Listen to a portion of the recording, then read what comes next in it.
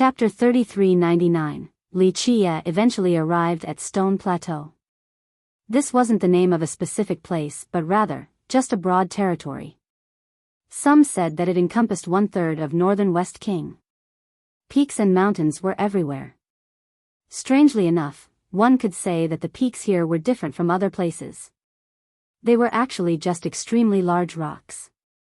After many years, mud and vegetation eventually grew on top of these rocks. This made it easy for others to mistake them for peaks and mountains. There was another possibility: these big rocks might have been living beings, or at least they used to be a very long time ago. These beings were called golems. They could take on this form and were still considered alive. Those capable of taking on these gigantic forms meant that they were extremely powerful before the transformation. Outsiders might find this strange and terrifying. However, the scholars learning about this race understood that this was atavism, the final pursuit of the golems. Plenty of records and legends existed for this race. Unfortunately, the majority has disappeared because of time. It became hard to differentiate actual history from mere legends as well.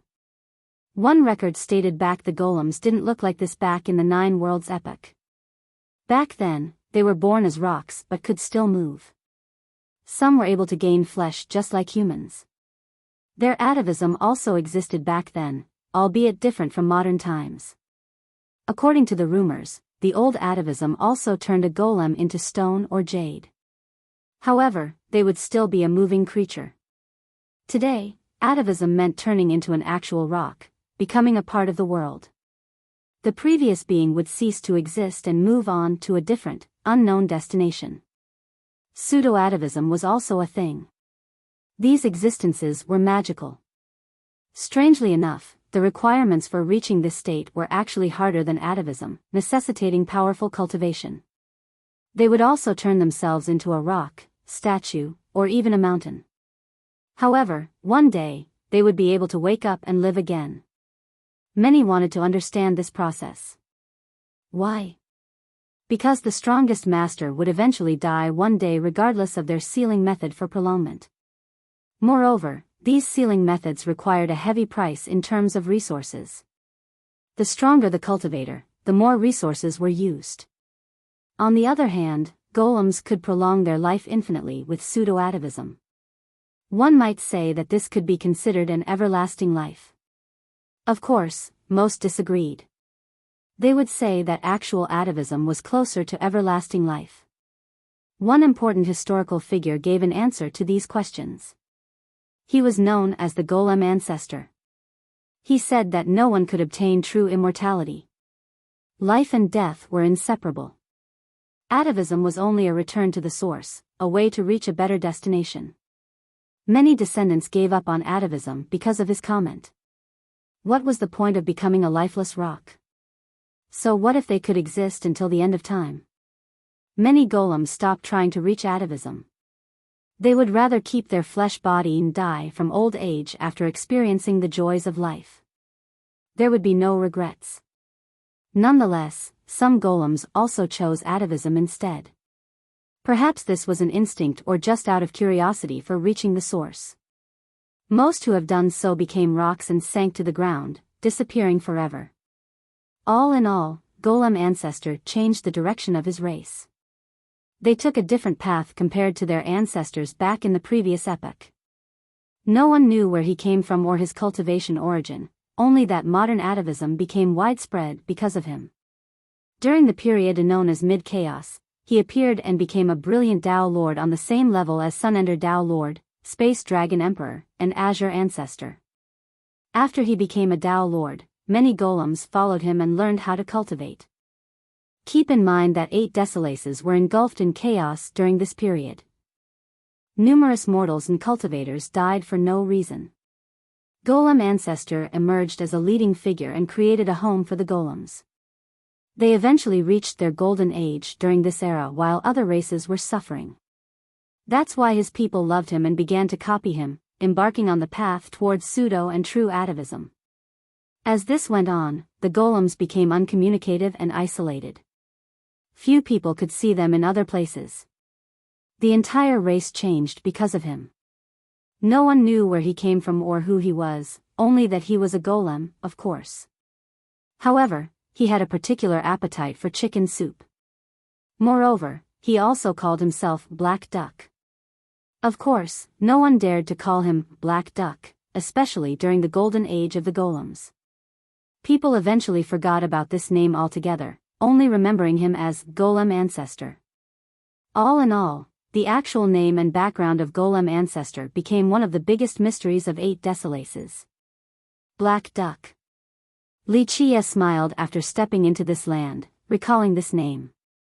He got on top of a mountain to have a better look at the place, sensing the flow and changes in the area. Golem Ancestor, huh? Quite amazing and capable, taking charge of an entire race all alone. Wuxia became sentimental. He actually knew of Golem Ancestor's origin and the secrets behind all of this. Blue seas where once were mulberry fields. You can make an entire race reach atavism and it still isn't enough to change anything. It's not a bad strategy though. Can't save others, so worry about oneself first. Wuxia chuckled and shook his head. 1. These names might be changed depending on the context too. Another hard term to translate since it has several meanings. Black Duck is the safest one without context, can be a sinister/shady duck too. Chapter 3400, Wuxia focused on the grand scheme of things, even the stars above. There were many solitary peaks in the plateau instead of gathering in one place like a mountain range. One was barren while another might be filled with trees, gurgling streams, and wondrous waterfalls. They left behind various tales. Most were believed to be golems at the 2 atavism stages. The true atavism would turn the golem into a rock sinking into the ground. This entity would then gain the blessing of heaven and earth and become gigantic, eventually emerging as a peak or mountain. Of course, some refuted this phenomenon.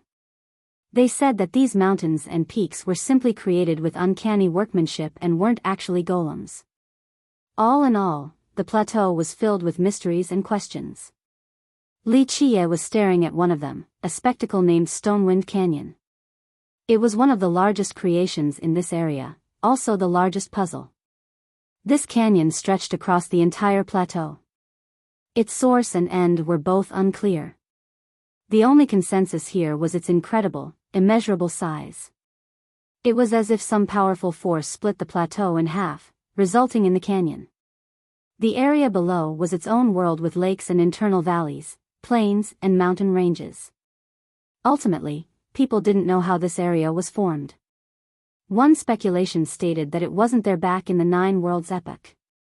Because of this, some believe that it was created during the Great Disaster where heavenly corpses rained down from above. One of them smashed into the ground and left behind Stonewind Canyon. Others disagreed. This group asserted that the canyon used to be an old and magical Great Vein. Unfortunately, the destruction of the 9 Worlds tore apart the vein. Its power erupted and created a new landscape.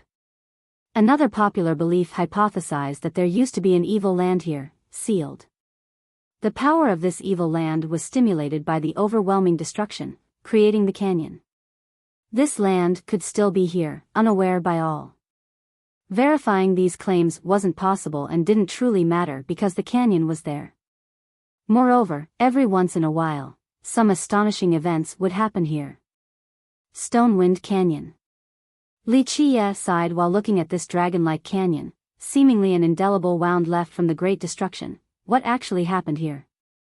He then entered the canyon. The inside wasn't as barren as one would expect given the tales about this place. In reality, it was vibrant and brimming with life, consisting of oases and interesting ruins. Even farms and villages could be seen. It looked like life has taken over this area in recent eras. However, as one delved deeper into the place, they would find something different. The villages in the inner regions have fallen. A few were completely desolate with only statues or rocks left behind. Some were half buried in the ground. It was apparent that these villages used to be the abodes of golems. The lack of people meant that the villagers have chosen the path of atavism. They turned into rocks and statues, some fully completed the process and disappeared from the world. Of course, a decent number of villages still had inhabitants. The villagers were slowly turning into stone, a few body parts here and there. They would only come out to find food, but normally, they cultivated the path of atavism. Very few were actually populated with golems. This was a sign of the popularity of atavism. As a result, the canyon had thousands of villages yet still looked abandoned. In reality, one could treat this place as a miniature study of the entire plateau. The home of the golems in 8 desolaces lacked people and prosperity due to their race's chosen path. After careful observation, the only thing that every village had was a stone pillar, no exception. Li Qie naturally caught this as he strolled through them. Golems. Li Qie started recalling how amazing this race used to be. It had plenty of immortal emperors along with magnificent kingdoms and sections. Today, they were disappearing from the world. Eventually, one would be hard-pressed to find a single one. This didn't mean that this race was heading towards extinction. On the contrary, this was a different path for the sake of survival by hiding from the current situation. Of course, outsiders couldn't judge whether atavism was correct or not.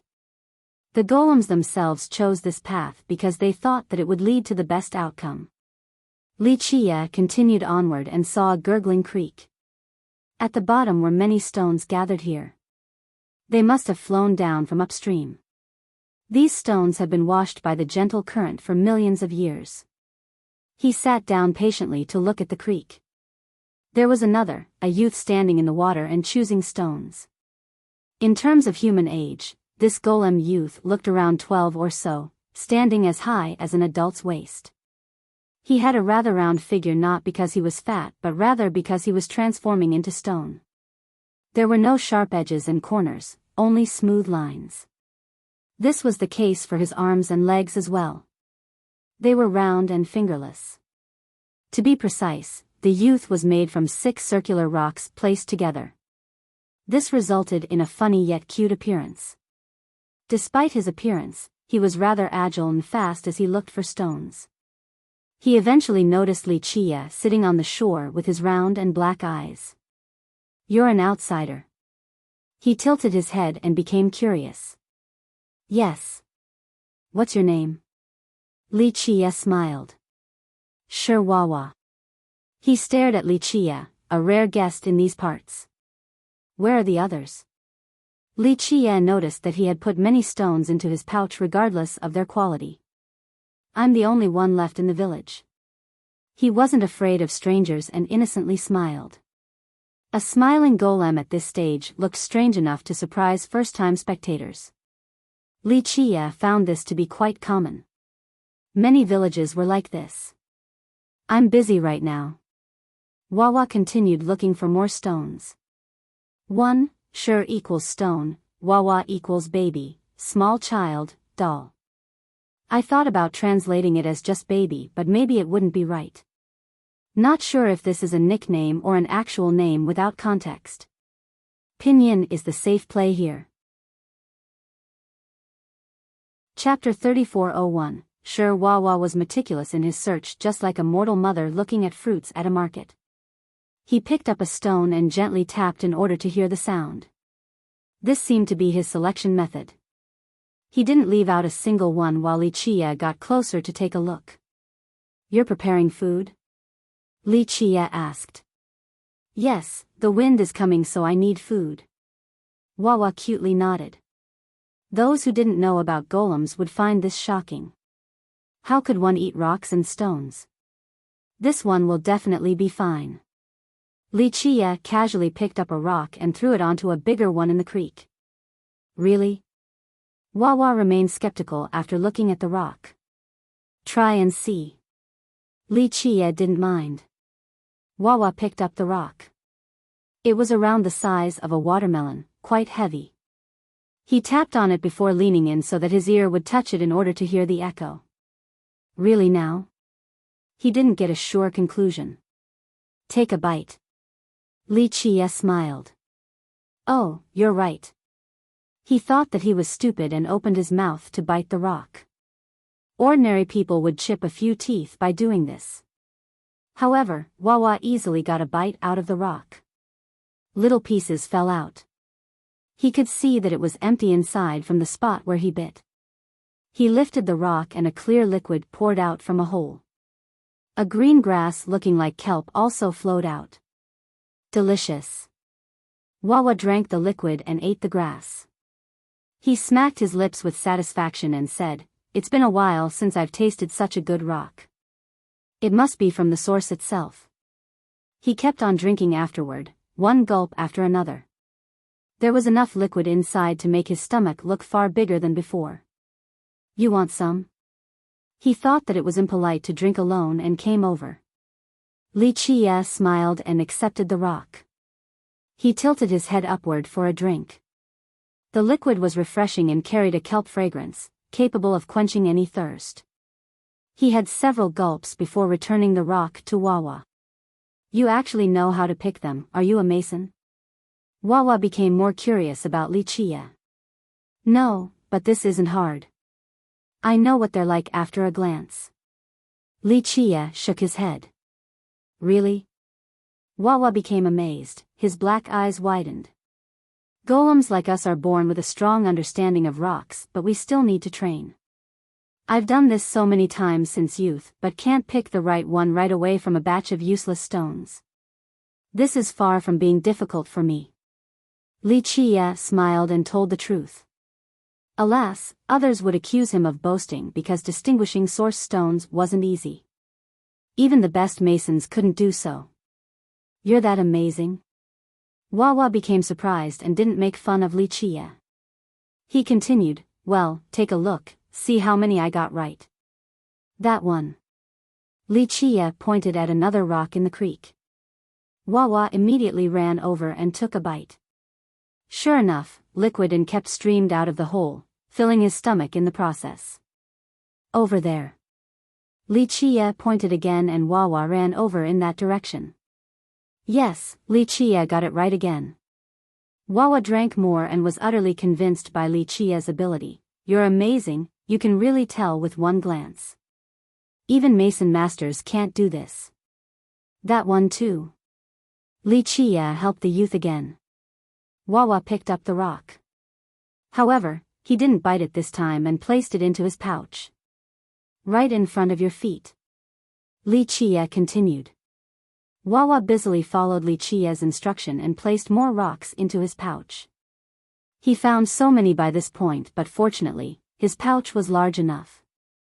There were thousands and thousands of rocks in this place, so it didn't take long before the pouch was filled. Okay, this is like several years of food for me, no need for anything else." Wawa eventually gave up. Li Chia smiled and stopped. Wawa then picked some random rocks and tried his best to push them into his pouch. "Why do you want them?" "They're not source stones." Li Chia asked. "I've always liked stones. I might not be a mason and can't tell them apart, but why not collect them?" He smiled wryly. Li Chia had no objection to this hobby. Wawa patted his hands then asked Li Chia again, "You're really not a mason master?" "I'm not." Li Chia shook his head. "That's even more astonishing, you're already so good at it, so what happens when you become one?" "You'll be able to see them all." Wawa said with admiration and became a fan. Li Chia chuckled. This wasn't really a big deal for him. "Why are you here in Stonewind Canyon?" "To find some divine stones?" "I heard we have one here." Wawa inquired. "No. I'm only here to take a look. Stonewind Canyon is supposed to be the most magnificent place in Stone Plateau, right? Can't miss it then."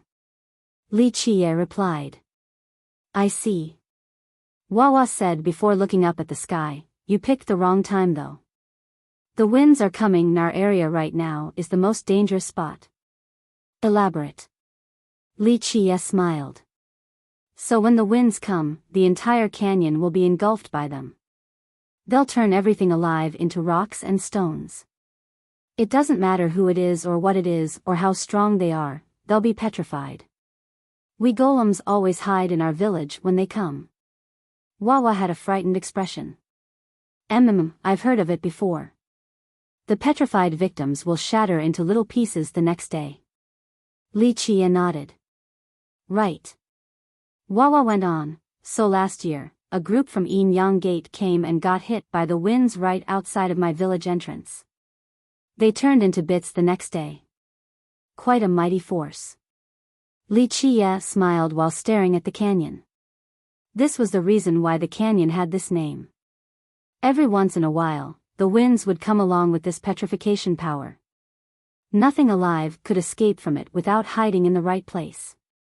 This particular phenomenon frightened many outsiders. However, the golems still chose to stay here.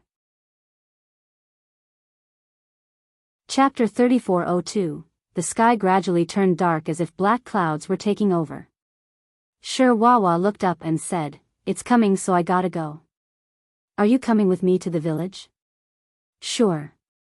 Lucia smiled and nodded, also staring at the sky. Black clouds slowly covered and spread above as if they had their own sentience, trying to sneak into the canyon. An experienced person unaware of this phenomenon wouldn't think much of it.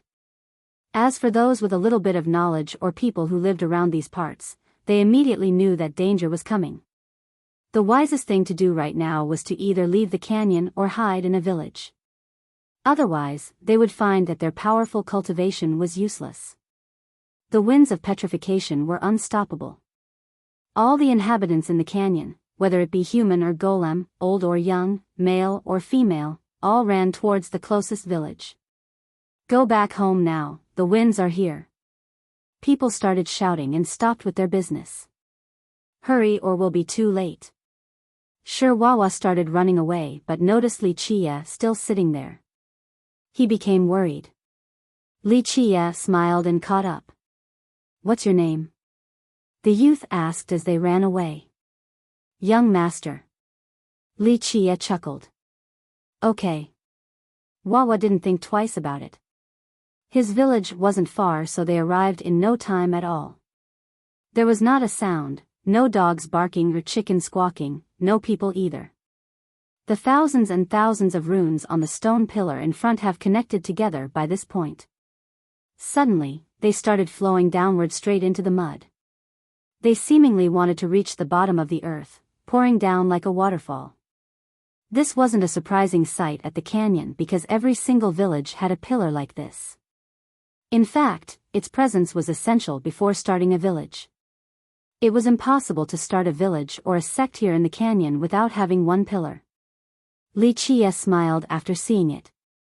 This wasn't his first time. However, he didn't see much else. Only two of them were here in the village with black clouds looming above, a rather frightening scene. This naturally couldn't scare Lucia as he leisurely walked around. The houses here had a unique architectural style only found in the canyon. They were small and short, all made out of rocks and stones. In the middle of the village was a large humanoid statue. Judging by its expression, it seemed to be waiting for something while protecting the village.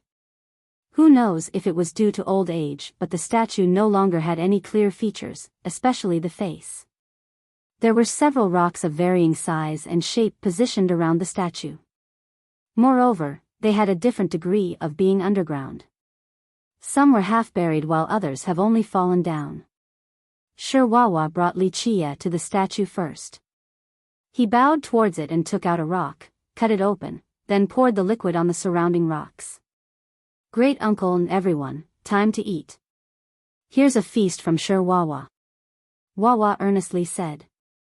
The tone was rather childish, yet he put on a serious expression, akin to a child from a poor family needed to become the head of the household early. Meanwhile, Lucia watched quietly and waited for the youth to be done. Once Wawa finished, he pointed at the closest stone to him and introduced, "This is my mom, that's my great uncle, and that's my oldest uncle." He clearly remembered and could distinguish all of them. Lucia smiled and nodded while listening. Those not from the canyon would find this creepy, especially during this darkened hour. Of course, Lucia wasn't surprised at all while looking at the stones. Pop was the last to leave me. Wawa wasn't sad at all. On the contrary, He seemed a little excited while speaking. He worried about me being all alone, so he stayed longer. It wasn't until 5 years ago that he trusted me enough to undergo the full process. Pop's better than anyone, the most talented in our village. He was the last one to leave, but he's way deep underground now. It sounded as if Wawa was celebrating the fact that his father was dead and deep underground. In reality, atavism wasn't sad for the golems. They took pride in it and celebrated this honor. Disappearing completely into the ground meant being able to return to the source, a way to live forever with time. This wasn't true immortality, but it was still a form of existence. There have been sages in history who taught that immortality was impossible. However, there were 2 other methods for continual existence. 1. Have enough descendants. 2. Let their reputation and tales be passed down for generations to come. The golems managed to come up with a 3rd method. Their atavism started by golem ancestor. Wuxia wasn't sad looking at the stones since this was the choice of the golems. Outsiders shouldn't judge them either way. Plus, there was nothing to criticize, really. Continual existence in another sense still trumped all. Since Wawa was finished with his introduction, Wuxia turned his sight towards the statue. Wawa took note of this and hurriedly spoke. This is our forefather. I think Pop told me he is our 2nd generation forefather. Successive style? Wuxia stopped looking. Yes, you know about it. Pop said that our 1st generation forefather lived in the same era as golem ancestor. He was extremely strong, and later on, our village finally had a stronger descendant who took on the responsibility instead. He chose the pseudo-atavism path and stayed here while the 1st generation forefather finished the process. Wawa spoke, then bowed towards the statue. This type of succession was common in Stonewind Canyon and even the plateau. Many ancestors chose the pseudo-path in order to protect their descendants. Because of this, no one dared to look down on the golems even though their population was decreasing. The remaining pseudo-atavism golems were dreadfully powerful. Our forefather was so strong. Wawa stared at the statue with admiration. True. Wuxia smiled. Chapter 3403, Every golem had a chance to reach atavism. It was a matter of life choice. This wasn't the case for pseudo-atavism. This required immense power and a high cultivation realm. This could be compared to the sealing method of the other race in order for their powerful ancestors to stay around longer. Of course, this was even more magical and effective. Nonetheless, an awakening wasn't easy. The majority of pseudo-atavism experts wouldn't wake up for no reason. It would become harder to go back to their dormant state. Some would have to pay a heavy price. Wawa showed his respect to his seniors, then took Wuxia to his house. He was the only one who has yet to reach atavism in the entire village. Thus, from a human perspective, he was the only one still alive. His room was very simple with only the essentials. He kept it spotless. After letting Wuxia settle in, he prepared food for his guest, a hot meal consisting of rice and salted pork. I rarely eat rice, so I don't have anything good.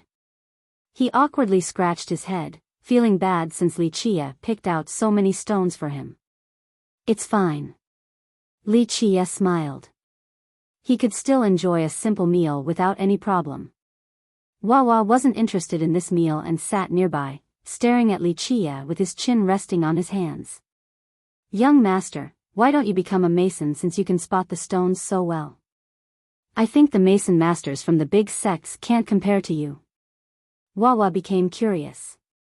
Not interested, my heart isn't in it. Wuxia shook his head. I see. Wawa found this regrettable and continued, being a mason master is very prestigious. One came to our canyon before, looking very awe-inspiring and respected. Wuxia chuckled and kept on eating. He eventually asked Wawa, and you, what's your plan? You want to reach atavism like the rest of your family? I don't know yet. Wawa scratched his head again. There are 2 choices in our canyon, either to turn into stone or to find someone they like for marriage and reproduction. I haven't made up my mind. The majority of golems have chosen atavism. However, they didn't stop future descendants from reproduction and would often encourage it. For example, if Wawa chose against marriage, then this village would go to waste after him unless another group moved here. His offsprings would keep the village going. Well, what do you want? Li Chia pressed on. Wawa carefully thought about it. He rarely talked to outsiders before. Li Chia might be the only person he spoke at length with. The truth is that I want to go to Ancestral City. I haven't been there before and I heard that it was the root of our race. That's why I want to take a look. Wawa replied after careful rumination. That's not a bad idea. Go take a look at the world to know how vast it is. Li Chia nodded in agreement. Right? People say that it is very beautiful and cool. Our golem ancestors' foundation is there, the place where he gave orders to the world. Wawa's eyes lit up. Li Chia had a faint smile after hearing this. Our village doesn't have any rule about when to reach atavism either, so I'm thinking that I should go take a look before I do it, to the outside world. It wouldn't be late to come back for my atavism later anyway. Wawa became excited. Li Chia could understand. This was the pure mindset of a child. What about a companion? Li Chia decided to tease him. Well, Wawa was still too young to think about this. Don't want to look for one? Li Chia actually cared about the youth's choice while teasing him. I don't really like anyone in the nearby villages. Wawa eventually spilled in spite of the sensitive and embarrassing topic. Maybe you'll find someone outside, like in Ancestral City. That's the place where the myriad races gather. There should be a mist there for you. Li Chia chuckled. You might be right. Wawa wanted to go to this city more and more. What if you like someone from a different race? Li Chia continued. Wawa had no response. Golems didn't forbid marriage with another race. This was common at the plateau and especially at their ancestral city. However, this placed certain restrictions on the golem. Only golems could reach atavism, not their half-blood offsprings with another race. If that's the case, then we'll see, I guess. I probably shouldn't rush my atavism too quickly. Wawa said with hesitation. You have to try first to know whether it's good or bad. Experience will show you the colors of this world. As you are now, still a kid, having to reach atavism and becoming a sinking rock, Li Chia paused for a bit before continuing, then what's the point of being born? So what if you can obtain immortality? The lack of experiences means wasting your life. There are millions and millions of existences, but not all of them have sentience and intelligence.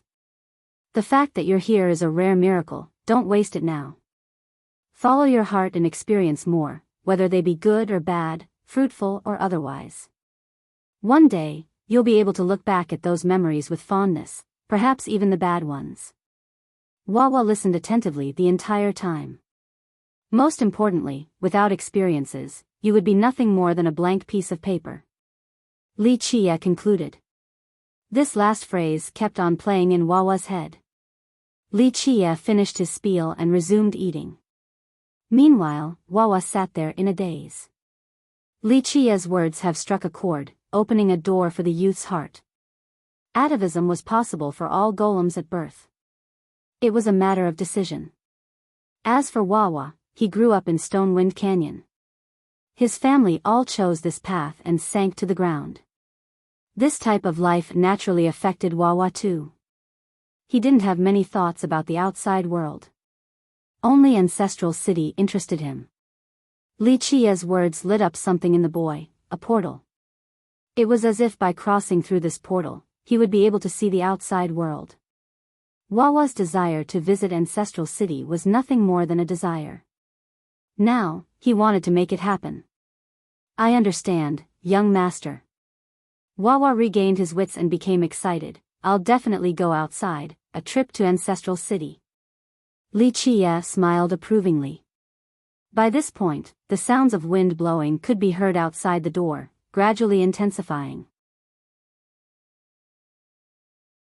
Chapter 3404, the winds outside didn't relent since danger was coming to the canyon. Li Chia looked out from the house and saw that it was dark due to the black clouds above. The canyon was gigantic, capable of separating Stone Plateau into two sections. In other words, it most likely spanned up to 10 million miles long. However, the entire place was still covered by black clouds. They looked like a colossal dragon hovering above. Whoosh! Whoosh! Whoosh! The winds caused sands and debris to go flying along with flowers and leaves. It's starting. The cultivators and mortals who have yet to make it to safe harbor started panicking. We need to get to a village now. One could hear the horns from certain villages. They served to summon late arrivers or to warn the outsiders. The animals began to run. They have lived in the place long enough to be aware of this danger. The pillar in front of each village also reacted and became resplendent. Their runes had a clear light at this point, seemingly always there and only activated when necessary.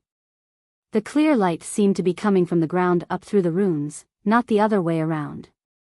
After the runes reached a certain stage, they no longer needed to absorb the power from underground, evident by having enough radiance.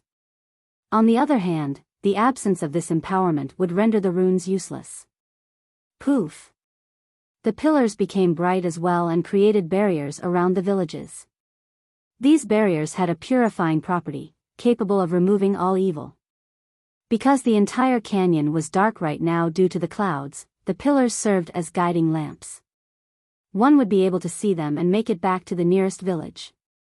Li Chia watched this process with keen interest and derived the runes. Normally, even the greatest masters would have a hard time comprehending them. However, the runes turned into ever-changing supreme words in Li Chia's eyes. They were flowing from the pillar down to the ground. He could see what lies below, an invisible grand vein just like a sleeping dragon. Its majestic power flowed in silence beneath the earth. The runes wove together to form laws and began to flow with the grand vein. Remember, the canyon had countless pillars. When they connected with the grand vein below, this culminated into a peerless grand formation. This formation received the power of the grand vein and in turn, it protected the villages from harm. Someone extremely powerful had prepared this formation inside the reclusive grand vein. The pillars were nothing more than the eyes of the formation on the surface.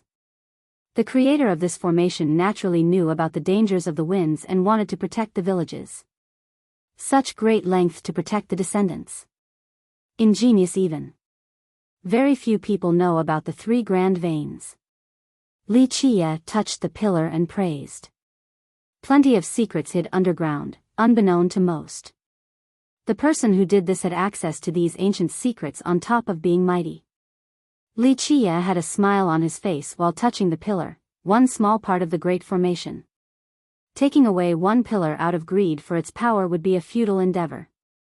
The legend says that this was left behind by our golem ancestor. Sure, Wawa spoke with pride. The great ancestor created an empire at the plateau and left behind pillars at the canyon to stop the scary winds. This allows us to live here safely. His pride was understandable. The rest of his race also felt the same about Golem Ancestor. They virtually worshipped him. He's one of the greatest Tao lords too. Wawa continued. He hasn't seen much of the world, only having heard about the exploits of Golem Ancestor, enough to memorize all of them. An amazing fella indeed. Li Chia nodded. Also unreasonable and unreliable at times, he thought. Golem Ancestor had certainly left his marks on his story, just not his actual identity with the exception of Li Chia. Black Duck might have hidden his roots quite well, but it wasn't enough. Regardless of how cautious he was, there were still clues that would lead to him only. This allowed Li Chia to calculate the guy's true identity and origin. By this point, the winds have stopped and the canyon became quiet once more. It's coming, don't be so close. Sure, Wawa quietly told Li Chia while retreating cautiously, still keeping an eye towards the outside. This had nothing to do with cowardice. In reality, everyone should exercise prudence when dealing with the dangerous petrification found here. Strangely enough, they also had a feeling of reverence towards it. This could be considered an instinct imprinted deep in their soul. The next development was fog spreading at a rapid rate.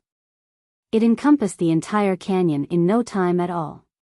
A certain dimness took over. One wouldn't be able to see their hands in front of them even though there was no complete darkness. This was a bizarre feeling. "It's coming," Wawa reminded Wuxia. Boom. Boom. Boom. A series of quiet noises could be heard only by the attentive listeners. At first, they sounded as if they came from the distance. However, after a careful listen, they should be coming from below the ground. Chapter 3405, Boom. Boom. Boom. A mysterious power engulfed the canyon. Croak. A frog didn't know anything and jumped out of its hole onto a rock near the village entrance. Buzz. It immediately turned into stone and stopped moving, similar to being frozen by extreme cold. It still had its jumping posture with the right leg raised. Its left leg couldn't touch the ground before the petrification. "It's here." Sure, Wawa warned Wuxia again, "Don't stay near the entrance, that power is terrible." He then moved back deeper into the village. This wasn't his first time seeing the perilous phenomenon. Alas, the fear still struck him each time. He went back into his house and only extended his head out the door for a look. Wuxia remained standing by the entrance in order to sense the mysterious power in the fog. "Hurry, come back here," Wawa shouted. Everyone in the canyon was hiding in their own house. That's the only way to guarantee safety. Taking one step out of the village meant certain death. Boom. Boom. Boom. The sounds approached like an indistinct whisper. It resembled an ancient grand Tao echoing in one's ears, a type of mantra wishing for someone to understand it. Wuxia carefully listened. Boom. Boom. Boom. All could hear the sound despite how quiet it was. There was an unknown rhythm belonging to an old period. "They're right there at the entrance. Come back to the house or it'll petrify you." Sure, Wawa panicked. Wuxia didn't heed the warning. By this point, one could only see the fog outside the entrance, nothing else. The pillar became even brighter and shot out more rays in order to strengthen the barrier around the village. This looked like sparks suddenly shooting out of a bright lamp. "They're right there." The reaction of the pillar told Wawa what was going on. He hid inside the room. Boom. Boom. Boom. Wuxia heard this sound as clear as possible. There was a lack of fanfare and divinity, but the most majestic force suddenly emerged. This power could crush the firmaments. However, the fog was keeping it under control, not letting it erupt. Wuxia continued sensing this power. This is. He became surprised because this power and rhythm were very familiar to him. A figure finally emerged inside the shrouding fog, barely visible. It seemed to be jumping forward. One more figure emerged not long after and another after and another. These figures moved too quickly for anyone to tell. This only served to scare people even more. A spectator would assume that there were corpses jumping in the fog or some other evil creatures. The lack of identification spawned multiple explanations about the fogs. One said that evil creatures in the fog were finding food. But why the petrification? Because these evil creatures immediately sucked the victim's soul and essence, leaving behind an empty stone shell. Another theory stated that the fog came from the opening of a terrifying world with dreadful existences. Alas, these beings couldn't come through this opening. They could only breathe out the fog to suck the life essences from this world. This theory made some people think that the canyon contains a portal to a dangerous realm. How odd. Wuxia raised his brows while looking at the figures. He stretched his hand forward through the barrier to touch the fog. Buzz. The petrification process immediately turned his hand into stone. Are you insane? Sure, Wawa saw this and was scared out of his mind. He mustered courage out of nowhere and ran out of his house towards the village entrance, pulling Wuxia back from the fog. The power permeating through the barrier truly affected him, causing him to stagger backward in fear. Nonetheless, he didn't let go and continued pulling Wuxia back. Do you have a death wish? He was furious and shouted at Wuxia, "Do that again and the monsters in there will eat you." Wuxia smiled and stared at his stone hand. No. Your hand is done for, nothing can cure this petrification, not even the greatest alchemist. It'll shatter tomorrow. Wawa became aghast. Says who? Wuxia chuckled and channeled his vitality using Chaos Mantra. The stone hand became resplendent and vitality returned. Buzz. The stone affinity melted like snow and disappeared from sight. His hand turned into normal, completely undamaged. See, still good. Wuxia touched it, amused. Sure, Wawa became slack-jawed. This was his first time seeing a recovery from the petrification. What? He started touching Wuxia's hand. Sure enough, it was made from flesh and bones. Is this magic? How did you chase the petrification away? Because I'm Wuxia. Wuxia smiled, not revealing the actual reason. Wawa had no choice but to believe it since he witnessed the whole thing with his own eyes. Stay in the village. Wuxia turned and walked towards the entrance. What are you doing? Wawa became afraid. Going to take a look outside. Wuxia said flatly. No, don't do it. No one can survive in the fog. Wawa panicked and tried to stop him. Chapter 3406. Wuxia had already stepped out of the village and into the fog before Sure Wawa could finish. Buzz. His entire body instantly suffered the petrification process. He turned into a statue, looking quite animated and expressive. He maintained the same walking pose with one leg up and both hands swinging. The process was just too fast and powerful. Cultivation, merit laws, and treasures didn't seem to matter in the canyon. The only way was to hide in a village. Entering the fog itself was even more perilous. In history, numerous experts have tried to study this mysterious power to no avail. No one could obtain nor understand it. No. Sure, Wawa shouted after seeing Wuxia being petrified. He rushed over but stopped at the entrance after calming down. He knew that it would be futile and that he would suffer the same fate. Emotions nearly got the best of him earlier. Fortunately enough, he stopped just in time. He's done. Wawa shook his head. The only thing he could do now was to wait and pick up Wuxia's corpse tomorrow. Only little pieces of powder would be left. Buzz. His expectation was betrayed by what could be described as a miracle. A light emanated from Wuxia. It wasn't particularly bright but still easily broke through the outer layer of stone. It served as a starting spark. More rays started coming out afterward. It didn't take long before the entire layer of stone was gone. The pieces fell to the ground and disappeared from sight. What? Sure, Wawa's black eyes were as wide as can be after seeing this unbelievable scene. This was his first time experiencing this. It went against all conventional wisdom in the canyon. Wuxia actually survived after being petrified in the fog. Wawa started rubbing his eyes, but this was indeed the truth. Is he a god? He murmured. Since he was a child, he believed that only a god could be impervious to the petrification process. Of course, he simply didn't know the subtleties behind it all.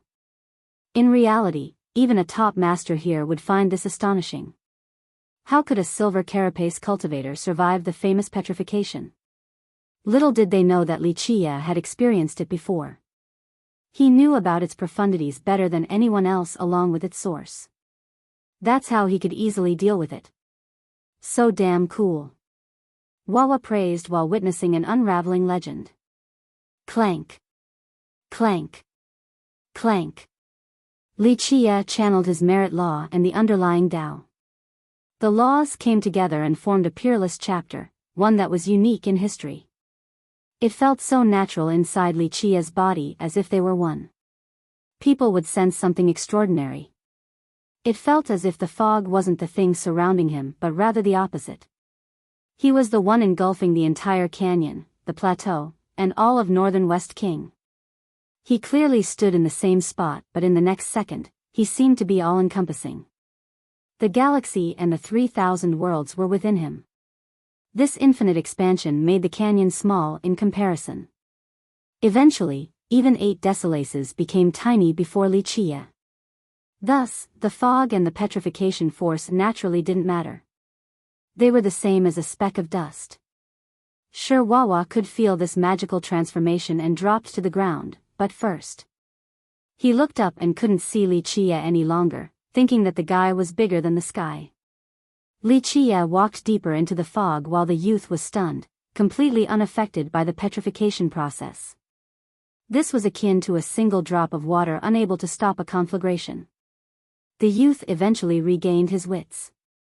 He opened his mouth but didn't know what to say. He was still too young with not enough experiences, especially one that had exceeded his ability to comprehend.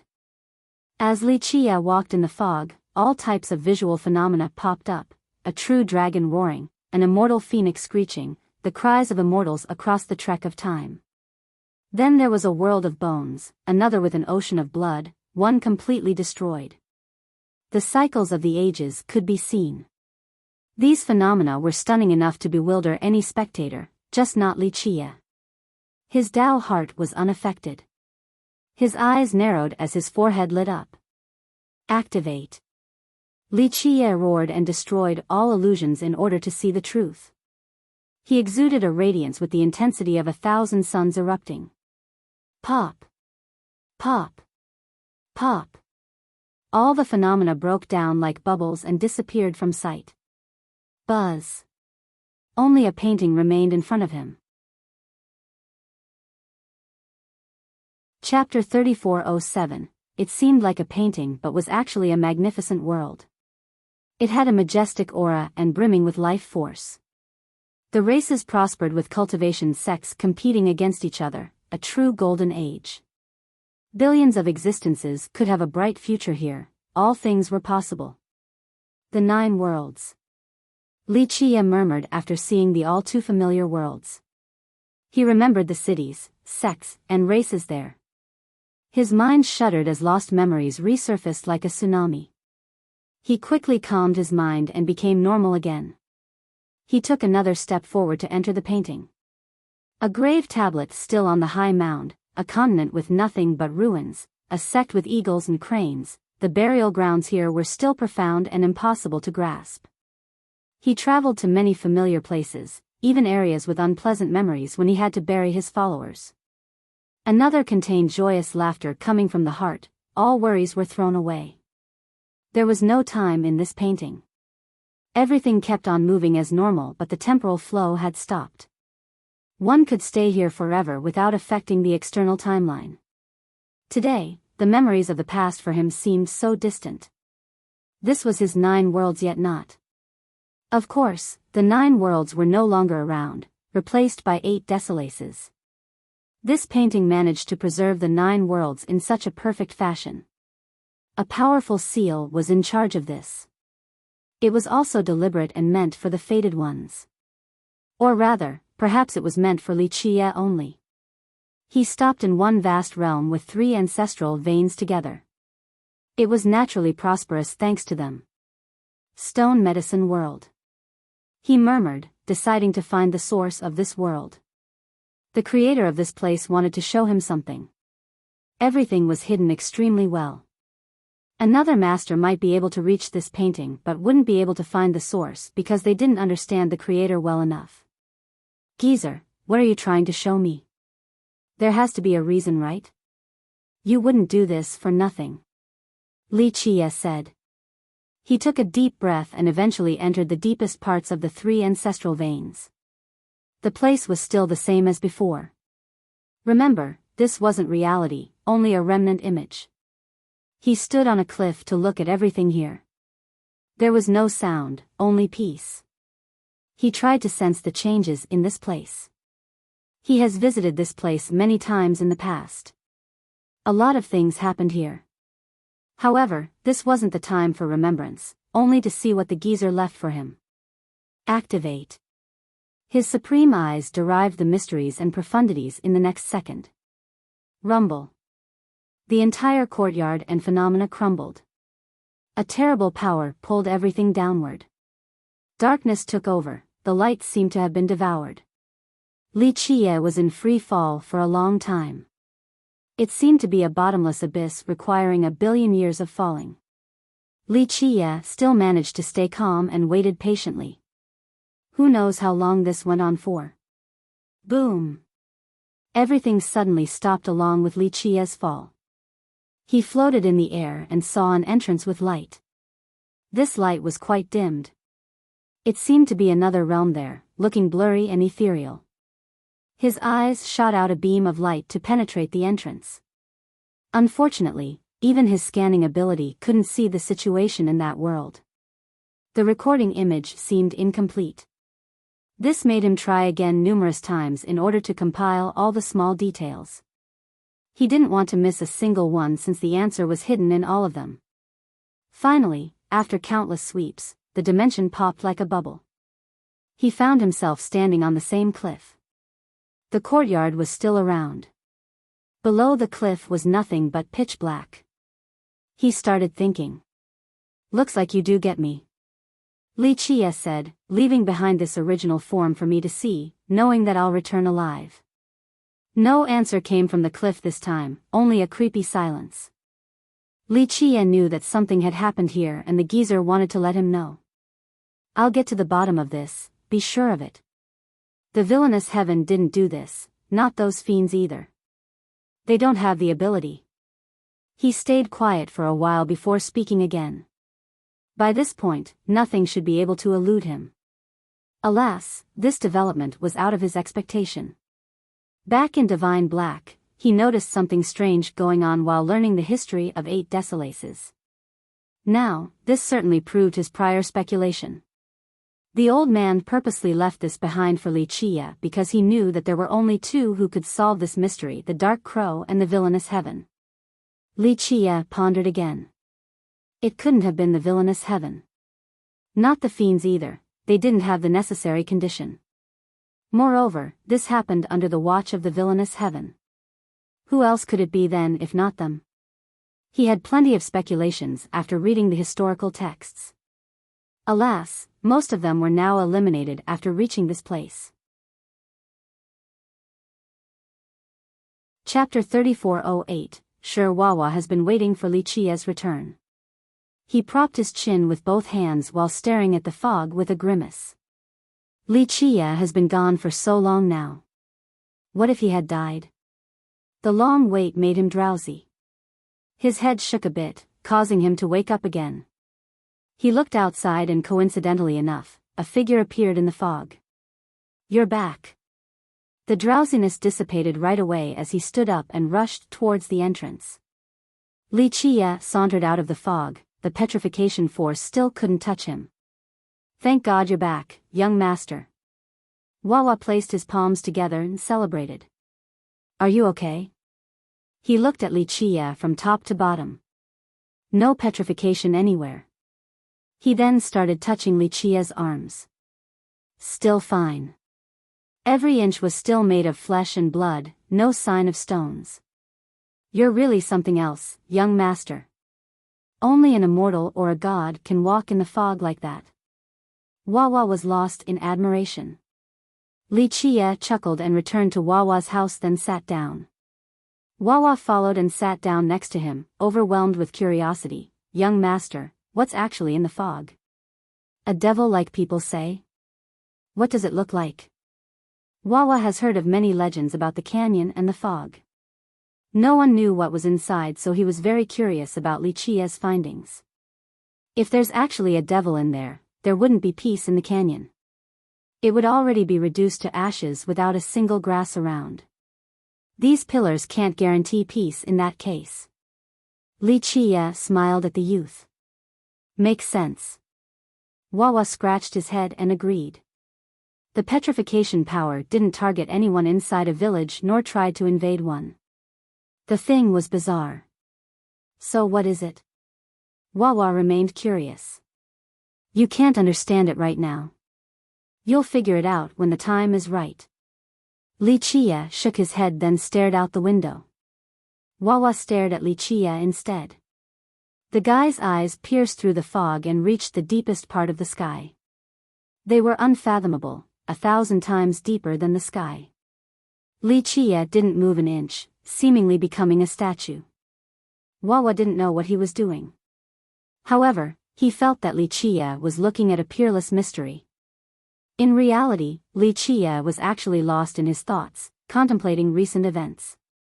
After a while, he withdrew his gaze and sighed. This makes no sense. What is the villainous heaven thinking? He had a slight frown. In the modern day, no one understood the villainous heaven more than him.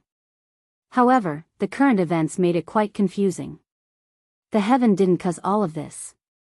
This wasn't its style. It had a penchant for total destruction. As for the fiends, they couldn't do something to this level, especially not so silently. The heavenly execution was still looming and waiting. That's why it was so strange for the villainous heaven to not react to these events. Lucia had read the records of 8 desolaces with a focus on the big disasters. He found very little, only a few lines here and there. Future descendants didn't know about it. The geezer left behind the most accurate thing in the form of various images, solely meant for Lucia. Unfortunately, everything suddenly stopped after the entrance of light emerged. The geezer didn't leave behind any clues about this. The geezer was the wheeliest of them all.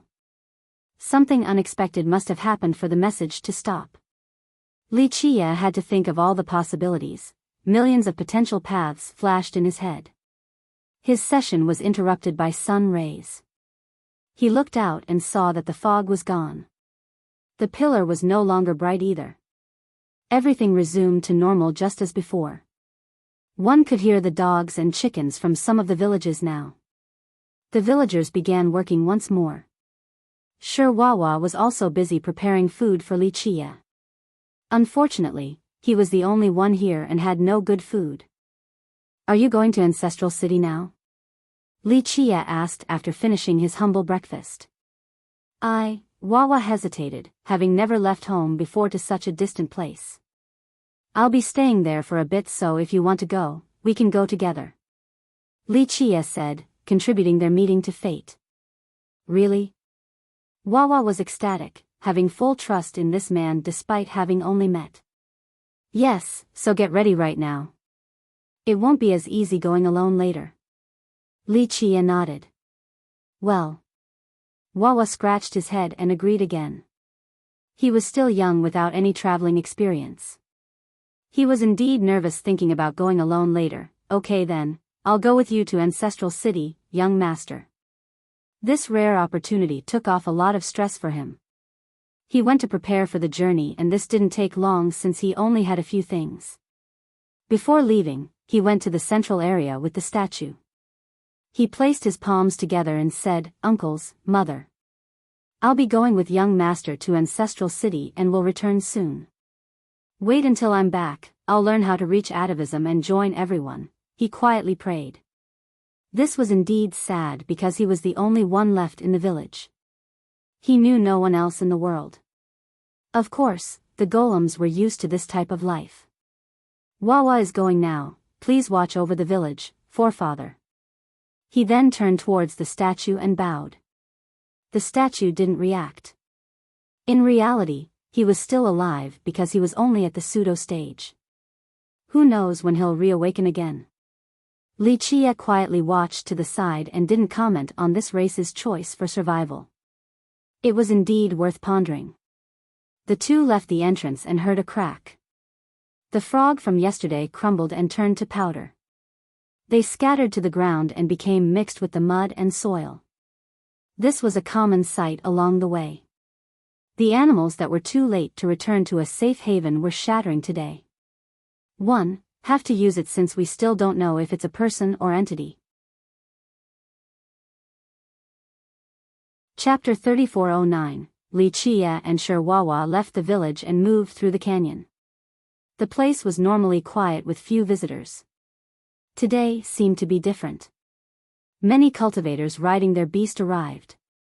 Others were capable of leaping through 1,000 miles with each jump. They consisted of humans, golems, heavenly devils, demons. They came from all sects and kingdoms: Firmament's Gate, Divine Stone Range, Celestial Star. They're going to Stone Shell Valley, Shirwawa quietly said while watching the waves of people. Even the golems from the villages were joining in. Little one, it's about to begin. Gather your stuff and we'll go.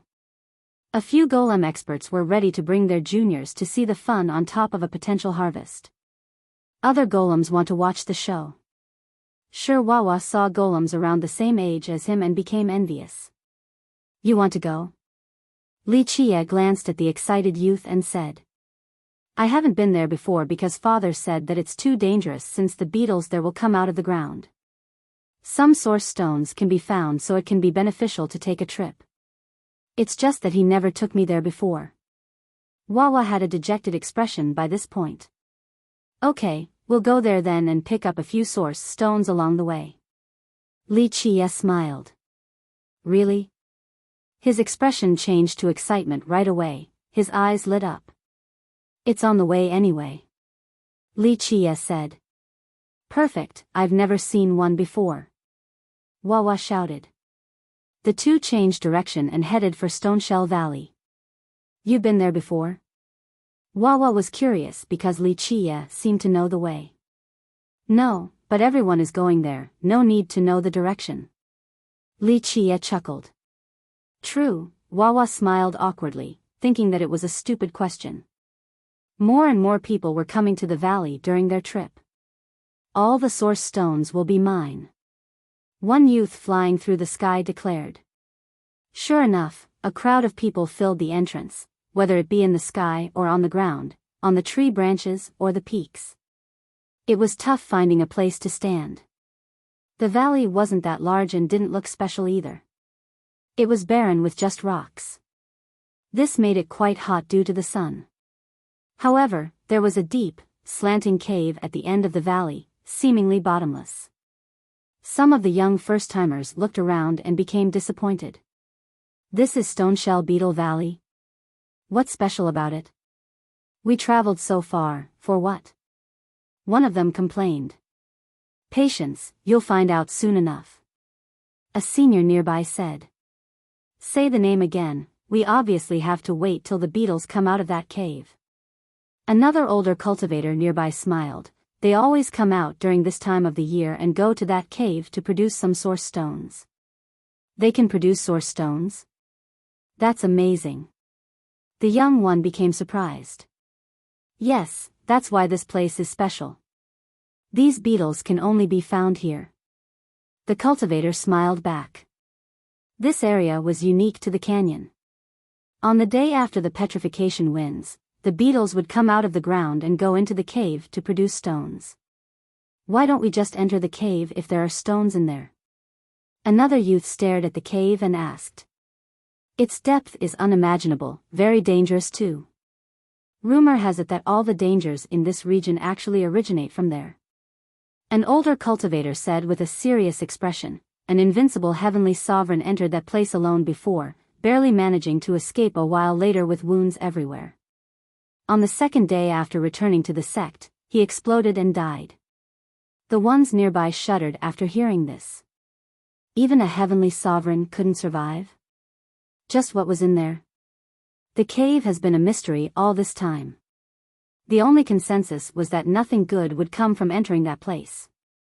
This prevented the greedy adventurers from doing so. So why can those beetles go in? Another one curiously asked.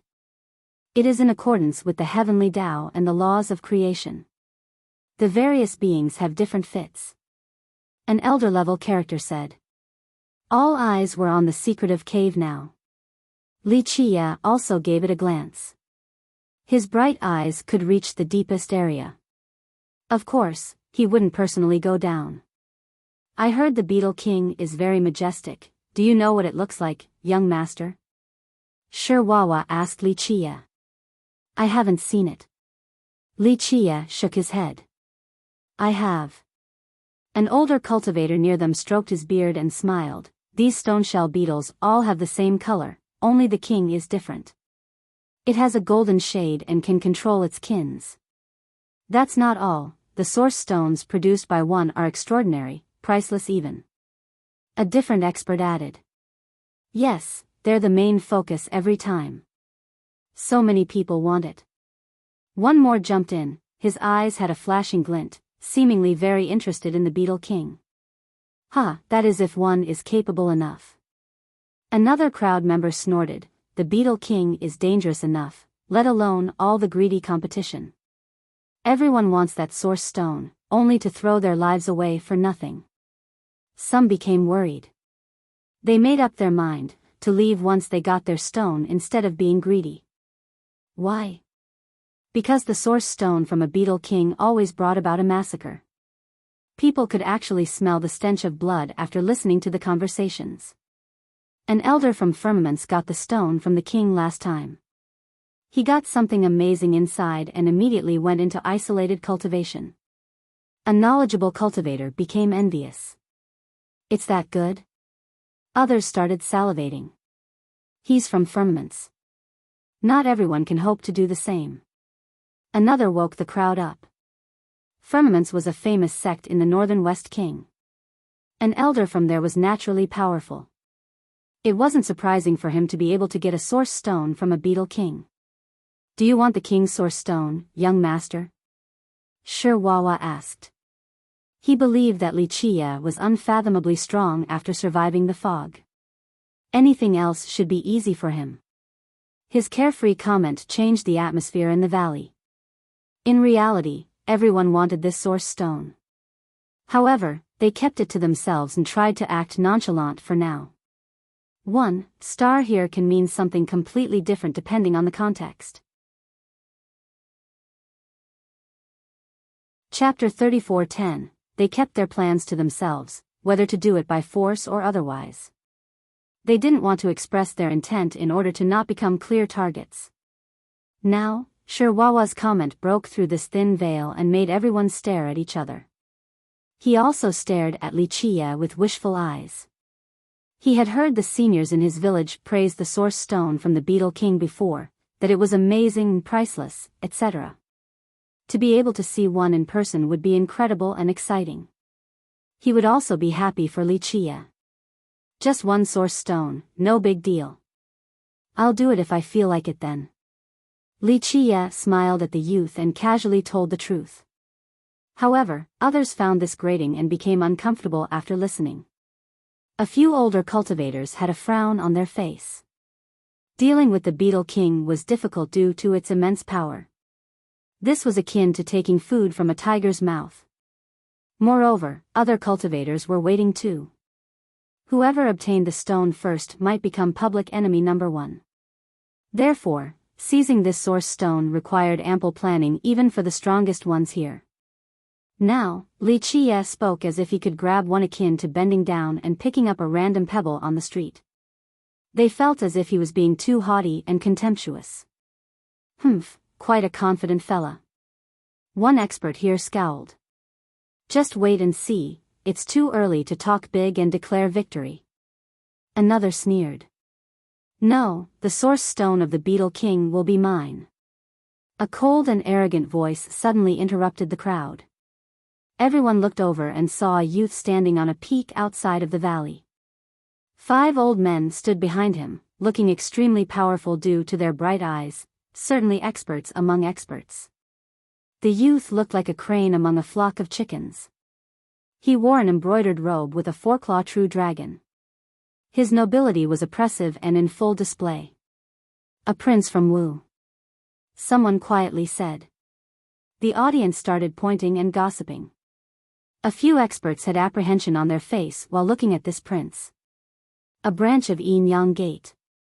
Some have heard of this country before. This was a large and mighty country in the northern West King, a branch of Yin Yang Gate. It always had the support of this behemoth, so it became quite influential. So overbearing. Most were annoyed at the prince. To declare this in front of those who covet it was quite a disdainful action, a challenge to the crowd. His brother has a prestigious position in Yin Yang Gate, he's close to Bai Jianchan. A knowledgeable expert said. Young Lord Bai. People shuddered after hearing this title since it was thunderously famous right now. Bai Jianchan of Yin Yang Gate was known by all in the northern West King. People said that Yin Yang Gate would definitely have a Dao Lord this generation, and this generation was none other than Bai Jianchan. Realizing these little connections made some give up. Prince Wu was already prestigious alone on his own accord. His older brother would definitely be a big shot later, being from Yin Yang Gate and all. This was before mentioning the close relationship between his brother and Bai Jianchan. The former might become Jianchan's right-hand man. That's enough to make him a big shot all over 8 decilaces. This made it hard for anyone to provoke Prince Wu. Furthermore, the old men behind Prince Wu were strong. He himself was no slouch. Of course, I don't mind a little competition. Prince Wu smiled, his eyes swept through the crowd with a cold glint. This appearance of his intimidated most. Everyone could see that he was ready to kill those who tried to compete against him for the Beetle King's Source Stone. His eyes stopped on Wuxia. He noticed that the guy was only a silver carapace cultivator and sneered, a firefly trying to compete with the moon. This animosity was due to Wuxia's comment earlier. Alas, he no longer gave a damn about this weakling. Just one finger would be enough to kill him. Wuxia only chuckled in response. You better watch it, you're the first on his list once the action starts. A kind youth nearby warned Wuxia. Wuxia glanced at him. He looked around 18 years of age, an ordinary appearance but also scholarly and clean, relatively average in terms of cultivation. I got it. Wuxia smiled. My name is Qingshi, may I have yours? The youth was quite enthusiastic and introduced himself. Wuxia. Wuxia replied without looking. I see, it's been a while. The youth pondered for a bit before responding. We've never met before, so it can't be a while. Wuxia broke the small talks. You're right, the youth turned red, not expecting to be called out for making pleasantries. Wuxia only smiled in response. Someone like Qingshi didn't attract any attention. No one else gave him a second glance. It's about time. An experienced expert from the last generation stared at the sky and noticed the time. Buzz. Small noises came from the ground. Pop. Pop. Boom. Next, holes suddenly appeared on the rocky ground in the valley. Little insect feelers dug out of the tiny holes. This numbered in the several 100,000. The feelers moved back and forth, enough to creep the crowd out. The stone beetles finally came out of the holes, completely filling the valley. Those who have never seen this before became afraid with chills coursing down their spine. These beetles had powerful claws and legs with a pair of blade-like horns. They had a gray color. If they were to stay on the ground without moving, people might mistake them for being stones. Chapter 34:11. Some spectators' legs were trembling from the sheer number of beetles. Damn, I've never seen so many before. A pale one murmured. This was the first time for sure Wawa as well. He hid behind Wuxia right away. Crack. Crack. Crack. The beetles then used their horns to widen the hole that they were peeking out of. It didn't take long before the entire valley was filled with larger holes, no longer looking like before. What are they doing? A first-timer asked. Stuffing in the source stone. An older cultivator didn't find this surprising. They can really find or pull the source stones out? The first-timer asked again because the beetles looked so tiny. After all, these stones were heavy. Even a fist-sized one had some weight to it, more than enough to crush these beetles. Throw one and see. Someone nearby instigated. The first-timer actually took out a source stone from his pouch, one the size of a bowl without any carving and uncut. He briefly estimated the throw before actually tossing it towards the beetles. Buzz! One of them flew up right away. People realized that they actually had wings. It's just that the wings were hidden beneath their carapace. The beetle easily caught the heavy stone despite being 1/10 the size. The stone felt as light as a flower. Crack!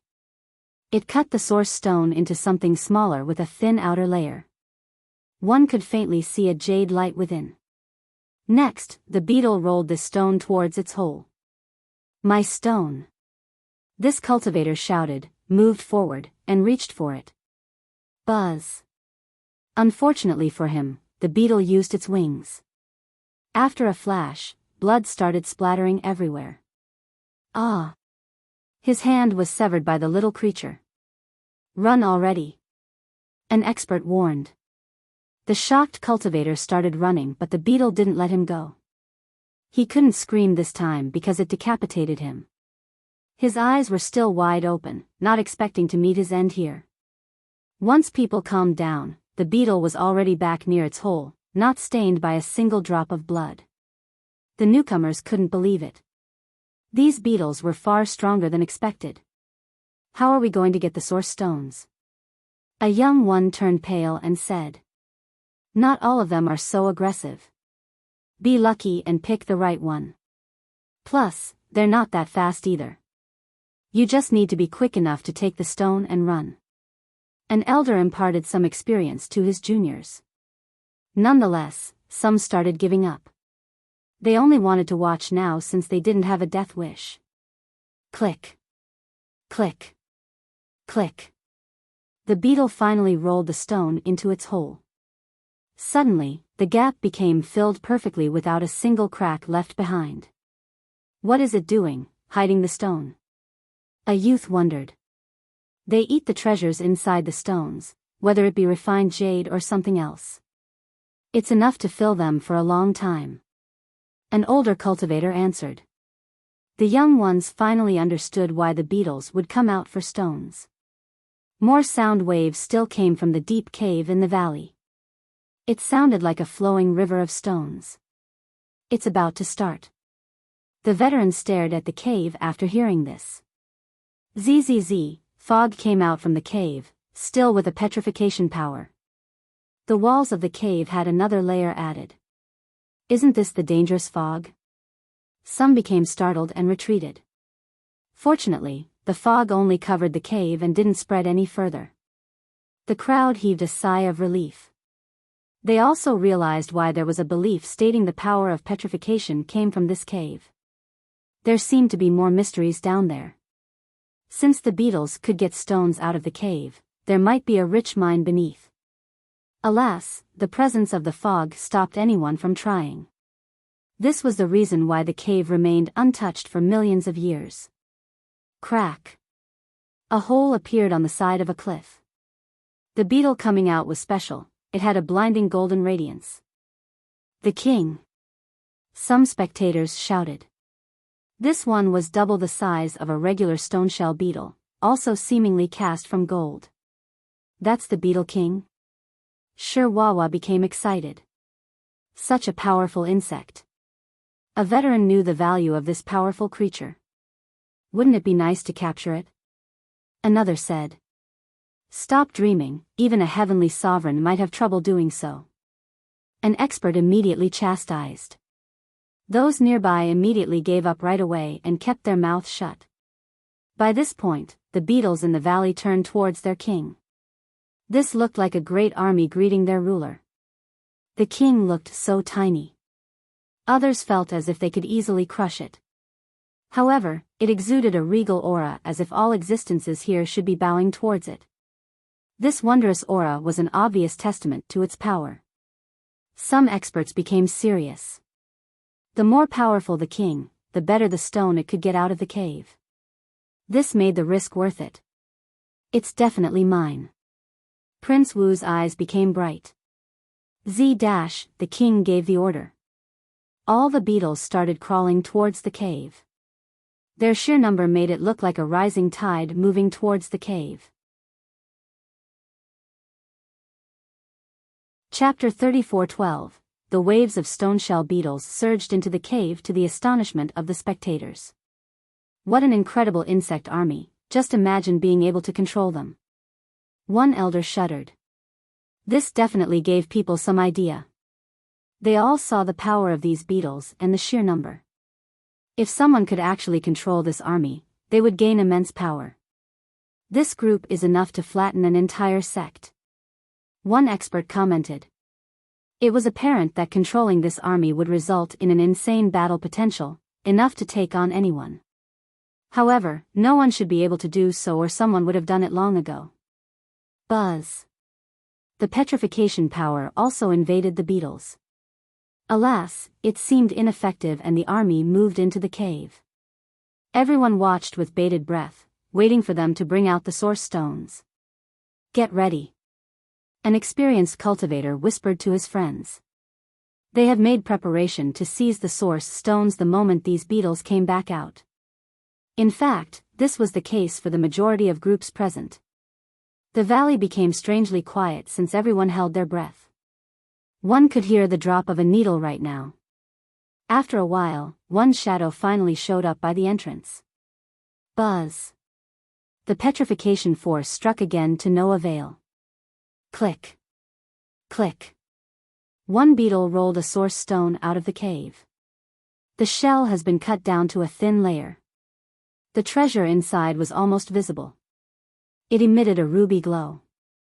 The actual item remained unknown, but it should be precious enough given the beautiful light. Go. One expert instantly made his move and threw his rope forward. It instantly coiled around the source stone and he pulled it back into his grasp. The beetle naturally flew towards this thief, but the guy was ready. He fled for his life the moment he grabbed the source stone and disappeared from sight. The furious beetle had no choice but to return to the cave. Click. Click. More beetles came out with source stones from the dark entrance. They have also polished the stones, leaving behind just a thin shell with a glow within. Some even issued powerful roars, indicating the value of the innate treasures. It didn't take long before thousands of them came out. This meant that thousands of treasures were also made available. Different colors, rainbows, roars, and weapon flashes could be seen. A great treasury had just opened and started rolling out of the cave.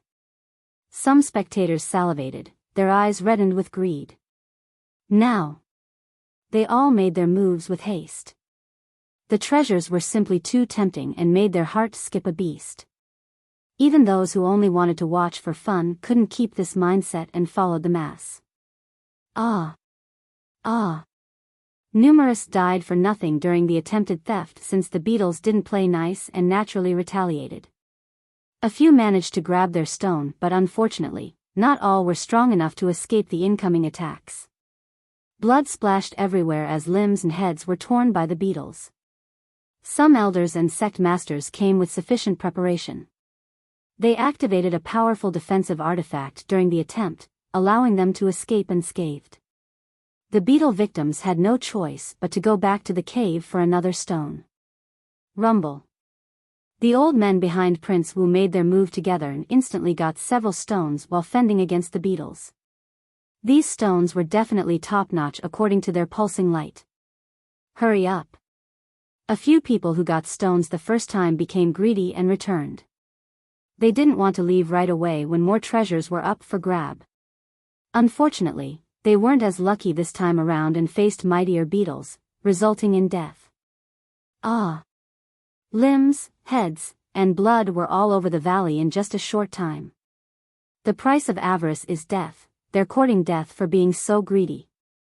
The youth named Qing Shi told Li Chia. Virtually everyone has joined the fray out of greed. This wasn't the case for Qing Shi. He was one of the few waiting patiently just like Li Chia. A young one like him having this strong mentality was exceptional indeed. Meanwhile, the valley was as lively as can be. The successful cultivators couldn't help but cheer. The ones losing died before they could utter a scream. Boom! Boom! Boom! Loud noises suddenly came from the cave in a rhythmic manner. Something heavy seemed to be crushing the ground. Rays of light shone in the dark cave, looking like the glow of the finest cornelian. It chased the fog away from the entrance. Sure enough, people looked over and saw the Beetle King pushing a massive source stone. The other beetles stopped right away, the same with other cultivators. All eyes were on this new source stone, definitely the largest one yet, around the size of a basin.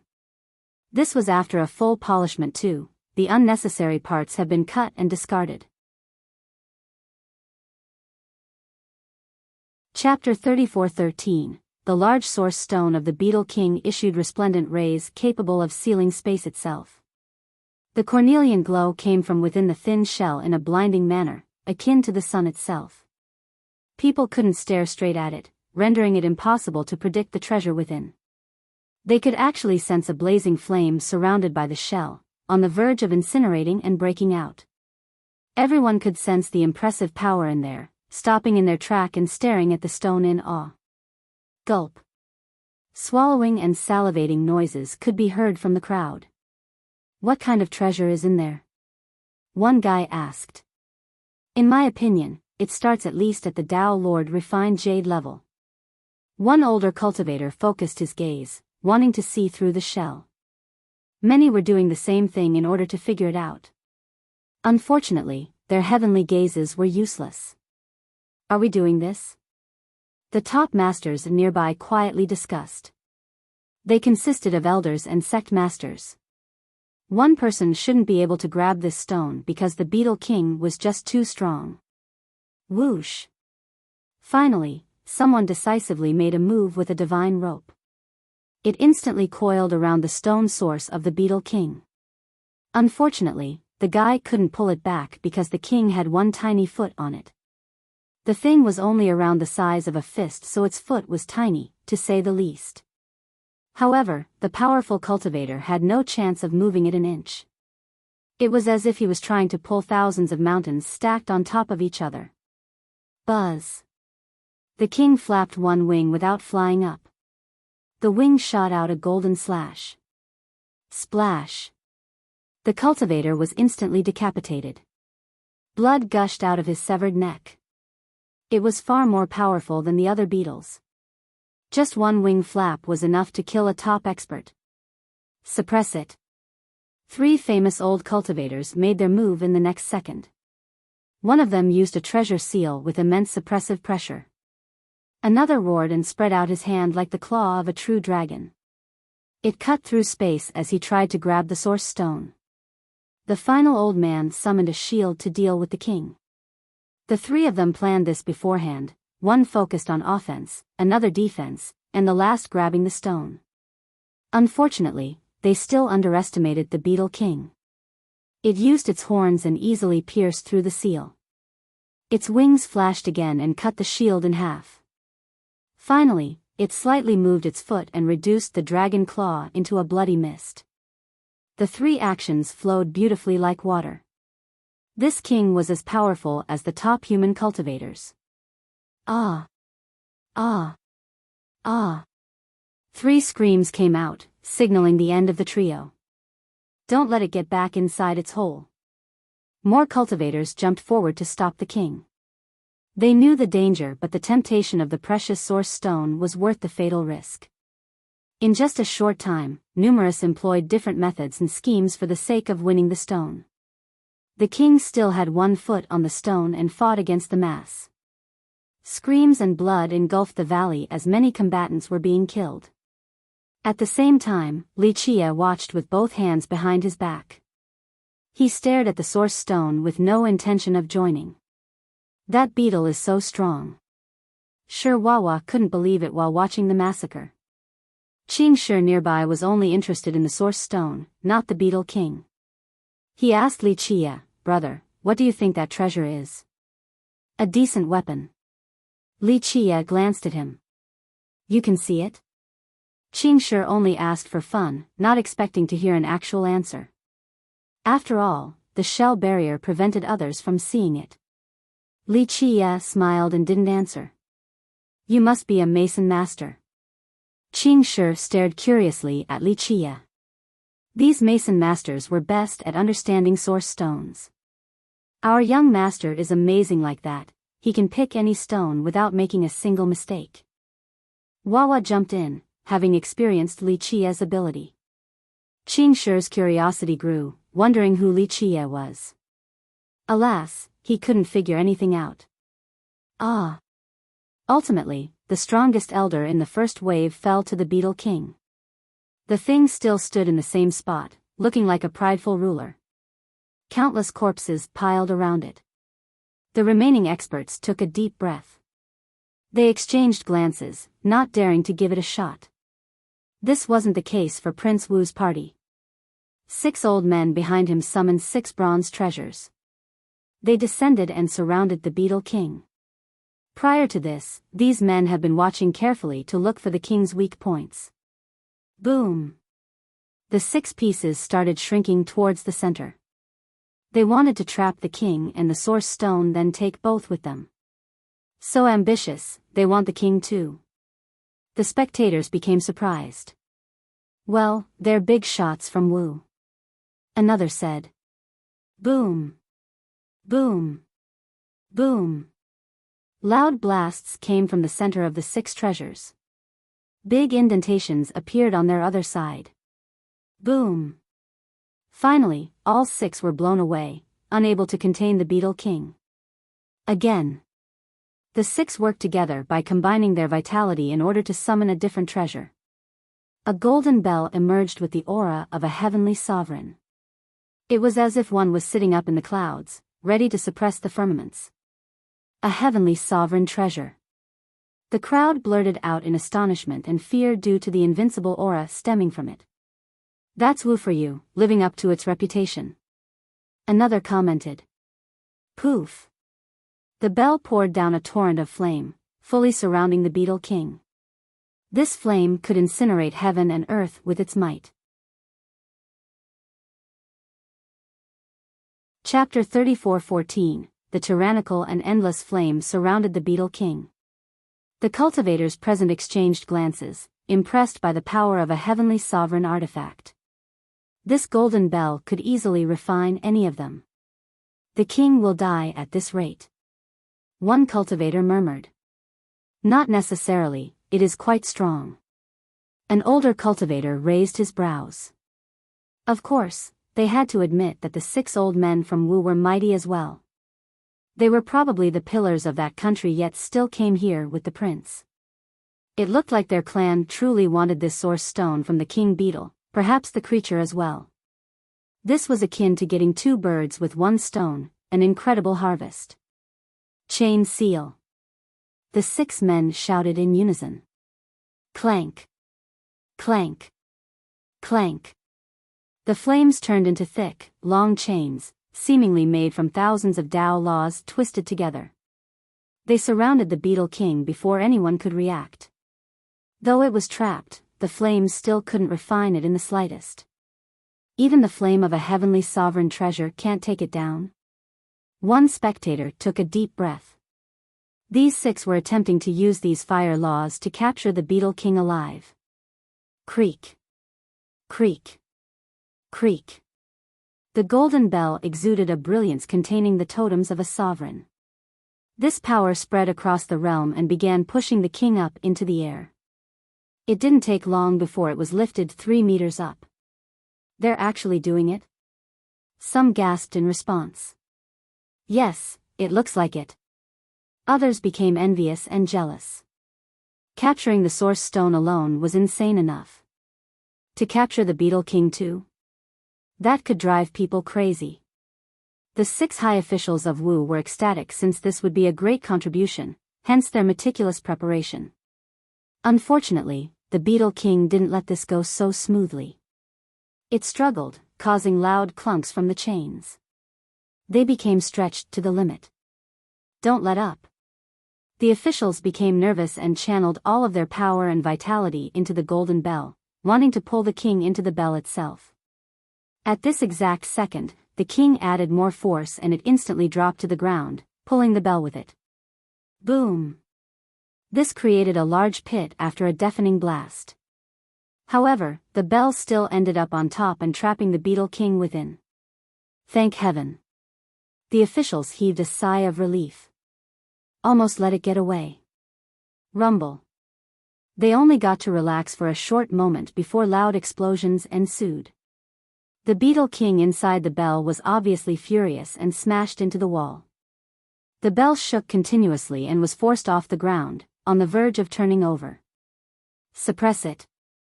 The officials chanted a special mantra in order to use their merit laws. A golden radiance consisting of runes emerged around the bell.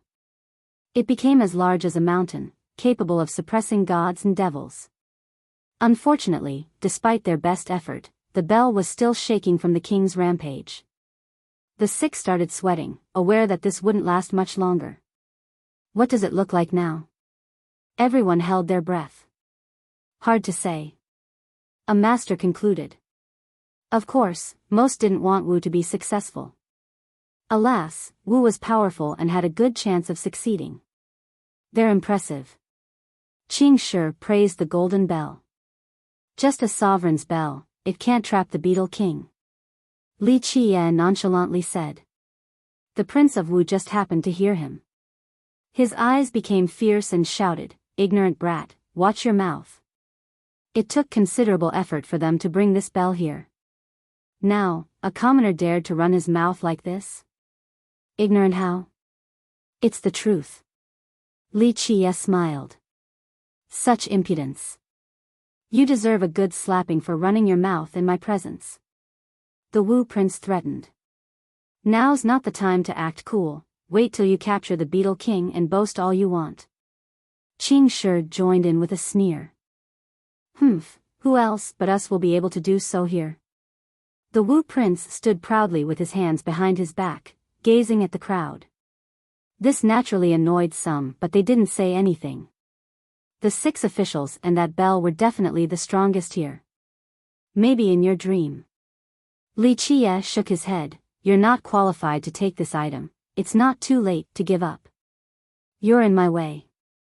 You want the source stone? The prince thought that this was the most ridiculous thing ever.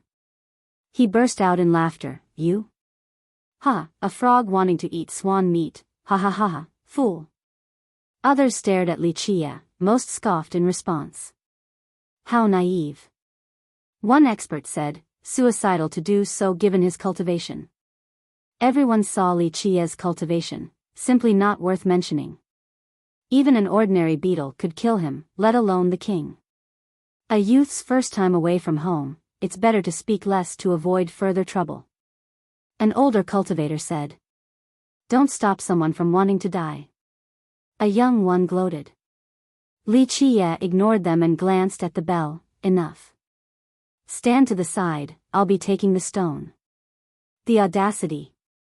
The crowd thought that Li Qie was just running his mouth, not expecting him to actually do it. If he can get that source stone, I'll eat an entire cliff. One youth mocked him. Idiot, you're asking for it. The prince became murderous. Stop interfering with our official business or I'll cut you to pie dash. Boom.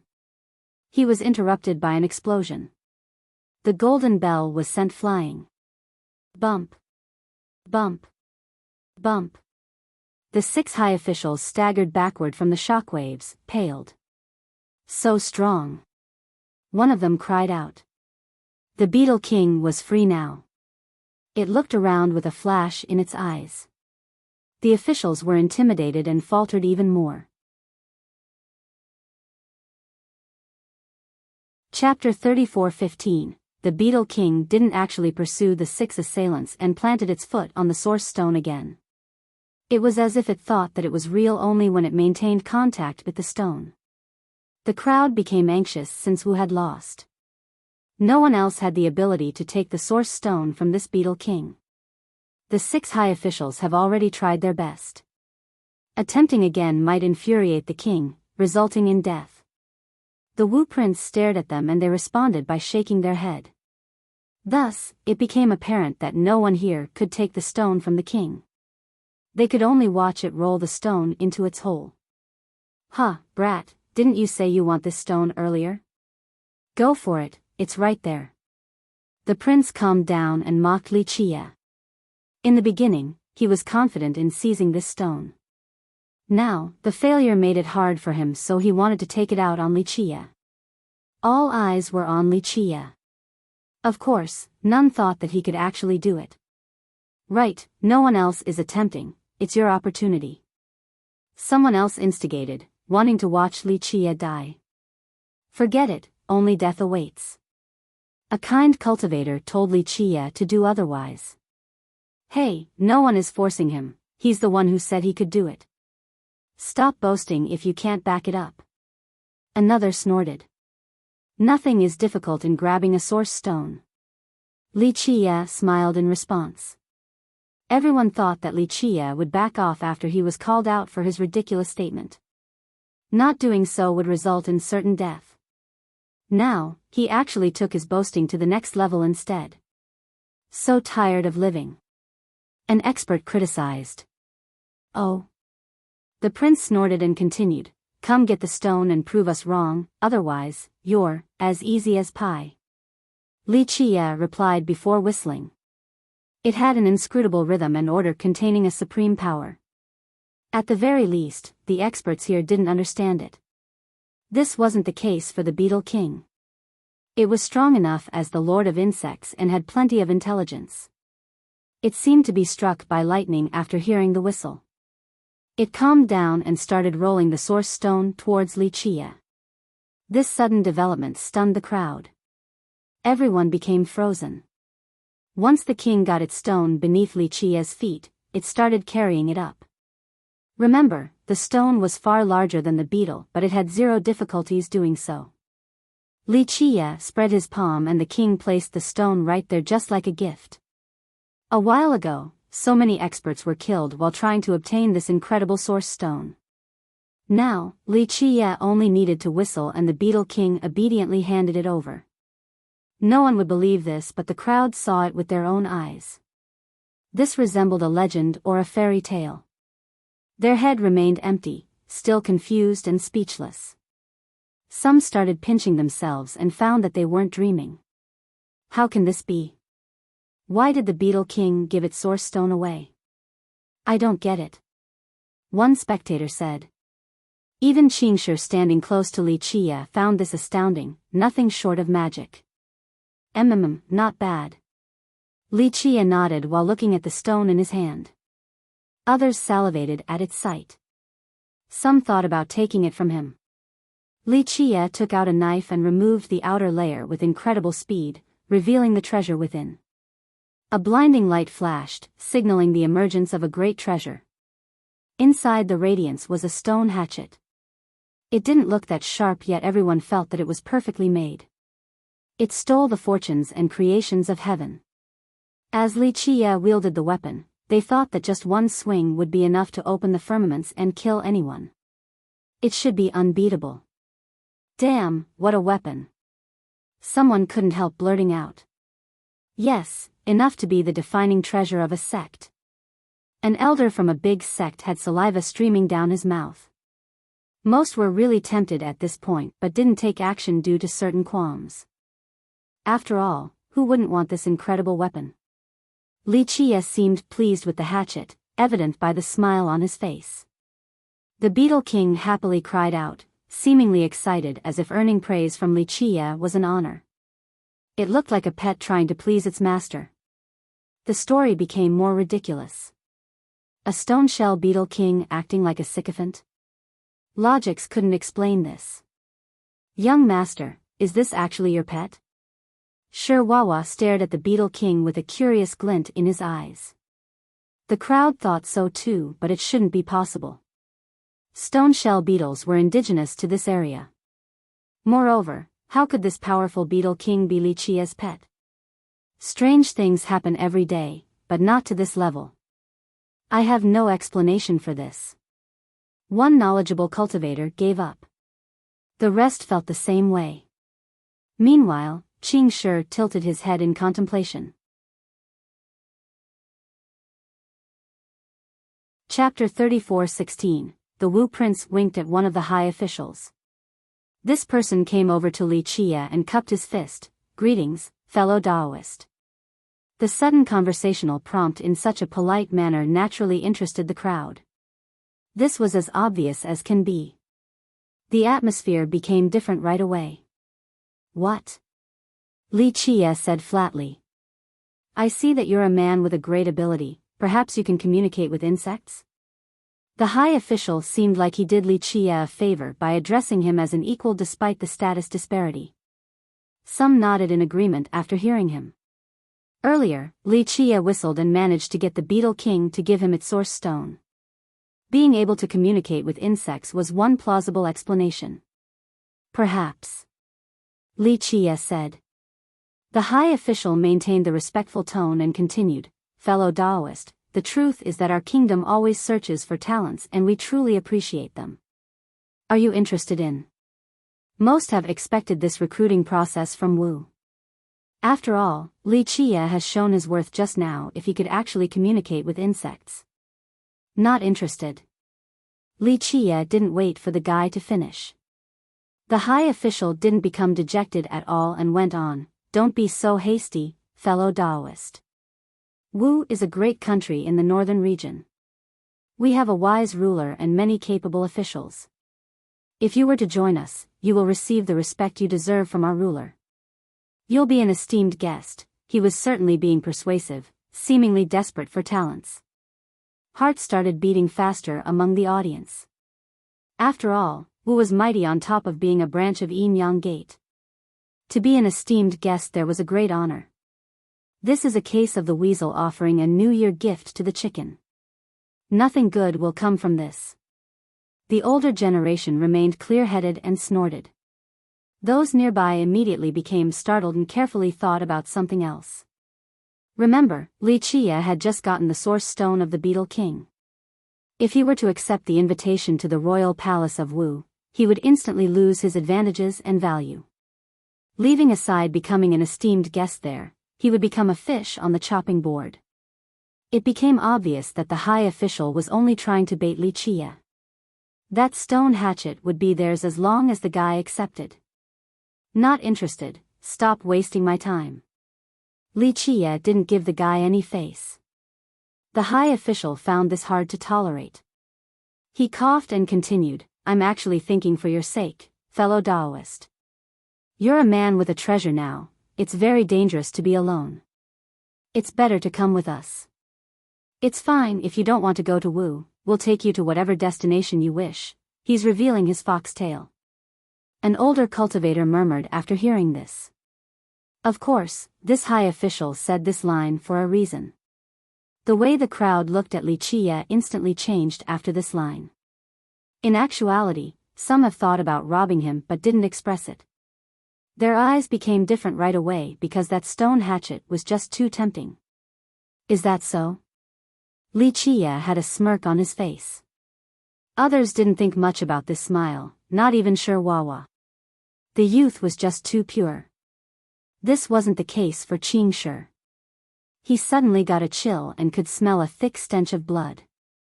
Are you selling your stone hatchet or not? The prince lost his patience after seeing the delay and lack of results. They simply wanted the stone hatchet. All of this talk about visiting Wu was just an excuse. Not for sale. Li Chia refused. Don't be so quick to say no, our country will give you enough to spend for more than a lifetime. 80 chests of treasures and a prefecture for that hatchet. The prince reiterated. An entire prefecture? The crowd clamored. They naturally understood the significance of an entire prefecture in Wu. You will live in luxury and wealth for the rest of your life, even your descendants will enjoy this lifestyle. You'll be the lord of this prefecture, able to do whatever you want within your domain, all the pleasures in life, the prince elaborated. This was a tantalizing offer. Many here always dreamed about this type of life. Wu is going all out, 80 treasure chests is one thing but a prefecture too. Even some powerful experts felt their heart beating faster. They wanted to have their own domain. As if he can live to enjoy it. Someone who was aware of the prince's plan snorted, but an entire prefecture is nothing compared to a defining treasure like that hatchet. Moreover, people realized that so what if this trade actually happened? What if one day Li Qie were to die? The prefecture would return to Wu anyway.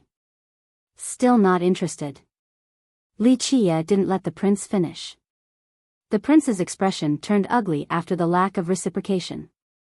He scowled and coldly uttered, "You'll die for sure without protectors. So soft doesn't work, you want to do it the hard way now? Thinking about robbing me?" Li Qie smiled and said. Wu's scheme was as obvious as can be. Of course, they wouldn't dare to blatantly do it in public. This wouldn't be the case once they were in another location. "We won't take your treasure, but someone else will push you to death. You're better off selling it to us. I don't mind people trying in the slightest. Feel free to come now since it doesn't matter. A bunch of rabbles can't do anything anyway." Li Qie smiled. "What are you trying to say?" The prince's expression soured. "I'm trying to do you a favor. Come get this stone hatchet that you want so much. Unfortunately, your country, Wu or whatever, doesn't have the power to take it. The same with this crowd." Li Qie chuckled. "So confident, aren't you?" A crowd member shouted back. They cared about Face earlier and couldn't blatantly rob him. Now, he had offended everyone here. "You think we're nobody?" Another shouted. Most were livid and red, feeling tempted to jump at any opportunity shown in order to grab that stone hatchet. Chapter 34:17. The atmosphere in the valley became quite strange, the same as the greedy eyes on Li Qie. Everyone could see that Li Qie was weak. His biggest fault was having a treasure, looking just like a fat sheep among wolves and tigers. "You're in danger, they're looking at you like a piece of meat," Qing Shi quietly told Li Qie. Li Qie only smiled and didn't care. "No mercy for those who insult Wu." The prince shouted, ready to kill. The rest of the crowd had a greedy expression as well.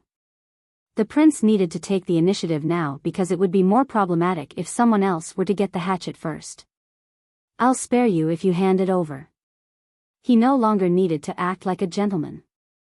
"Finally show your true intention, huh?" Li Qie chuckled, "And if I refuse? You'll be a dead man." The prince threatened. The crowd shuddered because they could see how much he wanted to kill Li Qie and take that hatchet. "Aren't you afraid of being attacked by others after getting it?" Li Qie playfully swung the hatchet around. The prince glared at the crowd. Others stared back at him, but most were focused on the hatchet. They were trying their best to remain patient. Who dares to take on Wu? Be smart and stand to the side or face the consequences, the prince strongly declared. Many exchanged glances. Most were still unwilling to give up on the stone hatchet. The prince scowled and the 6 officials stepped forward. The golden bell floated up again and exuded the same invincible aura. Others had no choice but to retreat before this pressure. No one among them could withstand a sovereign's power. "How about now? Anyone dares to take us on?" the prince said with disdain. No one took the challenge because that artifact being controlled by 6 masters was too much. Moreover, the prince had publicly made a statement. To go against him now was the same as provoking Wu. Most importantly, Yin Yang Gate was behind this country. Some backed off and kept a distance in order to show their stance, not intending on competing for the hatchet. They were naturally annoyed to see the prince getting this great artifact. A few even gritted their teeth. Alas, they could only blame themselves for being weaker and swallow this perceived indignation. "This brat is done, he's not flexible at all." One spectator shook his head while staring at Li Qie. The prince felt amazing as the crowd backed off after his threat. "Brat, hand it over. Not only will we spare you, but we'll also even guarantee that you'll leave this place alive." The prince looked down at Li Qie and laughed. "In my opinion, you should kneel and beg for forgiveness or your death will be very, very gruesome." Li Qie smirked and casually commented. "Idiot, and I actually thought about sparing you earlier. Seems like I'll have to take your hatchet and torture you too." That's what you deserve for insulting me. The prince's eyes became fierce. Can't wait to see you try. Li Qie smiled. Go, capture him. Break his limbs and tear out his tendons. The prince told the high officials in the back. Junior, don't blame us for doing this since you asked for it. One of them stepped up. That's my line. Li Qie smiled then whistled. The sound was inscrutable with a strange rhythm striking at the heart. Buzz. The stone shell beetle king flew up. Shit. Everyone became alarmed, including the prince's group. They were too focused on the treasure earlier and forgot about the beetles. The king gave the order to all the beetles present. The sky turned dark right away in the next second because the beetles flew up into the air. This looked like a terrible locust swarm. Nothing would be left in an area ravaged by them. Retreat. The 6 high officials immediately ran while using the golden bell and its Tao laws for protection. Buzz. The beetles swept over this group like a tsunami, instantly drowning them. An ocean of insects, the faraway spectators trembled with fear, unable to stand straight. Rumble. The beetles smashed the bell repeatedly. One must admit that this artifact was amazing. The 6 officials did their best and managed to stop waves of attack. Keep on trying. They shouted, completely aghast. The bell was the last line of defense, the only thing saving them from being buried by the beetles. Unfortunately for them, the Beetle King didn't join until now. Shit. They saw the king in action and became pale. Boom. A golden light engulfed the area before the first move of this wondrous beetle. The bell instantly got blown away. The group became exposed. The result was obvious. The swarm of beetles instantly drowned them. Ah! No! Screams echoed across the valley, blood splashed everywhere. The 6 high officials were devoured. Only their skeletons were left behind. The inexperienced cultivators vomited after seeing the horrifying event. Don't. A shriek could be heard. They noticed that the prince was still alive. The swarm of beetles brought him before Li Qie. Meanwhile, the king circled around Li Qie, wanting to curry favor. By this point, everyone finally realized that Li Qie had complete control of the beetles in the valley. The prince couldn't move at all and shouted, Don't come over here. He soiled his pants from fear. Li Qie squashed down and stared at the prince with a smirk. What's going on? Not acting cool anymore? Now, this smirk of his frightened everyone. No one dared to provoke Li Qie at this point after witnessing the horrific death of the 6 officials. They thought that he really told the truth, that the people from Wu were the suicidal ones. Alas, it was too late for regrets. Chapter 34:18. What do you want? The prince was scared out of his mind, as pale as can be. The swarm of beetles had made him soil his pants. The 6 high officials of Wu were alive and well a moment ago. Now, nothing was left of them outside of white bones. The prince saw the entire thing since he was the closest to them. In fact, the cultivators here didn't know that these beetles would eat flesh. Thus, the swarm became increasingly terrifying. Tell me, what should I do to you? Li Qie smirked, causing others to see him as a smiling devil. Young master, please forgive this insignificant one. The prince calmed down and started smiling. Of course, this forced smile was as unsightly as can be. He still tried to smile sincerely and continued, I'm but an ant compared to you, a frog under the well. I have eyes but couldn't see Mount Tai, that's why I offended you, a crime deserving of death. Please, be benevolent and forgive this dog. He immediately apologized and no longer looked imperious like before. He threw his face away in order to beg for forgiveness. For a noble used to luxury and wealth like him, nothing was more important than staying alive. That's why he threw away his reputation and honor. These things weren't worth a coin in comparison. A few spectators naturally snorted with disdain after seeing the quick shift in attitude. He brought this upon himself. A knowledgeable cultivator saw this coming from a mile away and shook his head. Of course, most found this to be understandable. Very few heroes would fight to the death against a mightier foe. Most would just ask for mercy and forgiveness. Li Chia still had the same smile on. Young master, we will handsomely pay you for sparing my insignificant life, whether it be treasures or women. Just say the words and we'll satisfy your demands, the prince continued begging. How shameless. Qingshi nearby commented. Others shared the same sentiment. Of course, a few thought that he was smart and flexible for doing so. Unfortunately, I'm not interested in those things. Li Chia said. Then what would you like, young master? We can definitely get you whatever you want. The prince hurriedly said. I'm only interested in your dog life. Li Chia smirked. You. The prince froze for a second but tried his best to maintain the forced smile. You're kidding, young master, my dog life means nothing, not worthy of your attention. Many have been in this situation with Li Chia before, but only a selected few were as shameless as this prince. Sorry to say that it is indeed the truth. Where should I start? Li Chia looked at the prince from top to bottom. The prince was furious and afraid since his shamelessness didn't work. Young master, what's the point in killing me? Spare me and all will be well. You're actually quite smart, able to change your tune at a moment's notice. It's too bad that this isn't enough to save you today. Li Chia said.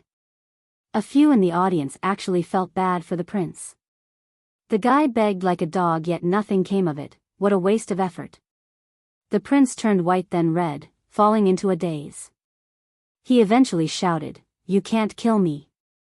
I am a prince of Wu, I'll be in charge of it later, and? Li Chia smiled.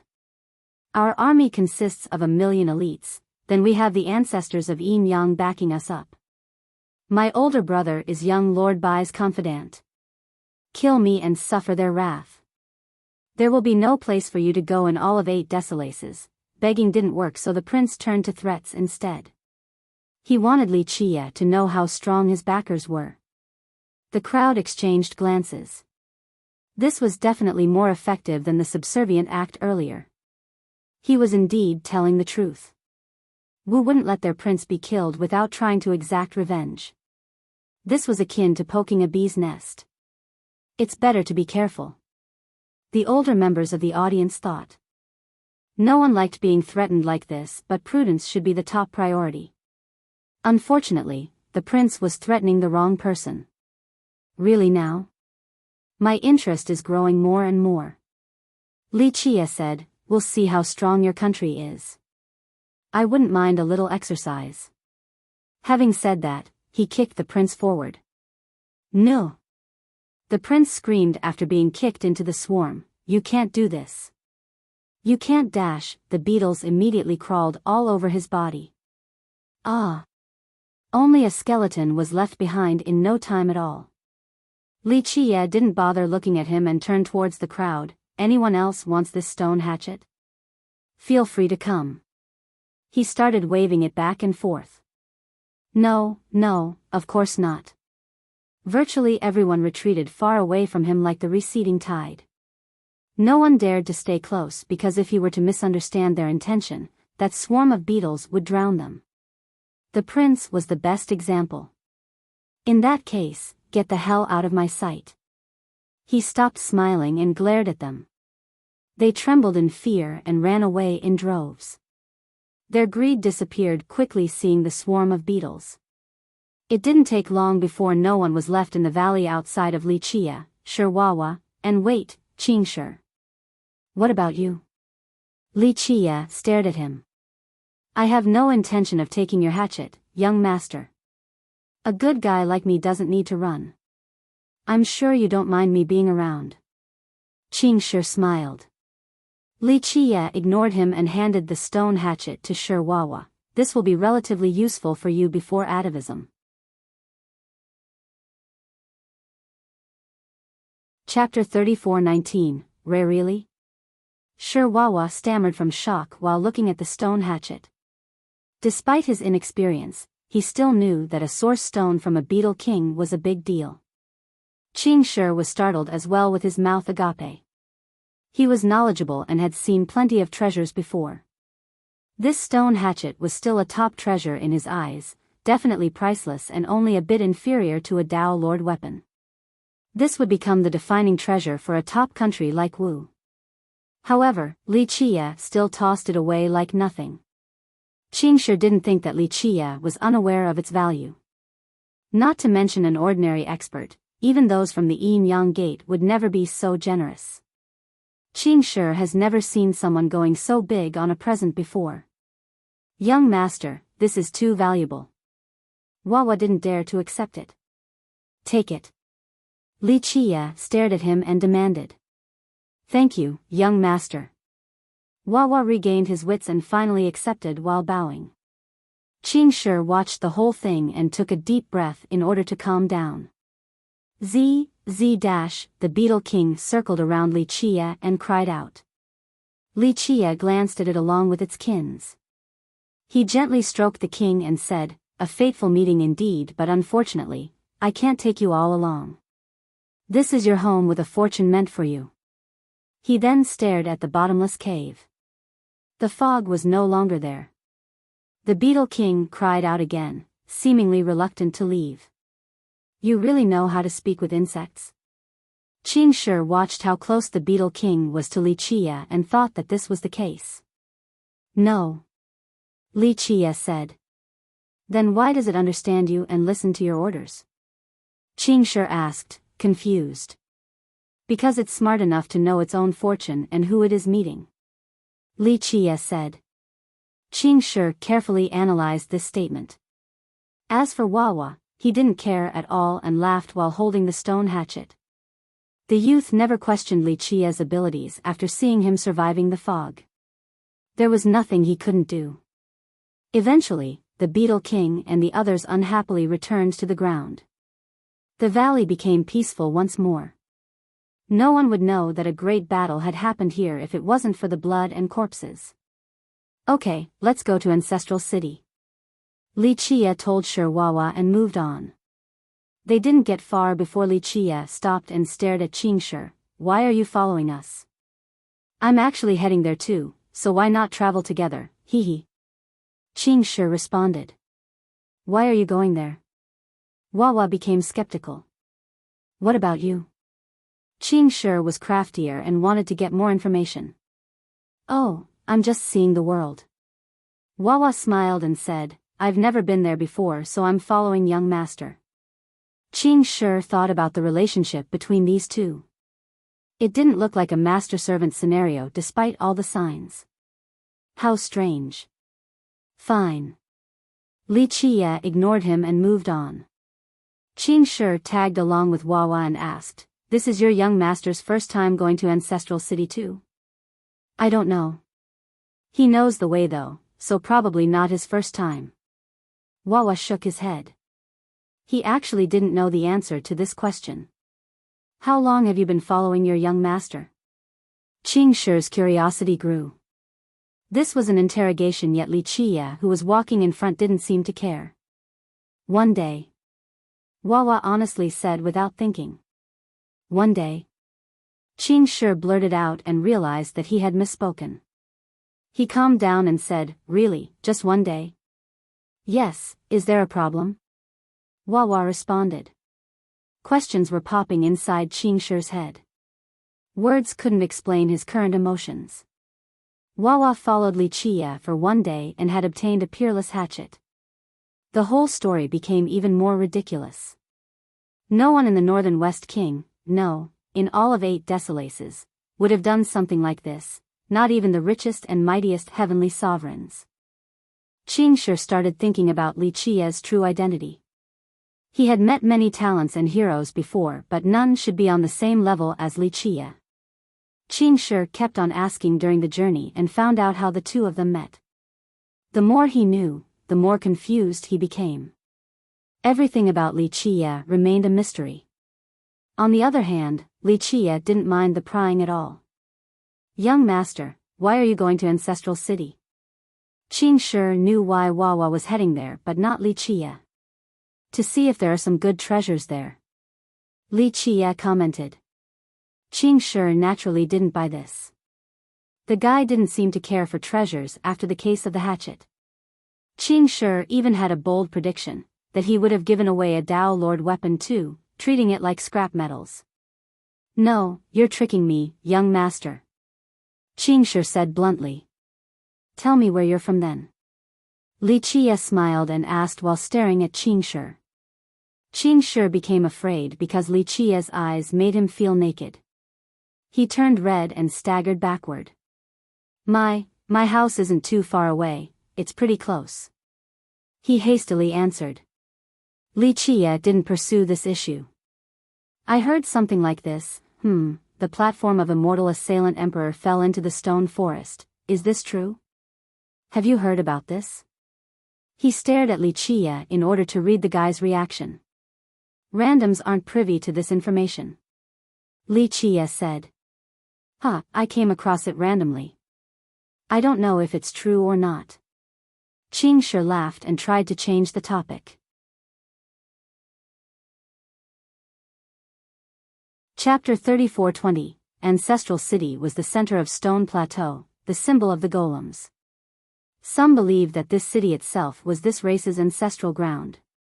This wasn't too much of an exaggeration because it had the highest population of golems currently. However, the majority were mixed-blood golems.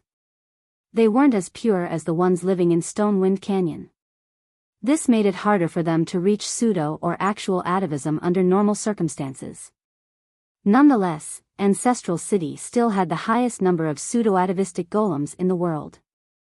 In reality, the place wasn't a city in the conventional sense despite its name. There were no walls and fences, rendering it difficult to distinguish its actual boundary line. Mountains could be seen, some in a group while others all alone. Rivers were a common sight along with waterfalls flowing from the firmament. Plenty of lakes scattered around the land like pearls. Thus, it was more accurate to consider Ancestral City a great continent. The majority of people in the plateau gathered here, resulting in prosperity. One could see the palaces built next to each other on the mountain ranges or a lonely hall at the top of a peak. Some jade pavilions were floating on the lakes, more architectures could be found in the valleys too. The noticeable absences were walls and streets. Nonetheless, this didn't deter people from living here. Statues stood tall among these places. They had varying height and shape, these were the pseudo-atavistic golems. It remained difficult to get an exact count of this cultivator type. Some haven't woken up for millions of years. This made them as big as a mountain, some were pushed lower to the ground. Because of this, the place was considered one of the strongest areas in 8 Desolaces. If all these pseudo-atavistic golems were to wake up, they would definitely be able to sweep through the world uncontested.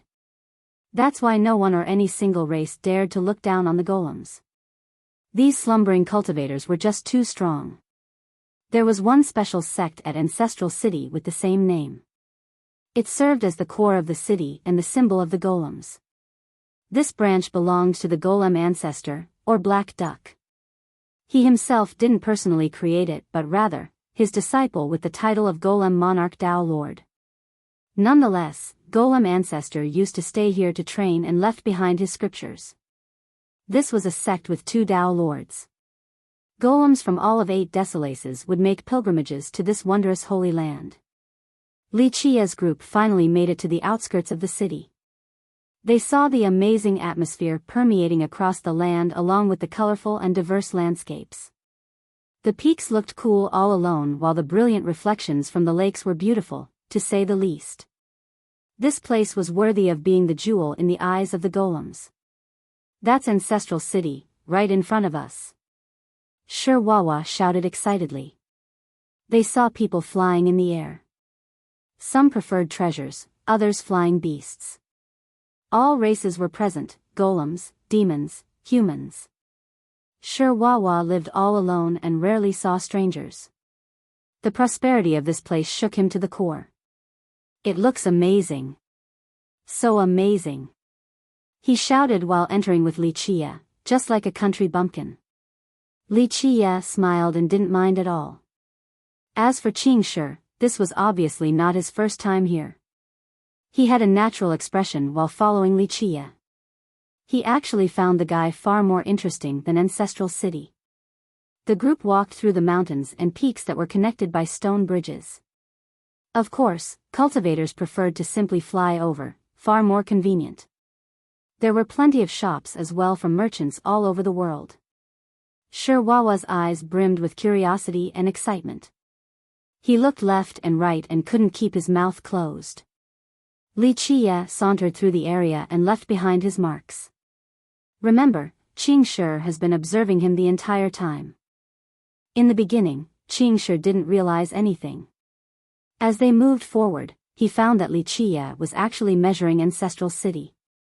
Strangely enough, this massive place seemed to be moving in accordance with Li Qie's steps. This was a very strange feeling. Qing Shi didn't know why or how the guy was doing it. Nonetheless, this was an unfathomable power. The massive place meant nothing to Li Qie. Excellent, the gathering of spirit energies. No wonder why golems picked this place for their atavism. Li Qie eventually concluded with a smile. Do you know how many pseudo-golems are here? Qing Shi suddenly asked. This has been an ongoing question for many generations. People only knew that the place was extremely strong. I'm not Wawa. If you want to know, go back and look at the archive. Li Qie stared at him. Qing Shi smiled wryly and stopped asking. Young master, I think I want to take a look at the Dao courtyard of the golems. Shi Wawa eventually suggested after they had walked for a while. This Dao courtyard was the place where the golem sages passed down their Dao enlightenment. It had produced many more because of this. Thus, most golems visiting for the first time would come to the courtyard to pay their respect. Go, I'll find you later.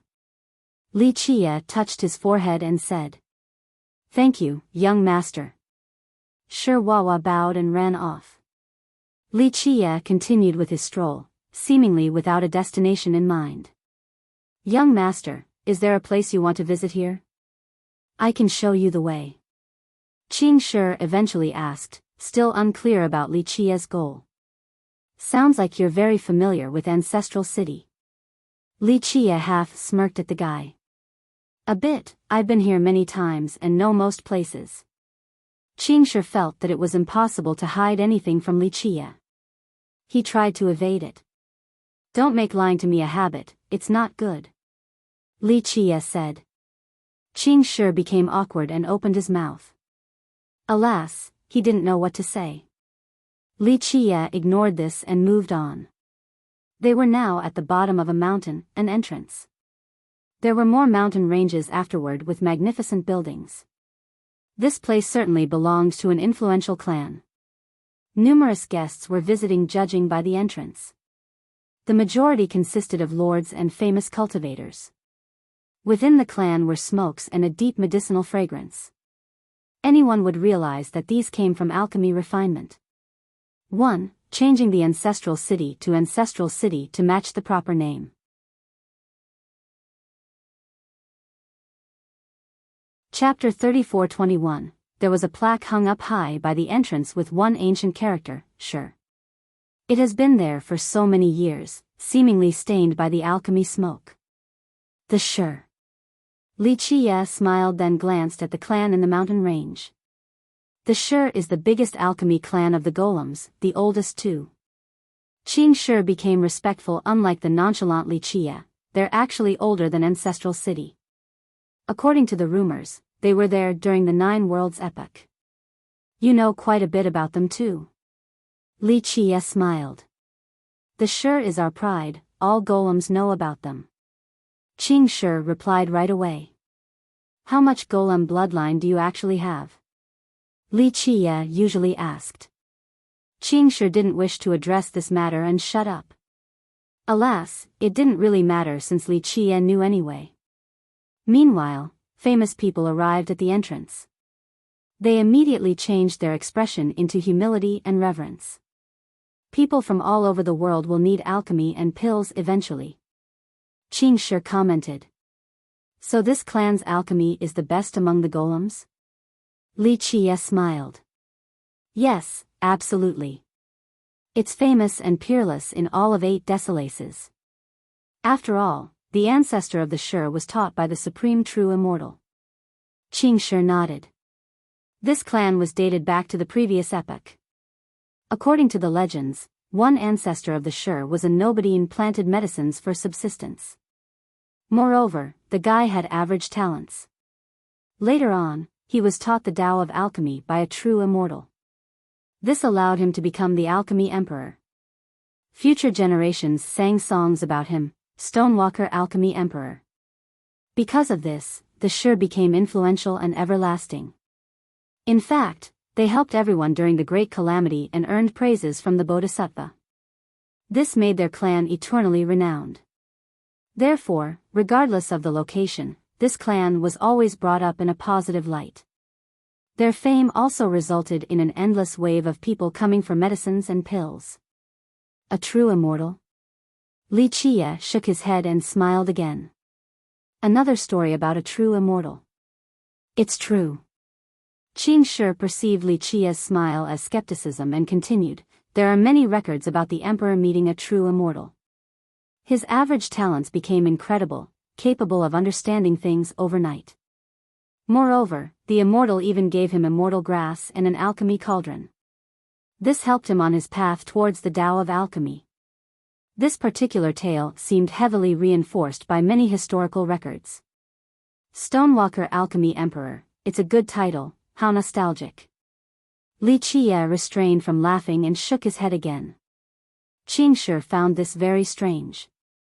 Not to mention the plateau, everyone in the northern region always spoke with a hint of respect about the Shi. The Bodhisattva praised the clan. In fact, even their enemies couldn't refute their golden reputation.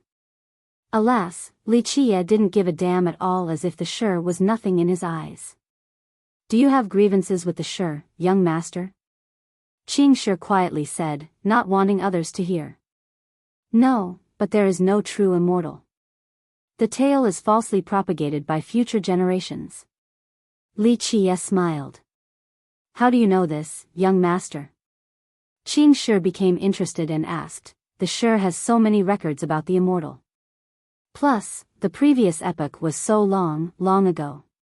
Most records have disappeared, there might have been a true immortal back then. We don't know for sure. Have you ever seen a whale in a pond? Li Qie asked. No. Qing Shi was surprised. So say, even if a pond can somehow have a whale, how is it going to survive? It'll need to feed on the other fish, of course. So will there be any fish left in that pond? Li Qie continued. No. Qing Shi answered. So if this world has a true immortal, there will be no future descendants or whatever, only ashes.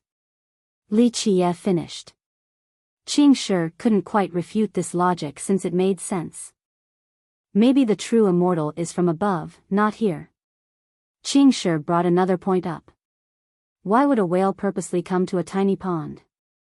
Is there anything worthwhile in one? It would only do so with one particular goal in mind. Li Qie replied. What goal? Qing Shi asked. To eat everything in the pond. Also, this means that the food outside has run out, so it has no choice but to pick this pond. Li Qie answered. Qing Shi stood there in a daze.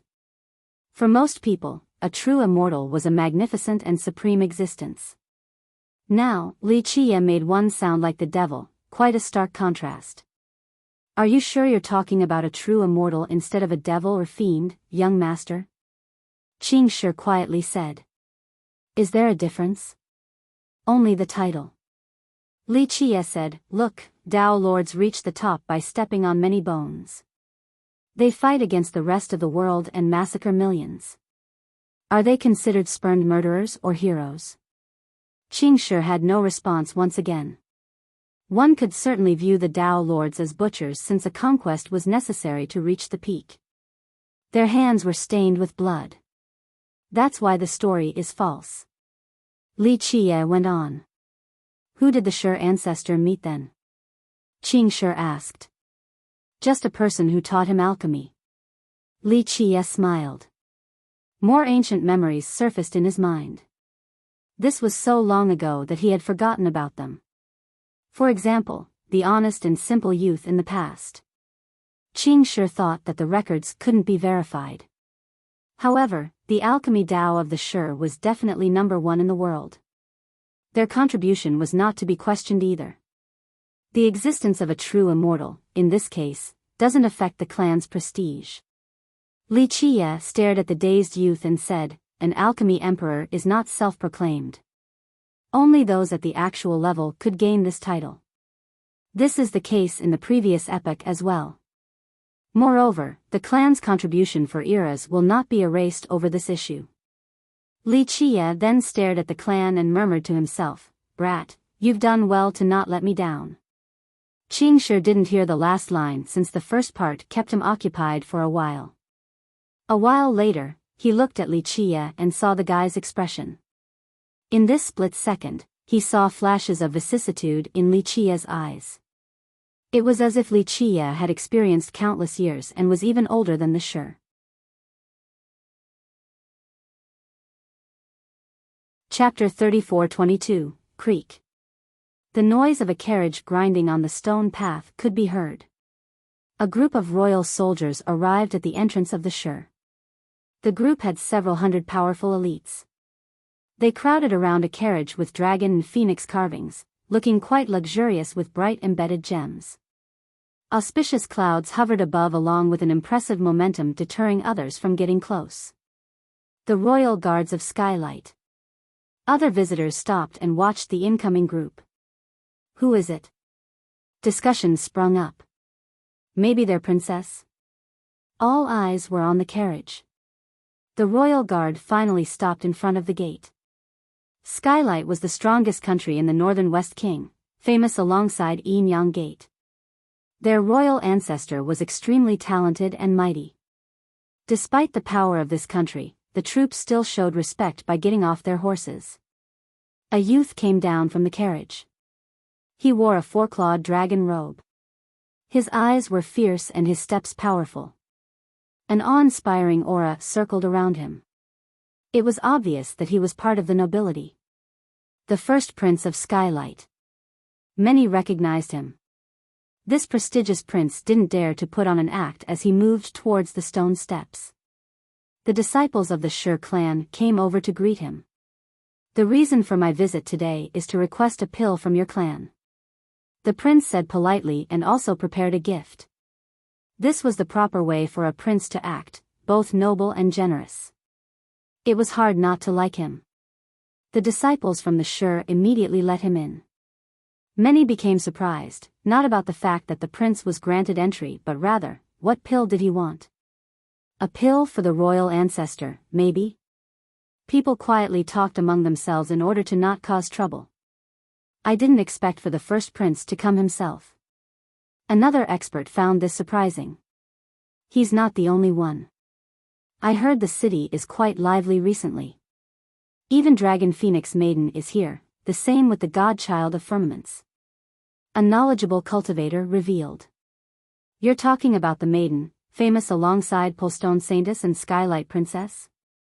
Another immediately asked. Many didn't care about the godchild, only the maiden. After all, she was one of the 3 top beauties in the northern region.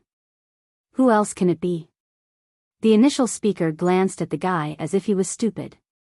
All these big shots are here, is something about to happen? One's soul became curious. However, those privy to this information chose against divulging it. Li Qie had no interest in the gossip. He smiled and continued onward. Qing Shi gave chase and smiled. There's a place here that might interest you, young master. Li Qie stopped and Qing Shi was smart enough to not waste time. The ancestral tablet left behind by our golem ancestor, how about it? Why not? Li Qie let the guy lead the way. The two of them made numerous turns and twists before reaching this tablet.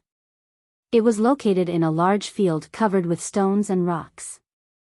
It lacked any decoration and exquisite carvings. It looked simple yet stately.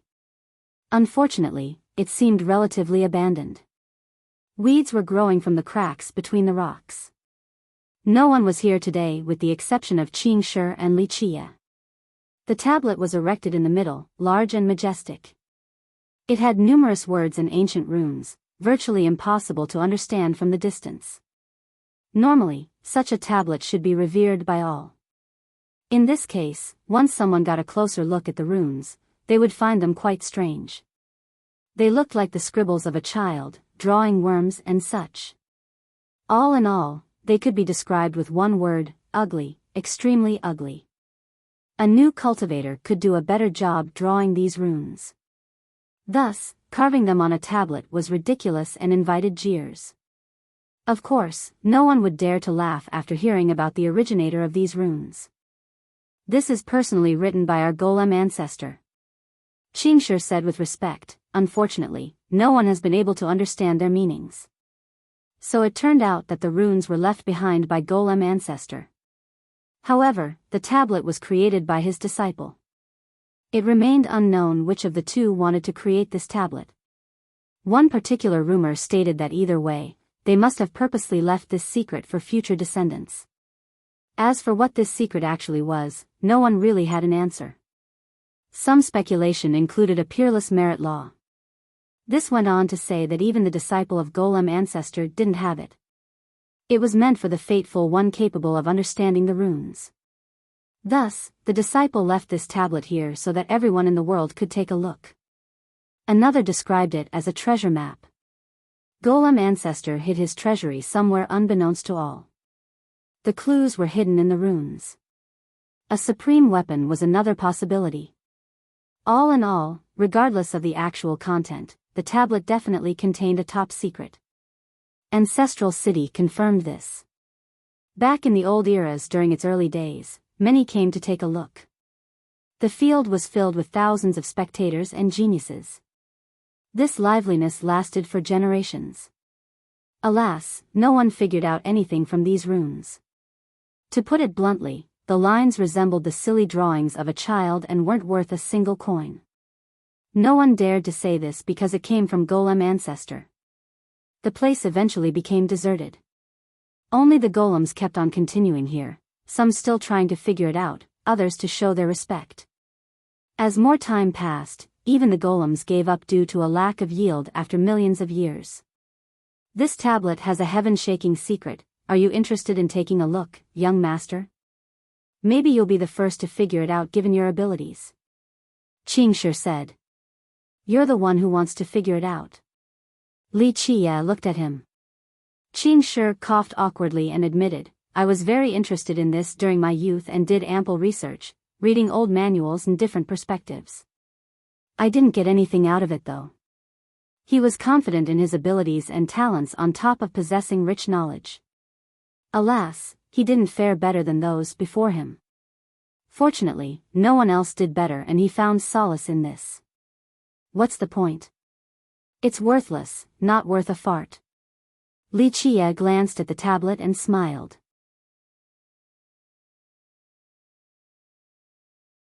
Chapter 34-23. Many have come to understand it, including brilliant heavenly sovereigns. Qingshi was surprised to hear Li Qie. Dog fart, that's all. Li Qie continued, the future descendants aren't that much better, so foolish. Qingshi didn't expect this response before no one else would dare to say this. Golem ancestor let this behind. He lowered his voice, afraid of others listening. After all, Golem ancestor had a supreme status in their race. Other golems would try to fight Li Qie after hearing this. So what? Do you think your golem ancestor's fart smells good? Li Qie said. Qingshi couldn't say anything. The comment was logical despite the vulgarity. So what is the meaning of this tablet? He asked. Only to trick fools like you. Li Qie smiled. You think there's a peerless merit law there? In history, most assumed that this tablet contains something amazing because golem ancestor was indeed the one who wrote the runes. Why would he bother to trick others? Really? There's nothing there. Qing Shi remained skeptical. Go ask Golem Ancestor. Li Chia shook his head. This isn't really a bad thing. The night is long, so to have something different like this adds color to the world. He turned and left after ending it with this. Qing Shi didn't quite understand but noticed that Li Chia was far ahead and gave chase. Li Chia entered the street again, seemingly very familiar with the place. You've been here before? This surprised Qing Shi. It looked as if the guy had been here 1,000 times before and could find his way around blindfolded. No, first time. Li Chia said. Others wouldn't believe him at all due to his familiarity with the complex streets and alleys. However, Qing Shi trusted him because Li Chia had no reason to lie. After following Li Chia for a while, he himself became lost. He never knew that Ancestral City had a place like this. The trip seemed to be taking him to a new world. Finally, Li Chia stopped before a small alley. Qing Shi stopped as well and saw an old restaurant. The pillars and tiles had a thick layer of dust. An old plaque was hung in a crooked manner above the entrance, on the verge of falling down. The wind would make it creak. Chicken soup was written on it. The writer put a lot of effort into writing these characters. Unfortunately, it wasn't masterfully done when judging strictly in a calligraphic manner. They weren't exceptional nor powerful. Nonetheless, it looked like a new learner trying their best to write. This made the ancient restaurant stand out in an interesting manner. Li Chia smirked after seeing the plaque, then entered. Qing Shi didn't understand why Li Chia came here, to have some chicken soup. He has been here long enough to know the city very well, especially the peculiar areas. This restaurant wasn't one of them. Of course, he didn't know every single restaurant here due to the sheer number. He saw 5 small tables or so. The top was black and smooth, perhaps from too much oil and cleaning across the years. To the corner was the front counter. The owner could rest here on a slow day. Only a statue was there now. Well, it was too coarse to be called a statue. Boulder was the better word. It had the shape of a muscular man. The carver seemed to be lazy during the creation process, only adding a few things before giving up. It wasn't possible to tell the sex of the statue. It must have been here for a long time because it had the same aging looks as the tables, a glossy black. There was a back room as well, hidden behind a curtain. However, there were boiling noises coming from there. An amazing fragrance of chicken soup oozed out. People couldn't help salivating. There seemed to be a kitchen back there specialized in chicken soup. Qing Shi didn't know how Li Chia was aware of this place despite it being his first time in Ancestral City. Boss. Li Chia sat down and shouted. Qing Shi sat down again, not really liking it due to the layer of fat and oil on the seat. The sanitation of this place could use some work. He had never eaten at such a shabby place before, especially not chicken soups consumed by mortals. Nonetheless, it was fine after he sat down. It wasn't too bad outside of this layer. At this time, an old man pushed up the curtain and walked out of the back room. He wore a simple robe and kept it clean, unlike the rest of the restaurant. It looked a bit old with patches here and there. However, it was white due to being washed so many times. His hands were clean as well. No dirt could be seen in his fingertips. It had plenty of calluses. The contrast between his cleanliness and the shop made people think of a lotus flower growing in the mud. This wasn't a perfect analogy, but people certainly got this impression. The old man only glanced at Qing Shi for a second and stopped on Li Chia. His eyes suddenly became profound, like the flow of time flashing by. Qing Shi didn't notice this. Customer, would you like a bowl of chicken soup? The old man bowed and put a smile on his wrinkly face, looking very friendly. A new batch is done, hot and delicious. How about 2 bowls? Sure. Qing Shi blurted out because of the tempting fragrance earlier. He found it strange that he was interested in the food of mortals. No, I only want duck soup. Li Chia said. Qing Shi didn't expect this. He quietly reminded Li Chia, "This place is for chicken soup. I don't think they have duck soup." Li Chia didn't seem to care. "I'm sorry to say that we only have chicken soup here." The old man smiled and said, "Would you like to try? We have been doing this for 8 generations. The broth is incredible with a rich aftertaste." Qing Shi salivated again, still confused about his sudden voracious appetite. "No, I only want a soup made from a 3-year-old duck simmered over a weak fire using a tile pot and stone water," Li Chia repeated.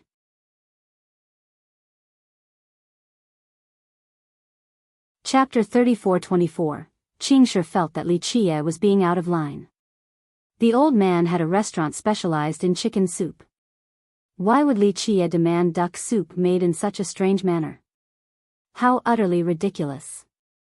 "Customer, just try our chicken soup. It has been passed down for generations and the taste won't let you down." The old man laughed. Li Chia grabbed a pair of bamboo chopsticks and stared at the old man. "Duck soup only." Qing Shi was at a loss for words. Was Li Chia only here to cause trouble? "How about we go to another restaurant?" Qing Shi kindly suggested, feeling bad for the owner. The old man didn't become angry and repeated, "Customer, we really don't have duck soup here, just try our chicken soup once, the broth will. I don't want chicken soup, duck only. Hurry up and bring me a bowl." Li Chia suddenly placed the chopsticks on the table again. The old man looked down and noticed the natural manner of the placement. They suddenly became a unique diagram, ready to leap up. His expression changed as he staggered backward and became frozen. He hurriedly took a deep breath and composed himself. He then picked up the chopsticks and placed them back into the container. He bowed and smiled, "Okay, duck soup it is, coming right up. 3-year-old duck, gentle fire, tile pot, and stone water," Li Chia reminded. "For sure, I'll get it done right away." The jovial old man returned to the kitchen. The sudden change in attitude took Qing Shi off guard. He didn't know why the owner changed his mind. This was clearly a place for chicken soup, yet Li Chia came asking for duck soup, clearly the plot of a troublemaker. Of course, Qing Shi didn't notice the diagram earlier since the old men took them away with haste. "Young master, why do you want some duck soup so bad?" Qing Shi asked while the kitchen sounded busy. The circumstances showed that Li Chia came with a purpose, albeit a confusing one. Li Chia only smiled and closed his eyes, seemingly resting.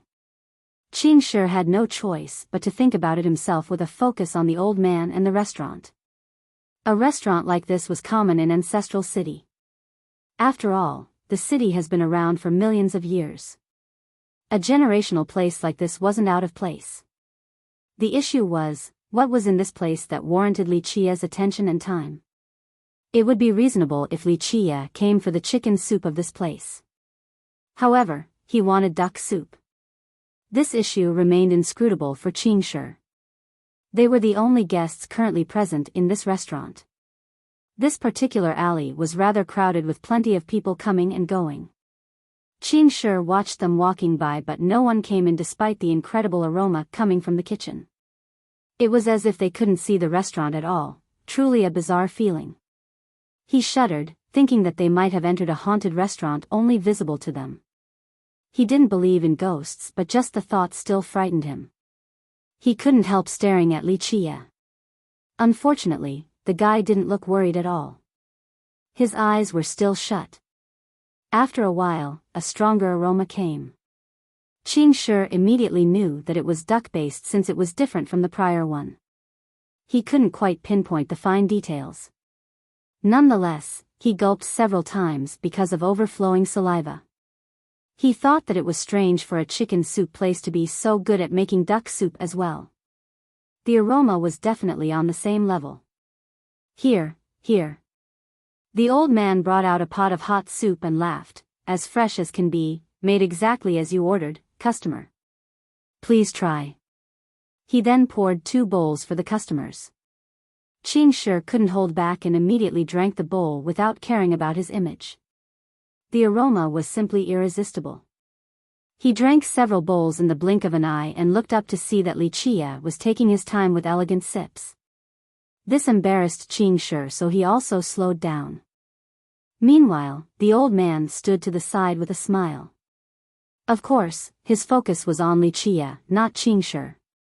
It seemed that Li Chia's enjoyment was the highest praise for his cooking skills. May I have another? Qing Shi had no idea how many bowls he had drunk and still wanted more despite his belly being filled. This was definitely the best duck soup he had ever drunk in his life. No, the best dish he ever had the pleasure of tasting. In the past, he had tried countless exotic delicacies. Alas, the dragon liver and phoenix bladder paled in comparison. He actually needed to slow down because Li Chia was taking his time. Meanwhile, the old man patiently watched with a smile. "Customer, what do you think about this soup?" He finally asked after Li Chia was nearly finished. "Not bad. You made chicken soup your whole life, but your duck soup is good too," Li Chia said. "Huh, thank you. I had no choice but to do my best to fulfill your request." The old man laughed. "This duck isn't bad either. In the past, I knew this dead duck that lived for a long time. It's very skinny and its bones are probably tough, but I'm sure it'll make an amazing duck soup too." Li Chia smiled. Qing Shi had no idea what the hell Li Chia was talking about. "Huh, sir, I don't know which duck you're referring to." The old man smiled wryly. "Understandable since you haven't actually seen the real thing." Li Chia smiled. "I've been wanting to catch it since the older the duck, the better the broth, right?" "I don't know much about this," the old man responded. "It's okay, I won't make it difficult for you." Li Chia shook his head, telling you to find a living dead duck is too tough given the circumstances. The duck soup today was perfectly fine. "Yes, thank you for your benevolence. I'm truly blessed." The old man heaved a sigh of relief. Meanwhile, Qing Shi's confusion only grew.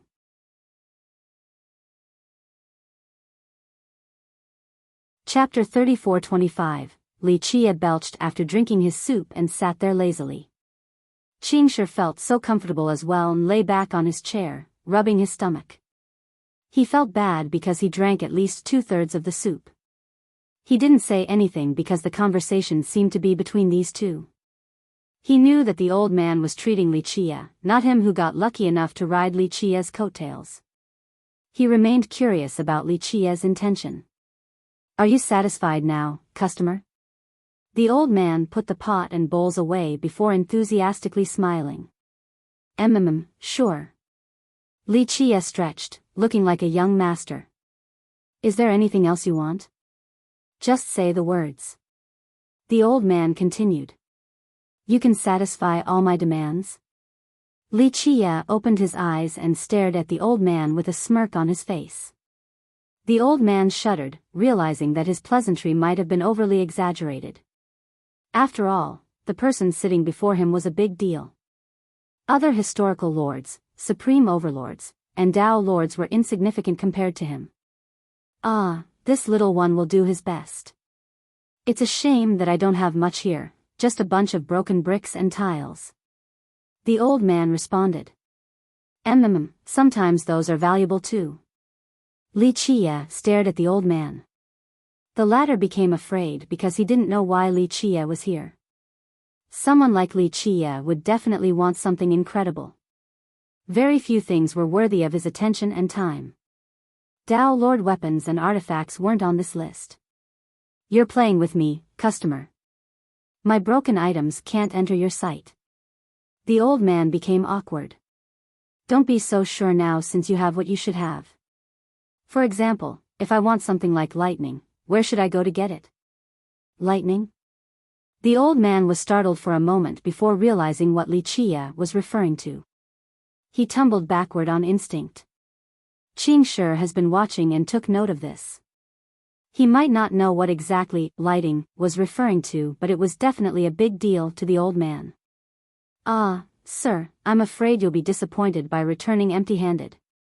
We don't have anything like that here, and even if we did, we can't hide it from you anyway. The old man responded. This restaurant doesn't have it, but that's not the case for this place. Li Qie smirked while pointing at his head. Tell me, where should I go? The old man had a sullen expression after hearing this, being put in a tough situation. He eventually said, Customer, this will put me in a tough situation. I'm very old and have forgotten about many things. Even if I knew before, this might no longer be the case. He knew that lying wasn't possible in front of Li Qie.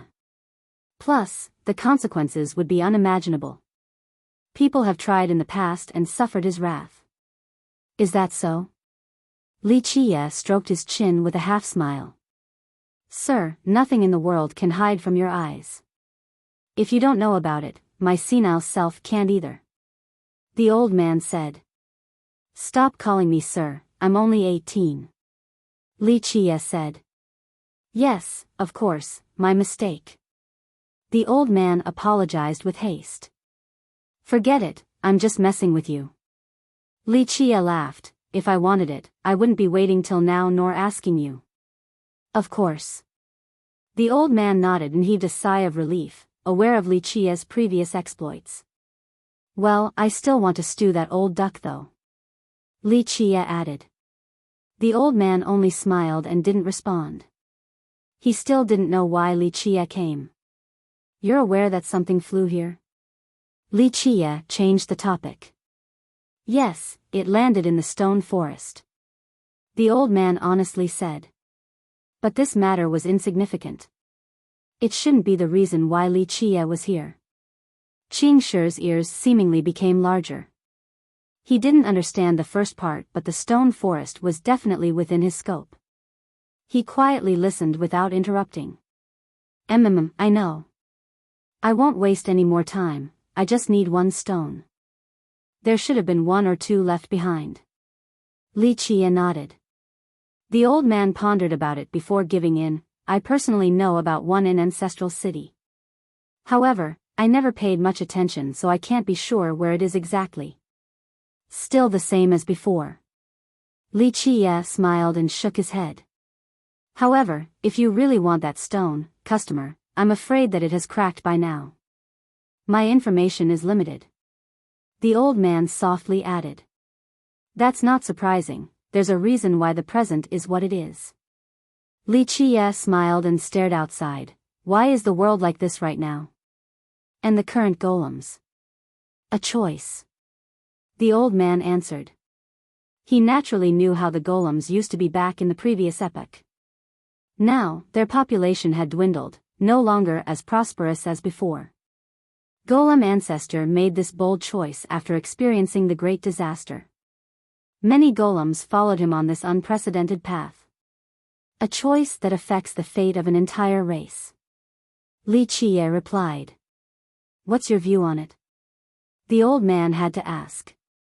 None. I'm not a golem and I didn't make them do it. I'm no more than a passerby. Li Qie shook his head. So if one day when humans are facing a similar choice, what will you pick for them? The old man eventually asked. You've misunderstood something. I won't make a choice for the humans because they'll be the ones to do it. I only make decisions for myself, no one else. Li Qie answered, but there are exceptions. For example, I don't mind choosing to eliminate a race or two. The old man laughed awkwardly. Those in the know would be shivering with fear. This had happened before in the distant years. There was once an amazing race that reigned over all others for eras.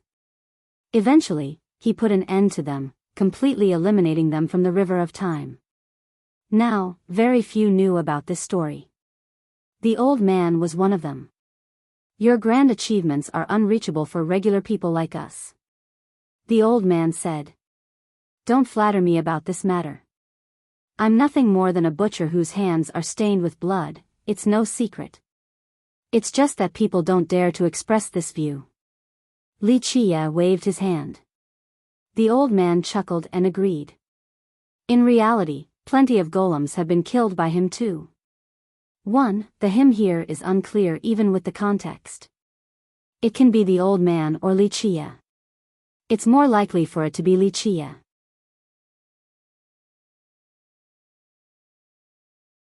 Chapter 34-26. The air became a bit awkward after Li Chia's self-critique. For millions of years, people had a different perspective on Li Chia. Some considered him the savior, others thought that he was the dark hand behind the curtain, some also thought that he was a butcher. The old man didn't expect to be lucky enough to witness this mythical character. Only two outcomes would be the result of such a meeting, either extreme fortune or untold misfortune. It seemed that he wasn't part of the latter today.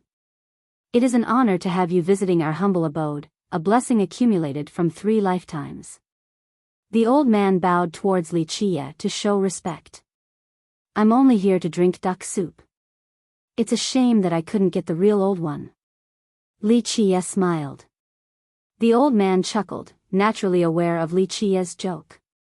If he actually wanted it, he wouldn't be sitting here right now. I've never expected you to show up again, customer. The old man said with reverence. The words came from the heart because Li Chia has been gone for too long. He disappeared during the previous epoch. Some said that he came to a different world, one that was far stronger. Others believed that he had ascended and became a true immortal. A few said that he died to the heavenly execution. Only those who knew him thought that he was definitely alive, just not in this world. The most shocking thing was his ability to return to the 9 worlds. Now, the old man was lucky enough to see him. His life wasn't wasted after witnessing this miracle. In history, many characters have left without returning. For example, the emperors and Dao lords. None could travel freely like this existence, leaving and returning, then repeating this unbelievable process. It's an unlucky life. Struggling to reach the top only to fall back down, half-death. There's no choice but to try again. Li Chia smiled. You're the only one who can even climb it. The old man praised. Li Chia's comment sounded as if he lived a tough and unsuccessful life. Alas, the old man knew that the mountain here was accessible only to the Dark Crow. The other top supremes might not be eligible to embark on this path. Such praises make me feel as if I'm walking on air. Li Chia joked. This little one has a few questions. May I ask you about them? The old man didn't want to waste this opportunity. He didn't want treasures and miracles either, only some answers. Li Chia glanced at him and waved his hand. Qingshi didn't know what they wanted to talk about, but Li Chia's intention was clear, for him to leave. Though he really wanted to stay despite being confused, he didn't dare to go against Li Chia and left the restaurant. Your golem race has a few talents. Li Chia said. The old man glanced towards the door and said, to earn your good graces is her fortune, a lifetime of benefits. It's nothing like that, just a coincidence. Li Chia smiled. Of course, the old man didn't think so. Those able to stay near Li Chia all enjoyed a great fortune. He has heard plenty of legends like this. For example, the ancestor of the Shi. That's why he thought that Qingshi was very lucky to follow Li Chia. Ask your questions. I might not be able to answer though. Li Chia said. The old man took a deep breath and carefully took his time. Getting an answer from Li Chia would be extremely beneficial. They could seek this for a lifetime and get nothing out of it. Are the great disasters real? When is the next one coming? He asked. A bit crafty, that's multiple questions in one. Li Chia smiled and turned towards the statue behind the counter. Why are you living in this manner? For the golems or yourself? The old man sighed and said, I'm doing my best so that I don't let myself down and have peace of mind. A noble goal. The world needs sages like you. Li Chia tapped his thigh and laughed. Thank you, sir. The old man bowed without feeling conceited. Li Chia stared outside and didn't answer. The old man stood with both hands straight down, waiting patiently. They're real, 100%. Li Chia answered after a while. The old man became startled despite mentally preparing himself long ago. This answer confirmed it. Previously, whenever he got the same answer, he would still question it because they were speculations or just hearsay. Now, he got one from the most credible source. It wouldn't be an exaggeration to say that Li Qia's answer was equal to a mantra from the high heaven, as accurate as could be. He took a deep breath and needed a little bit to calm down. From a certain angle, your race chose the right choice. This is not a bad idea for avoidance, worthy of further research. Li Qia added. So there is still hope in the future? The old man became happy. None. Li Qia replied with absolute certainty. None. The old man was shaken. Well, as I said, this is a decent idea when dealing with a lower level of disaster. When the real thing comes, nothing will be effective. A toppled nest will not have any whole egg. Li Qia smiled. In older epochs were majestic and brilliant beings. Some races could be considered heaven's favorites and divine at birth, but none of them were lucky enough to escape. One person might be able to fend for themselves, but there's no chance for an entire race. Li Qia added. There was no questioning Li Qia's authority on this topic since he had gone further than anyone. Other emperors and Dao lords were just taking the first step. There's no chance for you either. Li Qia finished with this in a nonchalant tone. The old man smiled wryly and nodded. I know, I've lived long enough anyway. Any extra day is good enough, no point in regretting. Satisfaction is happiness, at least you'll be able to face death with peace. Death itself isn't that scary. One could consider it a beautiful ending where people can close their eyes and rest. Li Qia replied. Your experiences are out of reach for us, as unimaginable as can be. The old man could sympathize. When will it come? You're asking the wrong person. Li Qia shook his head. I can't give you an answer. You need to be asking him. He pointed towards the sky. The old man looked up and chuckled. But, maybe you'll live long enough to see that day. Li Qia joked, but you should hope for the opposite and die in a peaceful manner. Everyone eventually dies anyway.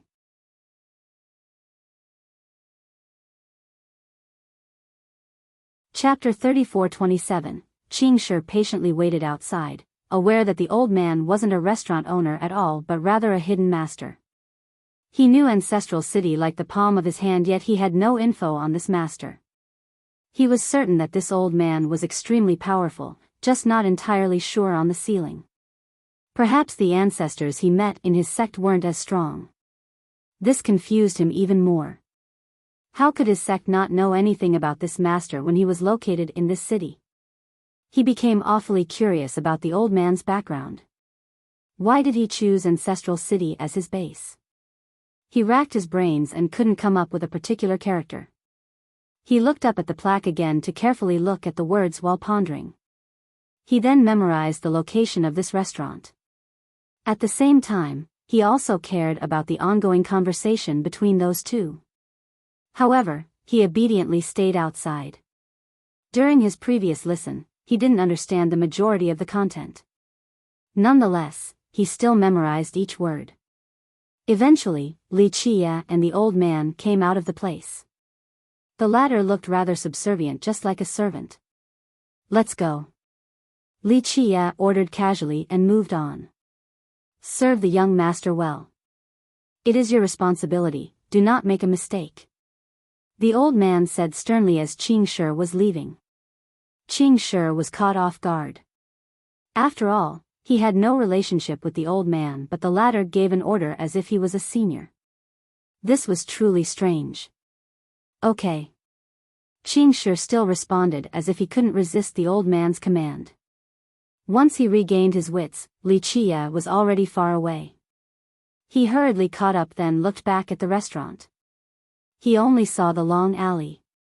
The old man and the restaurant were no longer there. He rubbed his eyes in disbelief and looked again. The somber alley was still there, just not the restaurant. It felt as if he had just met a ghost. Young master, that place isn't there anymore. Qingshi told Li Qia, startled. Li Qia only smiled and continued forward. Where are we going now? Qing Shi dropped the issue. The Stone Park. Li Qie said. Qing Shi became interested right away after hearing this. In recent days, Ancestral City became very lively with more visitors. Of course, as the largest city in the plateau, the place was always packed with people from all over the world, merchants, travelers, Dao seekers. However, many big shots have arrived recently, including the slumbering ancestors and high elders.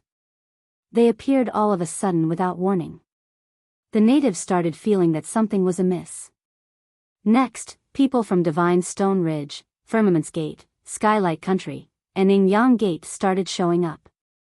The top geniuses also came one after another. Among them was the first prince of Skylight. He immediately went to the Shi right after. This caused quite a stir. Some said that he was asking for a longevity pill because his country's heaven-defying ancestor wanted to come out. This ancestor has been sealed for many years, so he required a powerful pill in order to return. Another said that the prince came for personal reasons, that he wanted the right pill to break through to the next realm. This would make him one of the strongest geniuses in the northern region. The godchild of firmaments was present as well. Everyone knew about his arrival because visual phenomena filled the sky. The myriad Dao became resplendent and served as a golden passage in a magnificent manner. Initially, people thought that it was a big shot from firmaments. They later found out that it was the godchild of that sect. People became surprised after finding out due to the type of phenomena. One commented, "He has successfully trained the arts of firmaments." The person from Divine Stone Ridge garnered a similar level of attention. The ridge is normally reclusive, so why is a big shot from there here? Something big must be happening. Discussions sprung up. I heard a treasury is emerging. They asked around and eventually found some useful clues. Really? Excitement naturally came next. All the old geezers from the big sects are here, how can it be fake? One cultivator uttered coldly.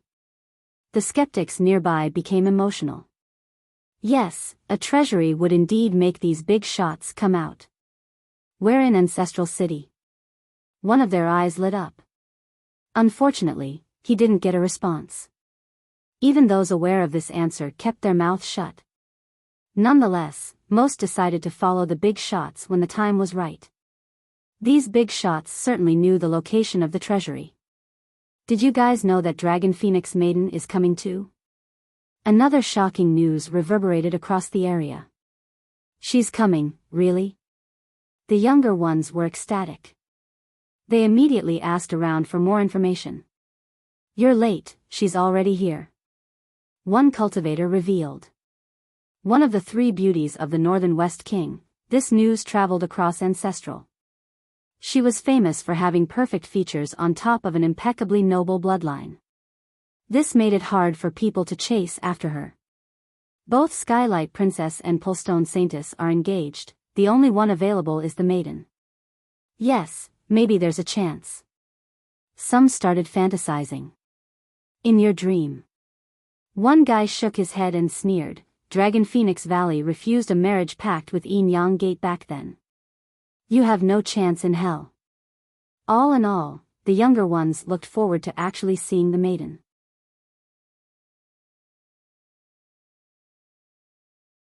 Chapter 34-28. The arrival of these geniuses caused quite a stir for the youths at Ancestral City.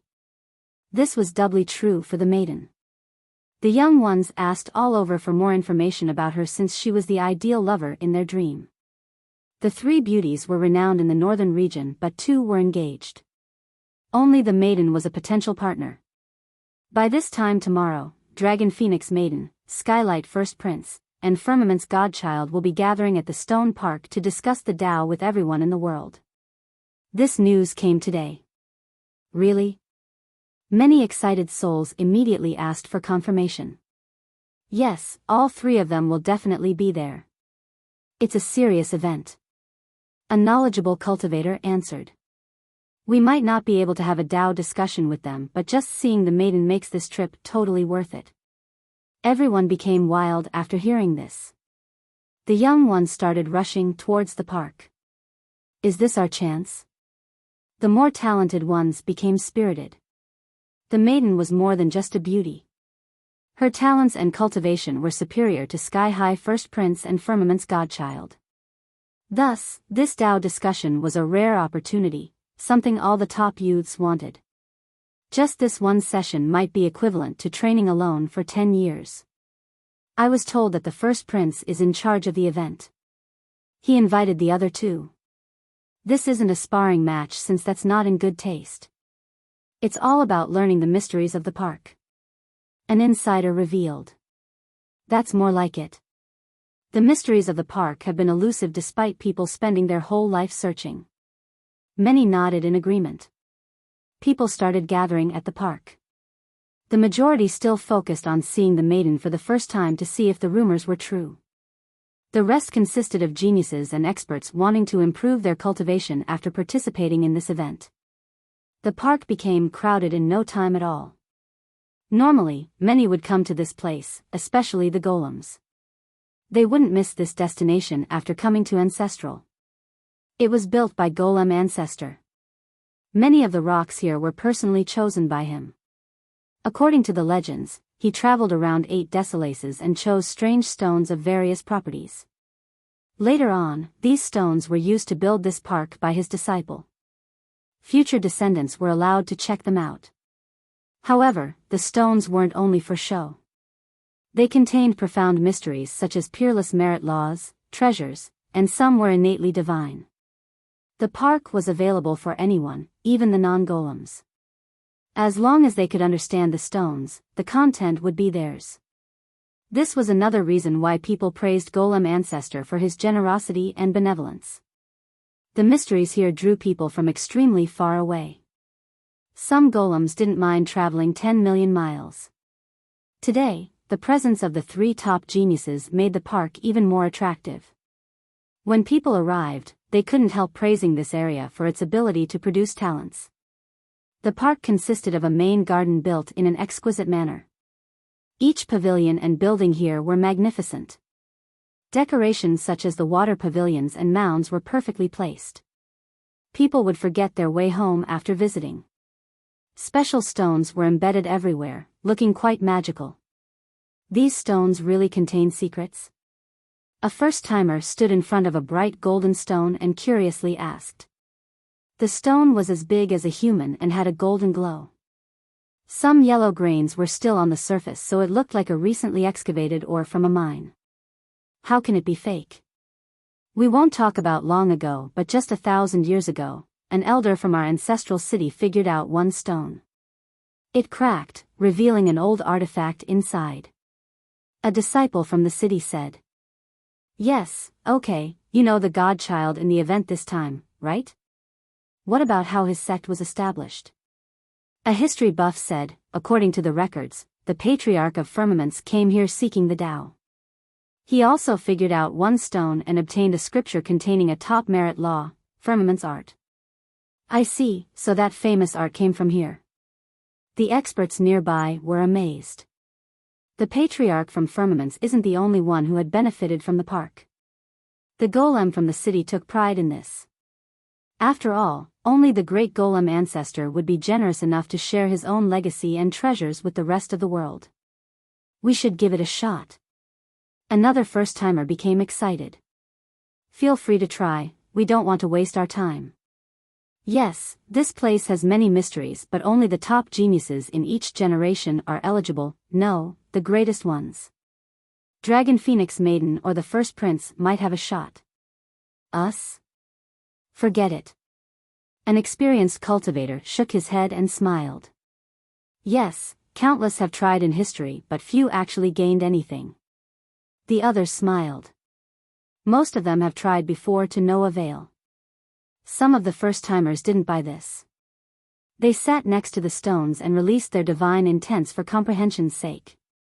However, after half a day, they still couldn't figure out anything. Most eventually gave up after realizing the futility. No one made fun of them either because very few in history have been able to do it. Perhaps only someone like young Lord Bai can comprehend these stones. A spectator commented and earned many nods in the process. Bai Jianshan was the most likely to do so in the current generation. The first prince prepared the banquet at a waterside pavilion surrounded by mountains and gurgling streams with reflections all around. The mountains had plenty of embedded stones, looking just like a stone forest. There were no seating arrangements, but the visitors were smart enough to find the right spot to sit down based on cultivation level. The powerful and talented cultivators sat near the center. The ones closest to the main trio were the best of the best. There was a clear separation of class, but no one uttered any grievance.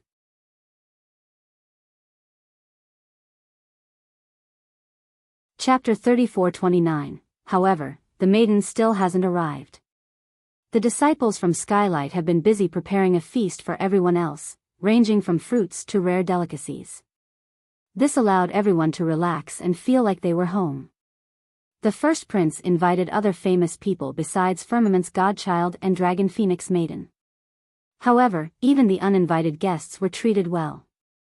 It seemed like the prince was a good and generous host. The event hasn't formally opened, but people were sitting down. The atmosphere became very lively. The first prince has arrived. An announcer at the entrance shouted, and all eyes looked towards the door. A youth with a dragon robe walked in with powerful momentum.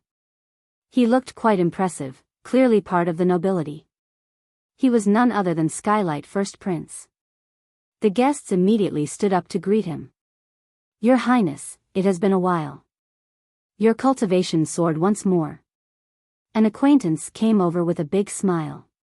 Those who didn't know him took advantage of this opportunity to build a relationship, hoping to climb up the ladder. Skylight was one of the largest countries in the north, a lineage with 2 Dao lords. Very few could match it in strength. One could compare it to Ancestral City. As the successor of Skylight, the first prince had plenty of authority and a great future ahead of him. Being friends with him was absolutely an honor on top of gaining immense benefits. In fact, just one meeting could end up being a defining moment in someone's life, especially the unknown members in the audience. Despite his status, the prince seemed cordial and amiable. He didn't mind the crowd of people coming to greet him, quite a charismatic showing. His attitude earned him more love and praise from the rest.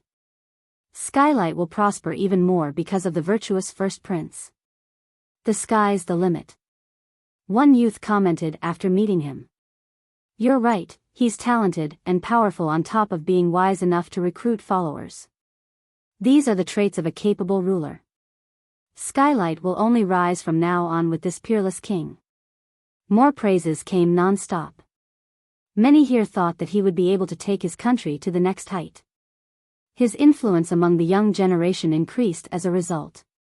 "Friends, it is an honor to have you here despite the long travel."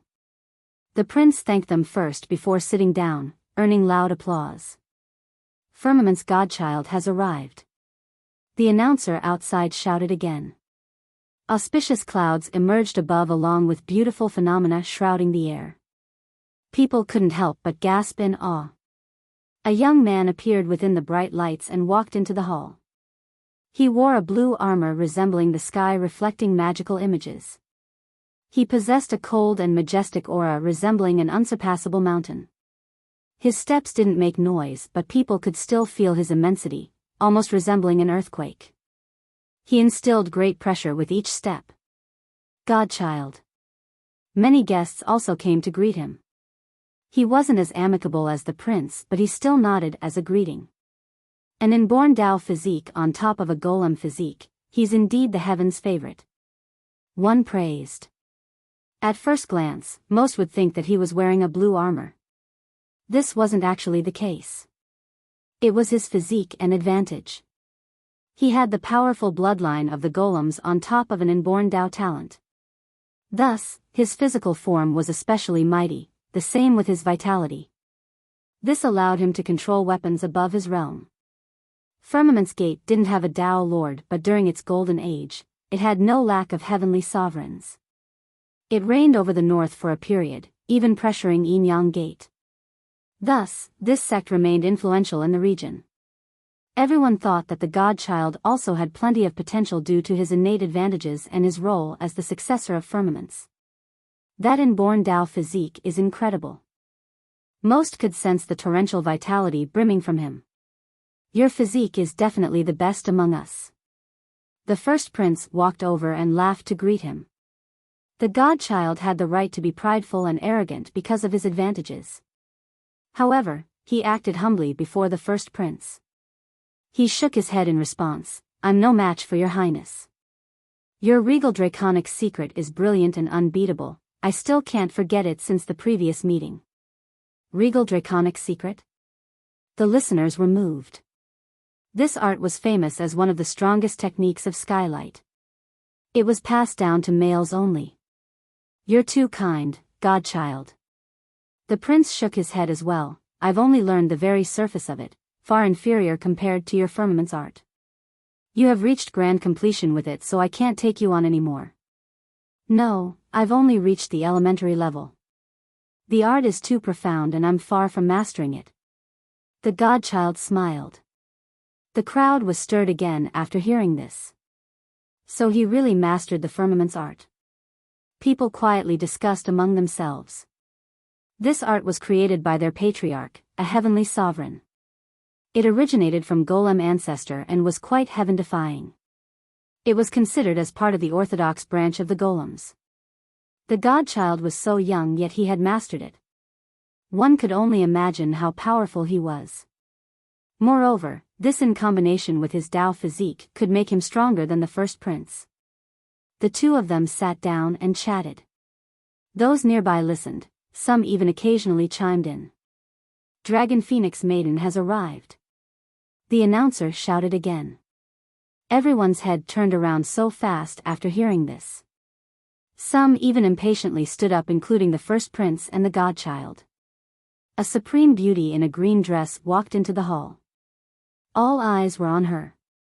Spirit energies hovered around her as if she was an elf in the forest. Her hair draped down on her shoulders like waterfalls. They gently fluttered to the wind. Only one phoenix pin served as decoration, looking like an animated phoenix ready to soar. Her eyes were bright as if all the spirit energy in this world were gathered there. The middle of her eyebrows had a red dot just like a ruby.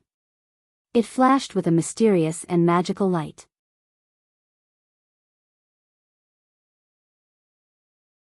Chapter 34:30. The maiden's arrival firmly stole everyone's attention. Maiden. The youths came to greet her. Some even started introducing themselves without prompt. Those who knew her beforehand tried to start a conversation in order to create a good impression. Maiden, I am the young Lord of Three Sword. I had the fortune of meeting you back in Phoenix Shoal. One prodigy came closer and said. Since he had met her before, he felt that he was a crane standing among a flock of chickens, feeling quite complacent. Miss Yi, I am the young Lord of Unicorn Mountain. Father is a close friend with the Valley Lord, they play chess quite often. Another genius went over. They started with their sex or senior's connection in order to talk with her. It became a contest of displaying their abilities and background, hoping to show her their best side. She nodded while casually responding with a natural expression with a hint of indifference. Each of her gestures and movements contained nobility and charm, more than enough to swoon the young ones. A few of them, weak with a humble background, felt inferior and quietly watched from a distance, completely mesmerized by her beauty. The maiden lives up to her fame. One of them said. Yes, she's a golden jewel that is unreachable by all. Another said. Though he has always fantasized about this, a harsh reality still struck him. A supreme beauty like her was far above their station.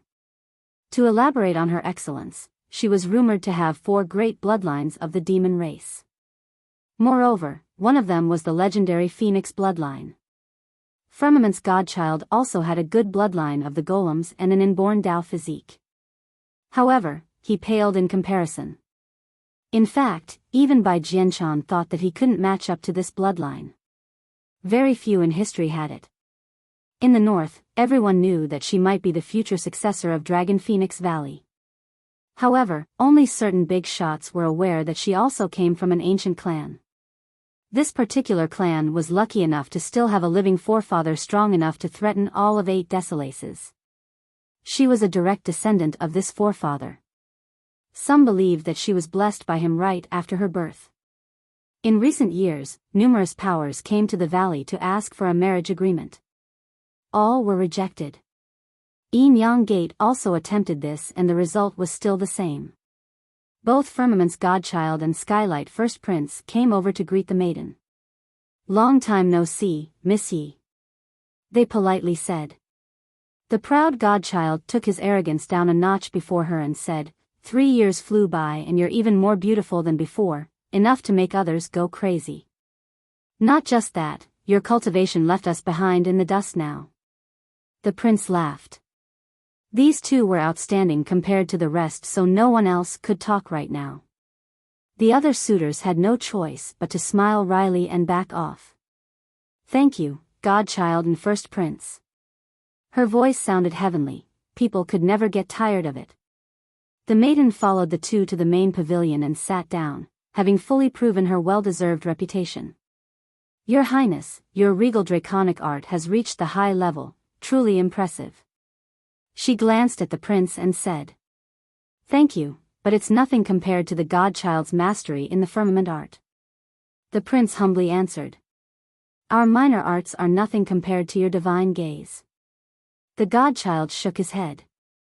"There are no minor arts on the path towards the Tao." She disagreed, any merit law can reach ultimate profundity.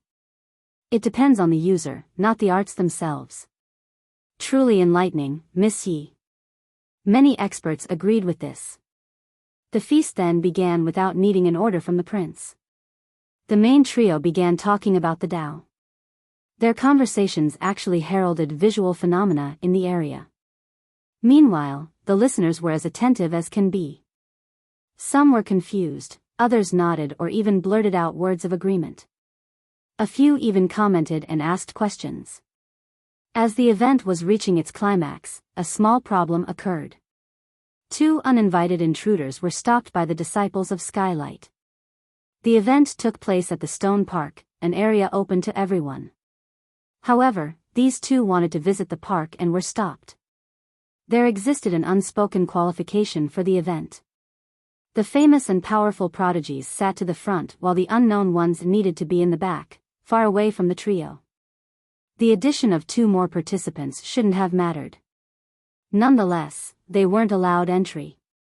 One looked average while the other could be considered scholarly. People immediately knew that they weren't from a big sect at all. That's why they were immediately dismissed. "Since when is the park not available for view?" The scholarly youth glared at those stopping him. It was none other than Li Qie and Qing Shi. They weren't here for the event. Li Qie simply needed to take something here. The event simply took place along the way. "Our prince and others are having a Tao discussion here today. I'm sorry for any inconvenience and please, find a seat in the back." The disciple from Skylight was rather polite. "Who says we want to participate in your event?" Qing Shi was angry while Li Qie seemed fine. The disciple slightly frowned. All cultivators in the north would give their country some face. The attitude of this youth was rather provocative. "If you're not here for the event, please take the long way around." "I apologize again." The disciple became less friendly with his tone. "Why should we?" Qing Shi retorted, "The park was created by the great golem ancestor. Anyone could enter freely. Ancestral City itself doesn't stop anyone from doing so. Since when is it your turn for your country to make decisions here?" The disciple had no response. The park indeed belonged to Ancestral City. They didn't have any authority to stop people from entering. It's just that others usually gave them enough face. 1. The I here is not polite/humble. 2. The I here is polite/humble.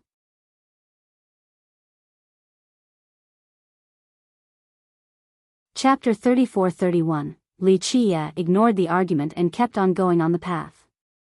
"Please stop." The disciple hurriedly gave chase. Some cultivators nearby had been alarmed and started staring. They saw that the duo didn't listen and became annoyed. The ones near the center had an expression of displeasure. The latter consisted of nobles and top prodigies. Being able to sit in the front was a symbol of status. It made them feel superior to others. Now, these two average-looking guys wanted to go to the front too.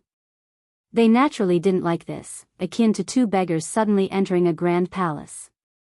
Which sect are they from? So improper. One cultivator quietly said.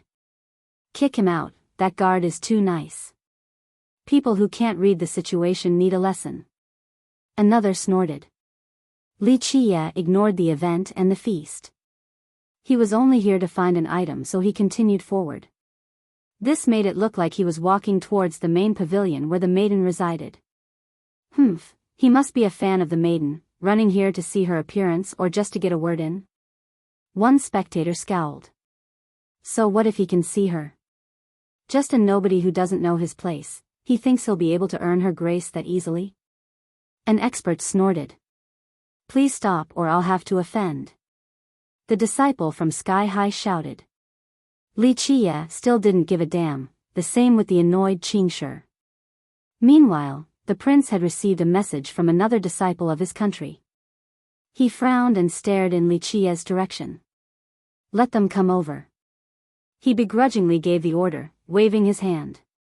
The messenger acknowledged the command, albeit unhappy in the same manner. He gestured to allow them over. From start to finish, Li Qie didn't bother looking at anyone. His eyes were focused ahead.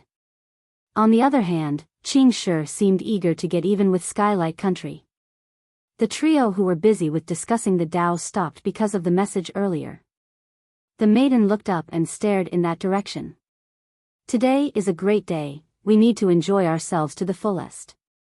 The first prince smiled. However, the maiden still caught a glimpse of Li Qie's back before he disappeared into another corner. It's him. She became startled without seeing his face. It really is. She regained her wits and was certain of who it was. Right, it's a celebration for the maiden.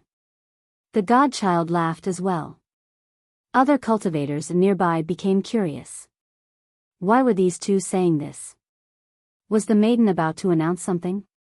Unfortunately, the maiden turned a deaf ear towards them since she was fixated on Li Qie. Excuse me, she said before disappearing from sight, leaving behind the stunned crowd. The prince and the godchild exchanged glances, not understanding her sudden departure. Li Qie paid no attention to the small matter earlier.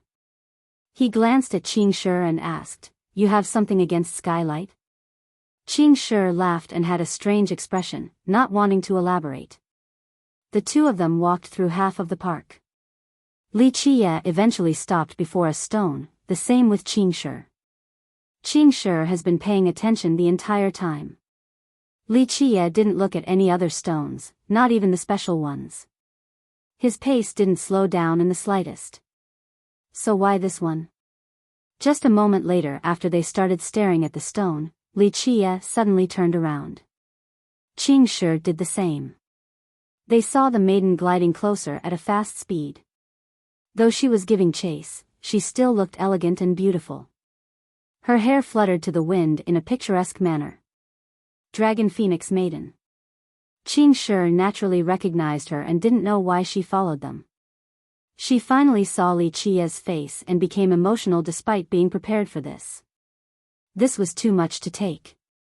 She had witnessed many magnificent scenes and met numerous big shots. Alas, this wasn't enough to prepare her for this. She took a deep breath and tidied her outfit before putting on a solemn expression. She got on her knees and bowed. Yi Lingyao greets you, Your Excellency. Please forgive me for now knowing that you were here. This was the only right way to show respect to the man standing before her. This wasn't their first meeting. They have met previously back in Lu village. She just didn't know his identity at that point. Qingshi's mouth became agape. He was shaken as well. The chicken soup restaurant clearly indicated that Li Qie was an important figure. He just didn't have a good idea. He knew who Yi Lingyao was and that she was from an ancient clan, being blessed by a forefather. Her status at Dragon Phoenix Valley was as high as can be. She didn't need to bow to any senior there, yet she chose to do so before Li Chia. Who could this guy be then?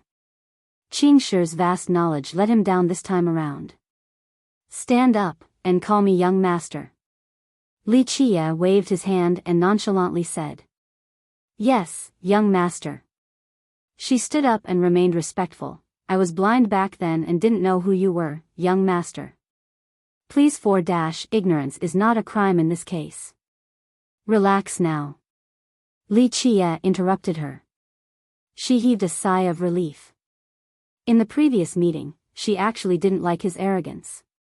It's just that her blood told her to not do anything foolish. After returning, she meticulously read the scrolls. She even went to see the portrait hidden in her clan and became shocked to the core. She shuddered with cold sweat, realizing that she could have died. In fact, both her sect and clan could have suffered as well. She no longer dared to search for more information about Li Chia because she had heard that he didn't like people being noisy about him. Inaction became a prudent choice. That's why meeting him again in the stone park left her astounded and frightened.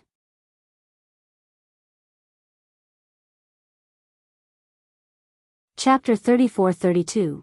It's impressive that your clan's old man is still alive. Li Chia glanced at her and smiled. It is thanks to your blessing, young master. Yi Lingyao took a deep breath, realizing that Li Chia cared about the previous ties with her forefather. At the very least, he wouldn't make it difficult for juniors like them. It has nothing to do with me. There is an adage about this: evil people live a long life. The more bad deeds, the more they can go on. Li Chia shook his head. She smiled at the joke, a smile as beautiful as a blossoming flower. However, this was disrespectful towards the forefather, so she immediately stopped. Some live long only to have regrets, while others have a short yet brilliant and colorful life. Li Chia became sentimental and gazed towards the horizon. Yi Lingyao nodded, having heard something similar from the forefather before. She couldn't truly understand this type of mood but still sympathized. The forefather also said that if the Dragon Phoenix matriarch were still around, he might have made a different choice. Lingyao added. The matriarch started the valley and was an extremely powerful heavenly sovereign. She lived for a long time but eventually faltered. Creating the valley is an amazing achievement. Her legacy will remain. Li Chia smiled. Lingyao had no comment. The valley and her clan had extremely deep ties because the matriarch was a member of her clan. She used to be one of the strongest ancestors there but eventually left to form her own lineage. According to the rumors, she had both support and opposition for this move. However, she still had a good relationship with the forefather. He fully supported her choice back then. Her death was quite a blow to the forefather. He then entered his dormant state and stopped appearing. Li Chia recalled the distant past once more, nearly having forgotten them. Would you like to meet our forefather, young master? Lingyao asked Li Chia, not daring to take charge in this matter. I don't want to disturb him. If he's sealed, let him be. Li Chia shook his head. I heard that he's about to come into being. Lingyao answered right away. So you have reported this matter? Li Chia looked at her. She turned red and admitted, I wasn't sure back then and did tell some people. The forefather should know by this point. Leave it up to fate then. Li Chia said. So many old friends were gone due to the passage of time. Meeting one of them again wouldn't be a bad feeling. Lingyao became happy after hearing this. Li Chia didn't say anything else and shifted his focus towards the stone in front. It looked like an egg but was 1/3 taller than a mature person. The surface looked coarse, seemingly the scars from years and years of weathering. The character, foolish, was written on it, large enough to take up an entire side. It was expertly written with red ink, extremely eye-catching. It seemed to be making fun of something or someone. Any spectator standing in front of the stone would feel as if they were the target of this word. Li Qie didn't mind and stood there with a faint smile. Qingshi also stared at this stone. He had heard about it before since it was quite famous in Ancestral City. The golem ancestor himself wrote this word down for some unknown reason. It seemed out of place given his status. Thus, this actually increased the level of curiosity regarding this stone and history. Everyone wanted to know why he did this, but none found anything. Over there, I see the maiden. An expert shouted from the distance and more came closer. It didn't take long before the place became crowded. This displeased Yi Lingyao since she didn't want Li Qie to become angry. She glanced at him and he seemed fine, still completely focused on the stone and aloof to all else. This made her feel much better. Her forefather had told her about the grave consequences of Li Qie's rage. He had massacred sects and races before, trampling over their bones. The ones present were awfully excited to be so close to her, especially the young suitors. They became enamored while staring at her face. "Miss Yi, it's good that you're still here. We were thinking about how to congratulate you." The prince and the godchild arrived and moved past the crowd. Yi Lingyao nodded to them and didn't say anything else. The duo noticed Li Qie and Qingshi as well, finding this quite strange. They initially thought that Lingyao had an urgent matter, not that she recognized Li Qie. They analyzed the guy and found that he was only a silver carapace cultivator, nothing more. Why did this nobody know Yi Lingyao? "Miss Yi, who is this gentleman?" The godchild didn't really care about Li Qie, thinking that it was only a coincidental meeting. Lingyao opened her mouth but stopped, not daring to answer without Li Qie's permission. "A friend," Li Qie nonchalantly said while still looking at the stone. Those nearby found this unthinkable due to Li Qie's averageness. How could he claim to be the maiden's friend? He simply thought too highly of himself. He should look at a mirror first. One spectator murmured. True, even the first prince and Firmament's godchild aren't as haughty as him. Another commented, annoyed that Li Qie didn't bother looking at them. Yes, a friend. Lingyao nodded, following Li Qie while feeling nervous. She knew that she wasn't qualified to be his friend. They were countless generations apart. This was a supreme honor for her.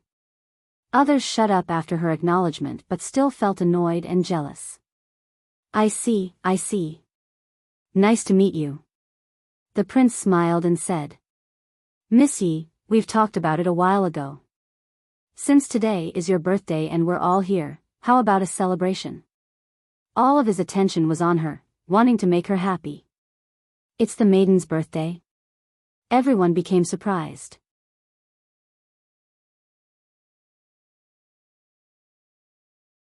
Chapter 34-33. No one knew about her birthday outside of the prince and the godchild. It seemed that they came prepared. "I had no idea." One youth lamented. "I didn't prepare anything." Another smacked his forehead with regrets. If he knew about this, he would have done everything to prepare a unique and priceless birthday gift for the maiden. The sentiment permeated the crowd, especially the geniuses. A good gift might be enough to win her grace on top of their status and influence. Their mind ran amok with thoughts of how to prepare a gift in the shortest time for her. What a coincidence. Should I prepare a first meeting gift for you too? Li Qie smiled at her. Well, she didn't know what to say. Today was indeed her birthday, but she would never ask for a present from Li Qie. Just meeting him was the best possible present. Nothing in this world could be more precious.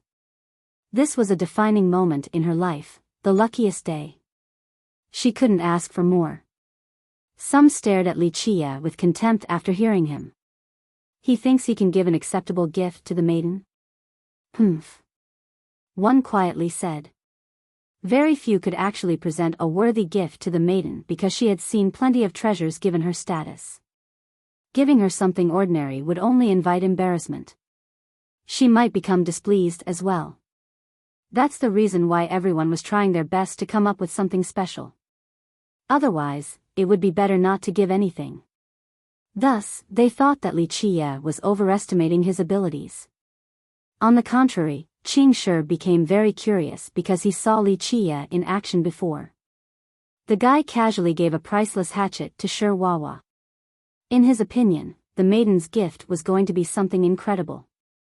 I was in a rush and didn't bring a present. However, I successfully asked Elder Shi for a pill to be your present. The prince took the initiative before Li Qie. He opened a medicinal box. A medicinal fragrance made everyone comfortable as if they were being purified. Stoneheart Imperial Pill. Someone recognized the type and became startled. Is that what it is? The divine medicine of the Shi. Many have heard of its fame. This pill could double one's cultivation speed for a period, improve one's physical constitution, remove impurities, and consolidate. This could be considered a panacea. The Shi had very few of these pills. Even a big shot from there might not have one.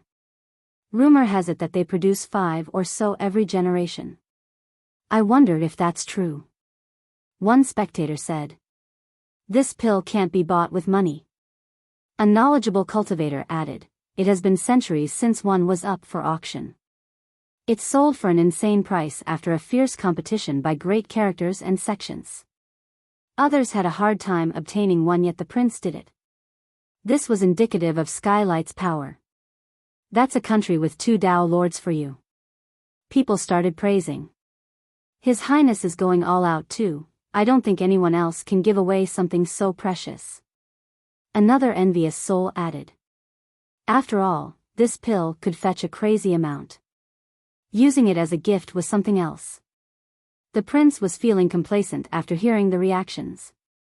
Very few were aware of the maiden's birthday, but he kept it to heart. Now, the maiden might be moved enough to start liking him. He was fully aware of the pill's value.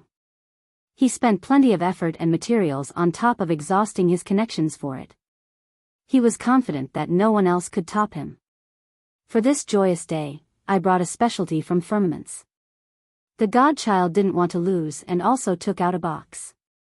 He opened it and released a blinding light. The spectators had a hard time keeping their eyes open. It contained a necklace made from pearls connected by a string. Each pearl was unique in terms of color and effect. One of them exuded cold energy that was actually beneficial for health. Another one had a gentle glow with a defensive affinity. One more was resplendent and capable of subduing evil. Someone counted and found that there were 12 pearls. This necklace was made from the pearls found in Algid Pond, unique to our sect. It is a small token of my appreciation for you, please don't laugh. The Dao child said. Pearls from Algid Pond? One expert nearby blurted out. You know your stuff, fellow Daoist. The godchild naturally enjoyed this development. Algid is a divine pond in Firmament's Gate. There is a unique clam there that produces 1 pearl every 50,000 years. Each pearl is different. For example, one came out and froze a radius of 10,000 miles. Another caused the water to boil. Then there's one that exuded Dao lights. This expert stared at the necklace and elaborated on the history. Everyone got a clear idea of how precious the necklace was after this. Moreover, these pearls were extremely useful as well. Just creating this necklace required 600,000 years. It was definitely a top treasure from firmaments. Thus, this gift from the godchild was impressive indeed. The pill and the necklace stopped the crowd from bothering to try. Initially, they thought about gifts that could impress her. Now, it became exceedingly difficult to beat these first 2 treasures. The ones present didn't have the means nor the audacity to do so. Therefore, they exchanged glances and gave up. Any gift they could muster would be inferior to these 2. That would be inviting public humiliation. 1. First meeting gift is a thing in Asian culture. I'm not sure if this is prevalent in Western culture. It's there but not as expected or part of the cultural awareness. There's housewarming or occasion/holiday gifts, not a first meeting gift. This is usually from an adult to a child.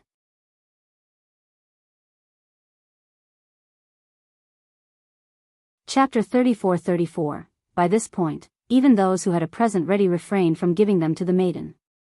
Precious and excellent they may be, they still couldn't compare to the pill and the necklace. The crowd quietly watched the trio. Most prodigies who had a crush on her felt terrible. Unfortunately, they paled when compared to the godchild and the first prince. One must admit that these two were exceptional, whether it be their cultivation and comprehension. This was before talking about their background and bloodline. The rest had no chance of competing against these two.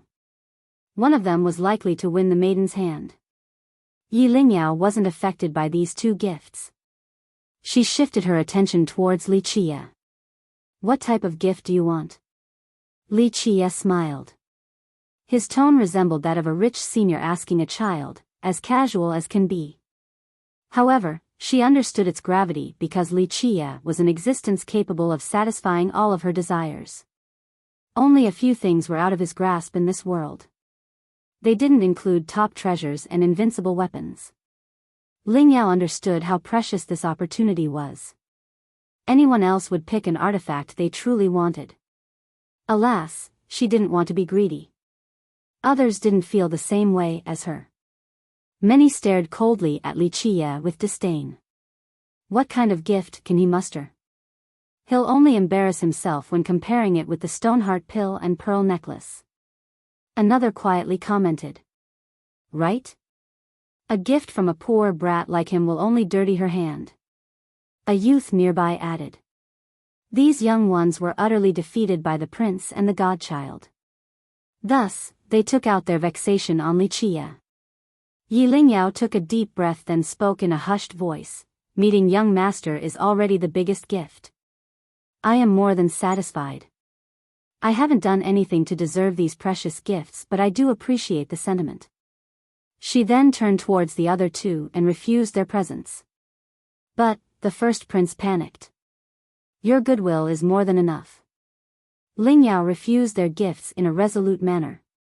The prince and the godchild have no choice but to begrudgingly keep their gifts. Everyone heaved a sigh of relief because this showed that Lingyao wasn't moved. They still had a chance then. Interesting, little girl. Li Qie smiled and said, Okay, I won't force you then. Having said that, he casually plucked a wildflower on the grass below. Here, this flower will be your birthday gift. He patted it clean before giving it to her. The crowd was rightfully shaken after seeing this. A wildflower as a present for the maiden? Could there be a cheaper present? Ridiculous, what is he trying to do with a wildflower? One person glared at Li Qie. This is insulting to the maiden. Another fan of her became indignant. The necklace and pill from the two geniuses failed to stir her. Now, this guy wanted to give her a wildflower? Some thought that he was purposely insulting her. It's fine not to give anything if you didn't prepare one, don't embarrass yourself by doing this. The frustrated godchild glared at Li Qie. Bah! He's too poor to afford a good present. Apologize and stop ruining her birthday. The others chimed in. It didn't take long before more criticisms were directed towards Li Qie. However, her next action stunned everyone. She didn't hate it at all and ignored the criticism. She accepted it with both hands and happily said, Thank you, young master. Words can't express my joy for receiving a present from you. This must be the blessing of 3 lifetimes. These words came from the heart. The actual gift didn't matter.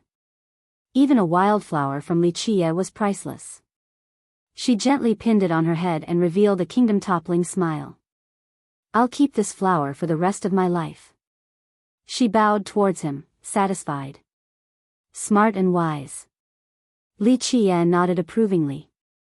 Meanwhile, the crowd including the 2 top geniuses was still stunned for 2 reasons, the ridiculous present and how beautiful she was right now. The all-too-common wildflower didn't look out of place on her hair. On the contrary, she looked even more spirited like the goddess of a forest. Moreover, they were amazed that she actually accepted his gift because she had refused the precious pill and necklace. These 2 things would have sold for an insane price. Unfortunately, they lost to a worthless wildflower. The latter was enough to make her smile in this manner. People started staring at Wuxia in disbelief, their eyes filled with scorn and jealousy. If gazes could kill, Wuxia would have died 100 times over. They didn't get it. Why was this nobody lucky enough to earn her grace? He certainly wasn't qualified.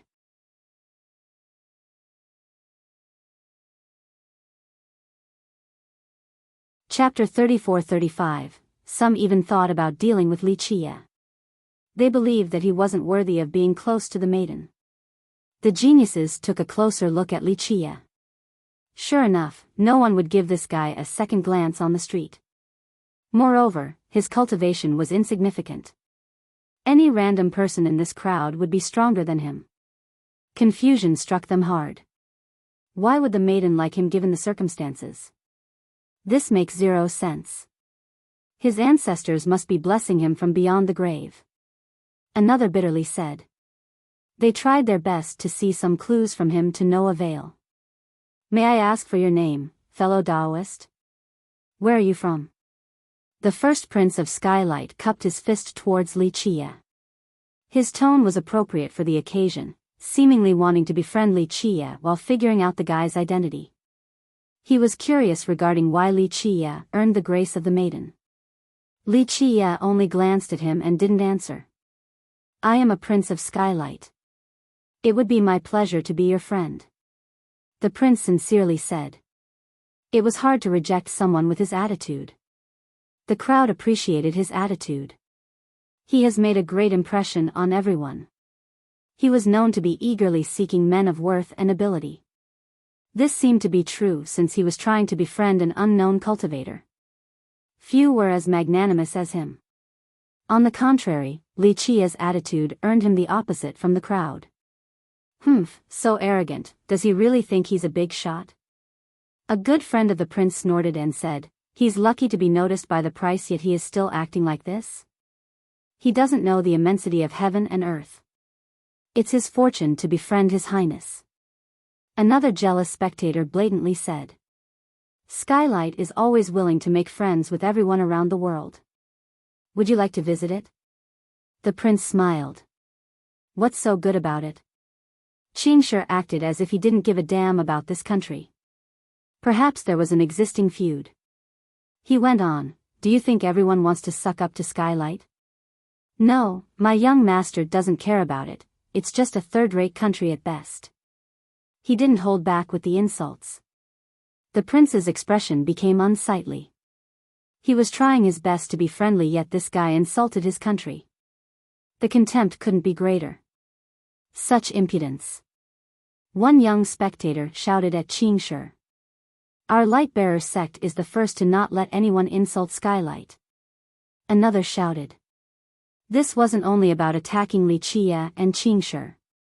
They wanted to use this opportunity to climb up Skylight's branch. Thus, the expression of the crowd became quite unfriendly. The person who could resolve this was the maiden. However, she didn't dare to take charge in Wuxia's presence. Okay, stop buzzing.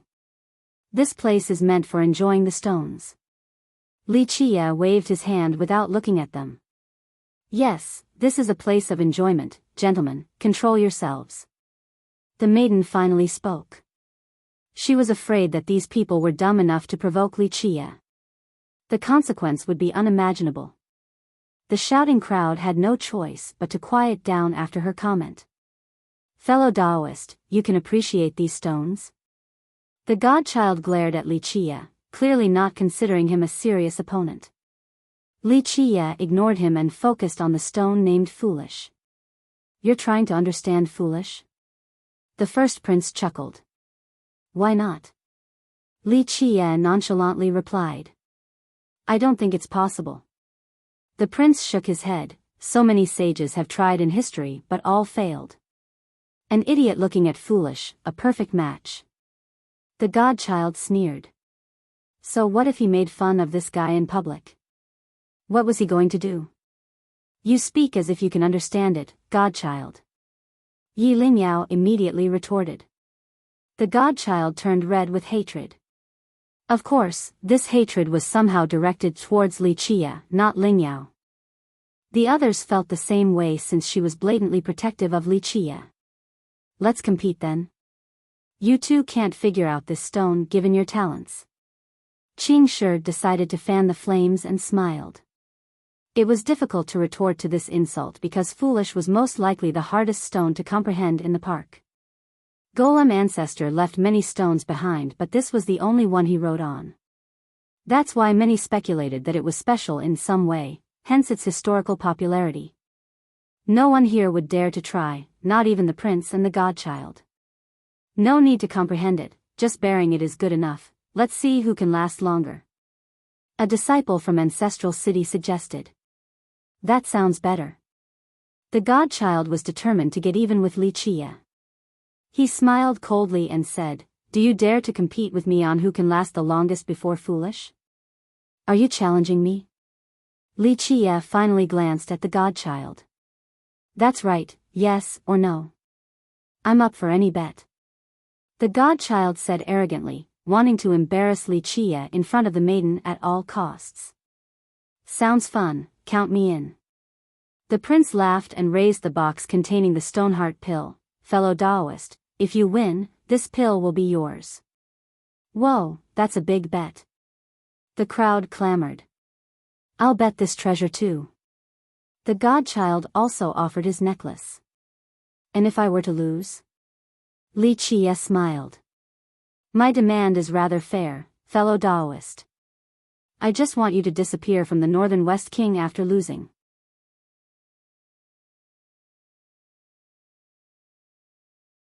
Chapter 34-36, A Stoneheart Imperial Pill just to get Li Qia out of the northern region. People found this bet astonishing from the prince. His Highness is so decisive. One expert praised. He's merciful too. I don't think many can do the same as he is. He's living up to being the first prince of Skylight. A genius added. The prince's image and status once again soared after this move of his. I'll follow your lead then. The godchild said before looking at Li Qia, if you win, these two treasures are yours. Lose and you will need to leave, never to return again. The godchild initially had his own demand, a harsher one at that.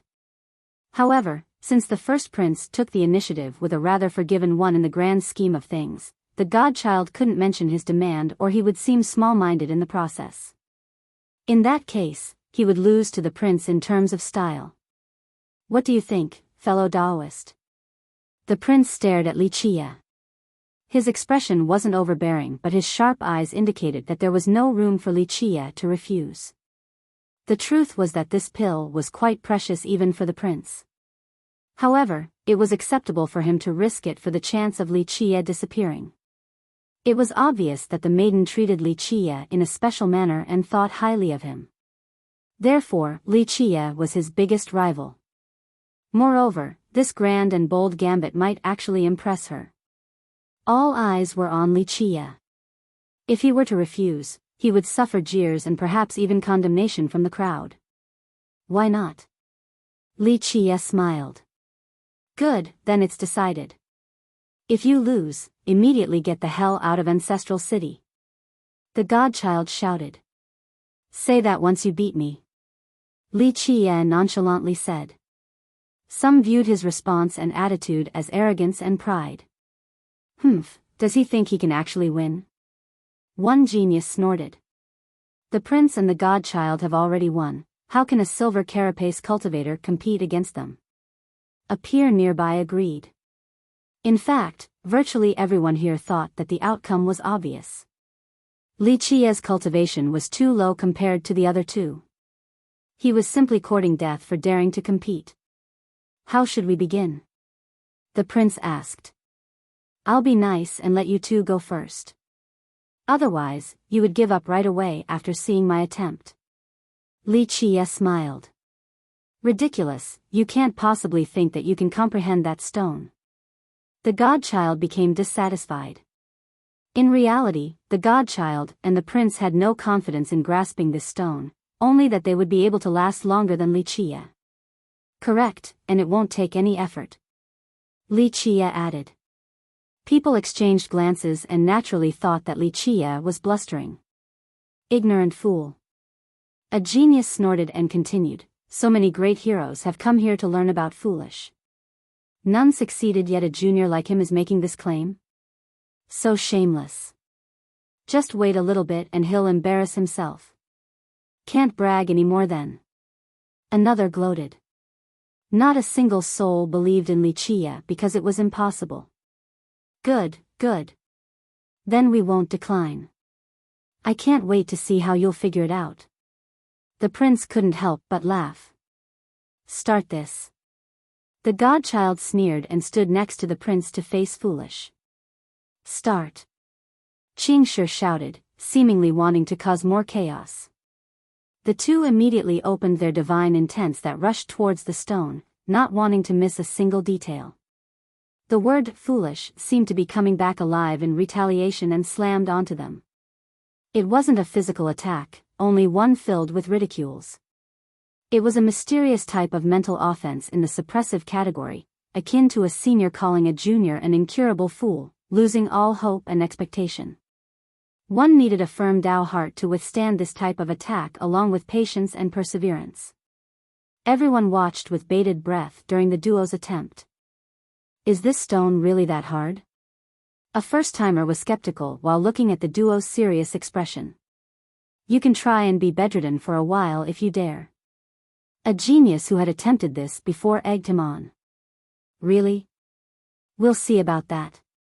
Another young one didn't believe it, akin to a newborn calf unafraid of a tiger. More tagged along and released their divine intents towards the stone. Ah! One with shallow cultivation couldn't withstand the mental attack. He staggered backward, pale. His chest heaved up and down and his legs gave in. He sat on his butt and couldn't stay calm. The others lost in succession and suffered the same damage to their Dao heart. This would take a while for them to recover.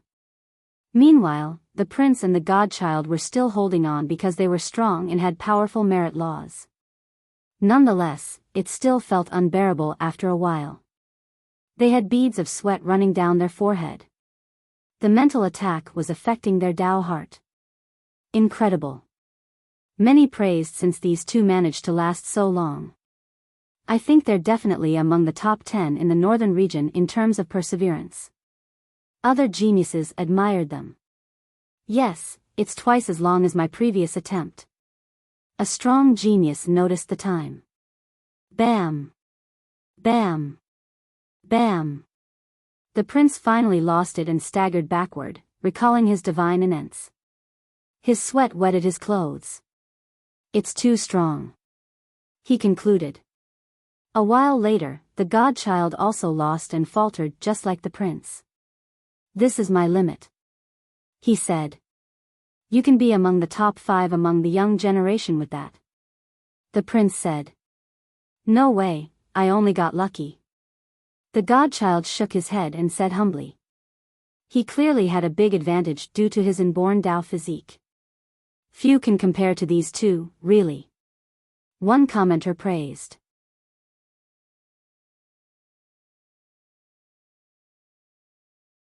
Chapter 34-37, Unfortunately, I only saw some clues, that's it. The prince stared at the stone and said. Well, you've done a good job already, Your Highness. No one before you has been able to do it. A young genius consoled him. The others nodded in agreement since this was indeed the case. Even the generational elders of Ancestral City came to take a look but none found success. This was the only stone in the park with remnant characters from Golem Ancestor.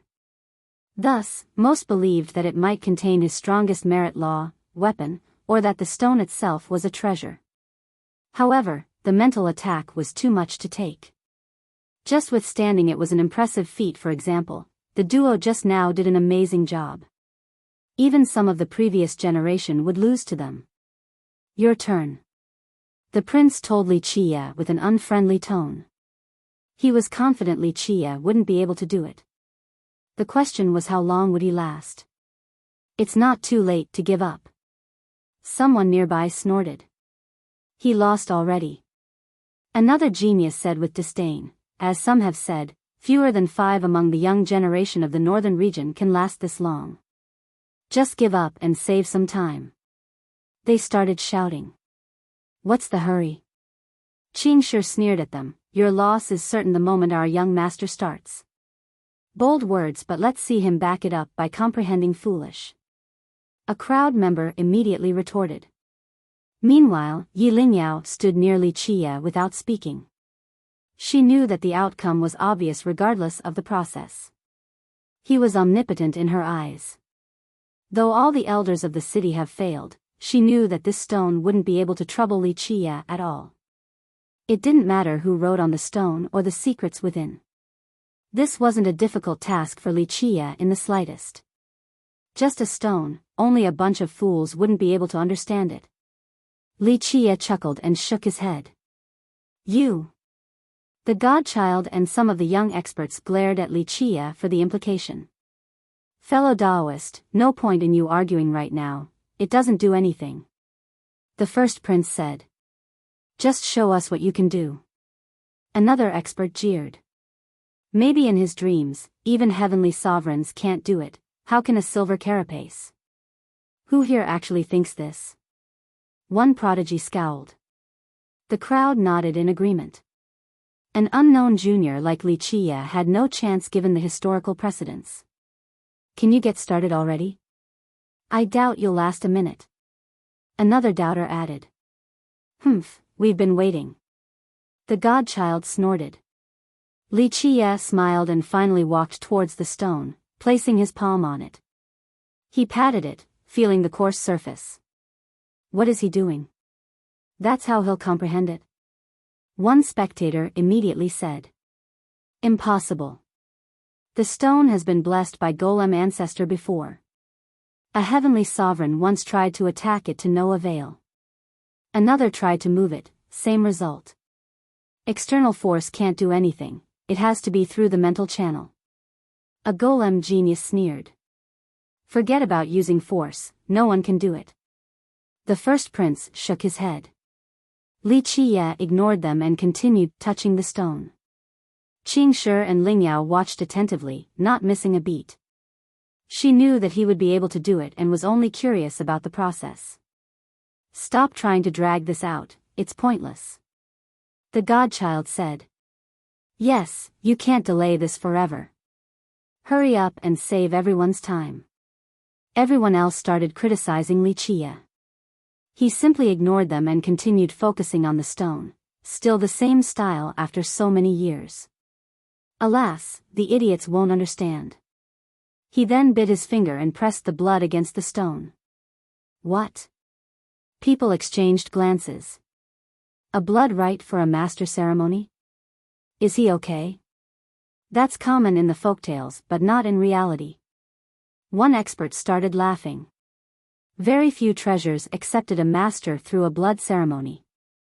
This was only common in the tales back in the mortal world, not in the cultivation world. Nothing in life is this easy, what an idiot.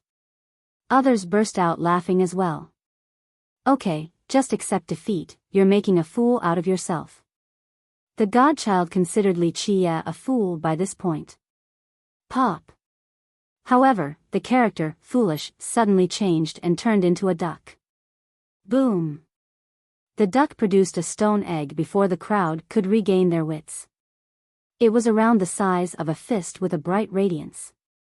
This light seemed to be from the deepest crevice of the azure and contained the most mysterious grand Tao. There was a crack on the egg, a common result after it fell on the ground at first. This wasn't the case here. The crack seemed to be innate, a part of the egg during its inception. The appearance of the egg shut the crowd up. This wasn't only due to foolish stone producing an egg but also because the blood ceremony worked. No one thought about it before in history. Many tried their strongest techniques or did their best to withstand the mental attack. Alas, these peerless methods still failed. Now, Li Qie simply used his blood to obtain this stone egg. No one would believe this development. Is this really happening? One genius couldn't accept how easy it was. How could this be? The stone left behind by Golem ancestor should have been peerless and difficult to obtain. Unfortunately, it was really that simple and silly. Just one drop of blood would have been enough for someone to claim this treasure.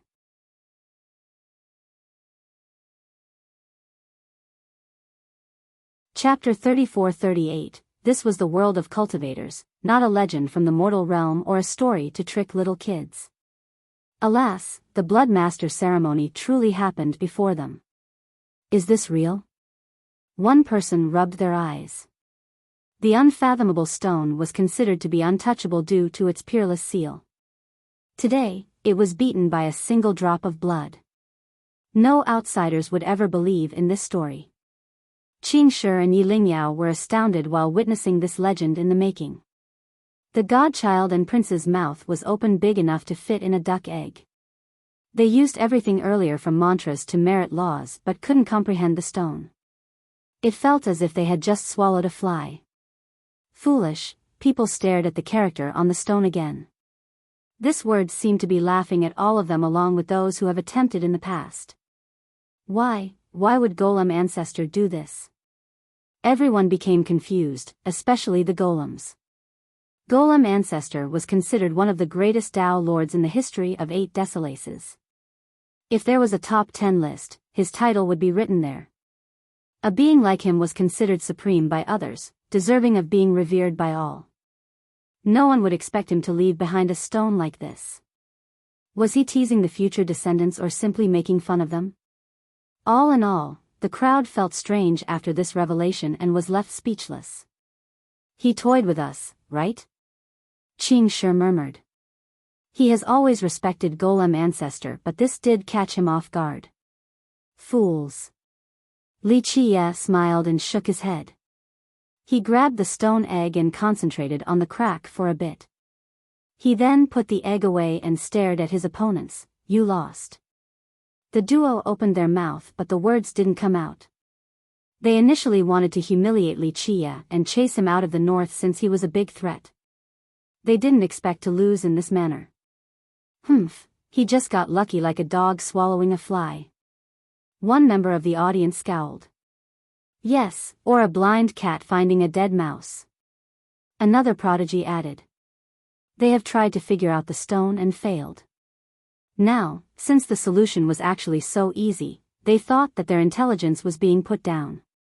You've won, we have nothing to say. The duo took a deep breath and finally gritted their teeth, handing over the necklace and the pill. They had no choice in this matter. The big bet was due to their absolute confidence. Now, they had to begrudgingly pay up or it would ruin their image before the maiden. They could indeed afford to do so, but this was a huge blow. The 2 treasures were immensely precious. He's so lucky. The older experts stared enviously at the 2 items. Pop. Li Qie suddenly tossed the necklace and the pill down the ground before stomping on them. Crack. What are you doing? Both the prince and the godchild shouted. Just a bunch of useless crap that will take up space in my pocket, why keep them? Li Qie said to the astonishment of the crowd. No need to say more about the value of these 2 treasures. What Li Qie did just now was enough to drive people crazy. Even Firmament's Gate needed another 600,000 years before producing another necklace. Is he insane? They're exceedingly rare. One youth blurted out shouting. The pill. Can someone be any more wasteful? Another genius dreamed about getting the Stoneheart pill, so this made him scream. The cultivators here felt physical pain after seeing this. You could have given it to me if you didn't want it. One young guy shouted, they might be crap to you but they're priceless to me. Don't you know anything about charity? More started lamenting the unfortunate event just now. Li Qie answered by adding more force to his stomp, completely crushing the 2 treasures. Mommy, the crushing noises were unbearable. This was worse than if Li Qie were stomping on them. They began glaring at him for his ridiculous action just now. He could have given it or sold it to them at a cheap price. The heavens should be smiting him for this act. Qing Shi was no stranger to Li Qie's style but was also surprised by it. The only calm spectator was Yi Lingyao. She knew that these two were indeed nothing to Li Qie, no different from scraps. In fact, she thought that perhaps even Dao Lord weapons were meaningless in his eyes. The prince and the godchild had a terrible expression after witnessing this. Li Qie blatantly humiliated and insulted them by doing so in public. They considered those two treasures as valuable gifts meant for Lingyao's birthday. On the other hand, he considered them as trash. Unfortunately, being angry didn't solve anything. Those two items belonged to him, so he could do whatever he wanted.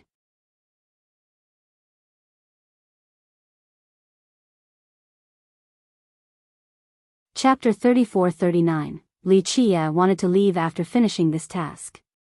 Rumble. The ground suddenly shook, loud blasts detonated as if an army was coming. What's going on?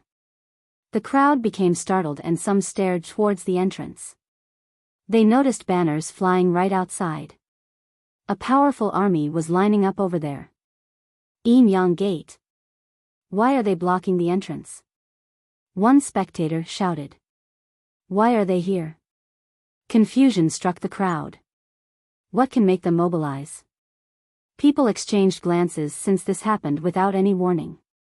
Everyone knew about their strength, definitely among the top two in the north. They were far stronger than Skylight and their forefather was a dreadful existence. However, this was still Ancestral City, the territory of the golems. This seemed a little arrogant, to say the least. This Yin Yang Gate is out of line. One golem became annoyed. This city had special significance to the golems. This was especially true for the park. Now, an army was blocking its entrance. Well, which sect is stronger than them right now? One neutral party whispered. Maybe they have the consent of Ancestral City?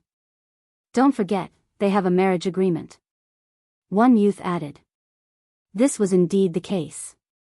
The Saintess of Ancestral City and Bai Jianshan had an engagement since their youth. Perhaps the city gave them permission already. This still doesn't answer why they're here. Another became afraid. One could hear loud and rushed footsteps. Someone was running for his life, clearly being pursued, a young golem with a stone hatchet above his head. It exuded a mighty divinity, ready to split the sky apart. It poured down Dao laws protecting the youth. Alas, he was still heavily wounded and bloodied as if he had experienced a fierce battle earlier. He clearly panicked, but this all disappeared the moment he saw Li Qie. Save me, young master. He ran towards Li Qie. He was none other than Wawa. He fainted right in front of Li Qie due to his wounds. The only reason he lasted this long was due to his unyielding tenacity. Li Qie's eyes turned cold after seeing the wounds.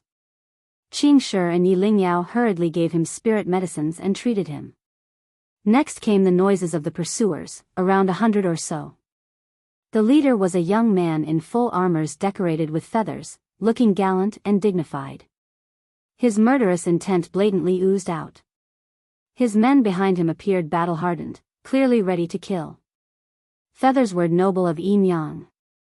Many became surprised to see the leader. Over here. The youth saw Wawa and shouted. His group immediately rushed over. Oh, everyone's here too. He slowed down after seeing the rest of the crowd. Long time no see, noble. Some came over to greet him. He cordially responded, having recognized the geniuses here due to his considerable social prowess. Moreover, some took pride in just being his acquaintances. Maiden, your highness, godchild. Long time no see. Feathersword Noble cupped his fist and slightly bowed towards these three. Our young lord sends his regards. No need to be so polite. The godchild and the first prince greeted him back. The young lord, in this case, was Bai Jianshan, the #1 genius of the north. Feathersword was the first brother of the outer branch in Yin Yang. He was talented on top of being good at socializing. Moreover, Bai Jianshan had helped him with cultivation before.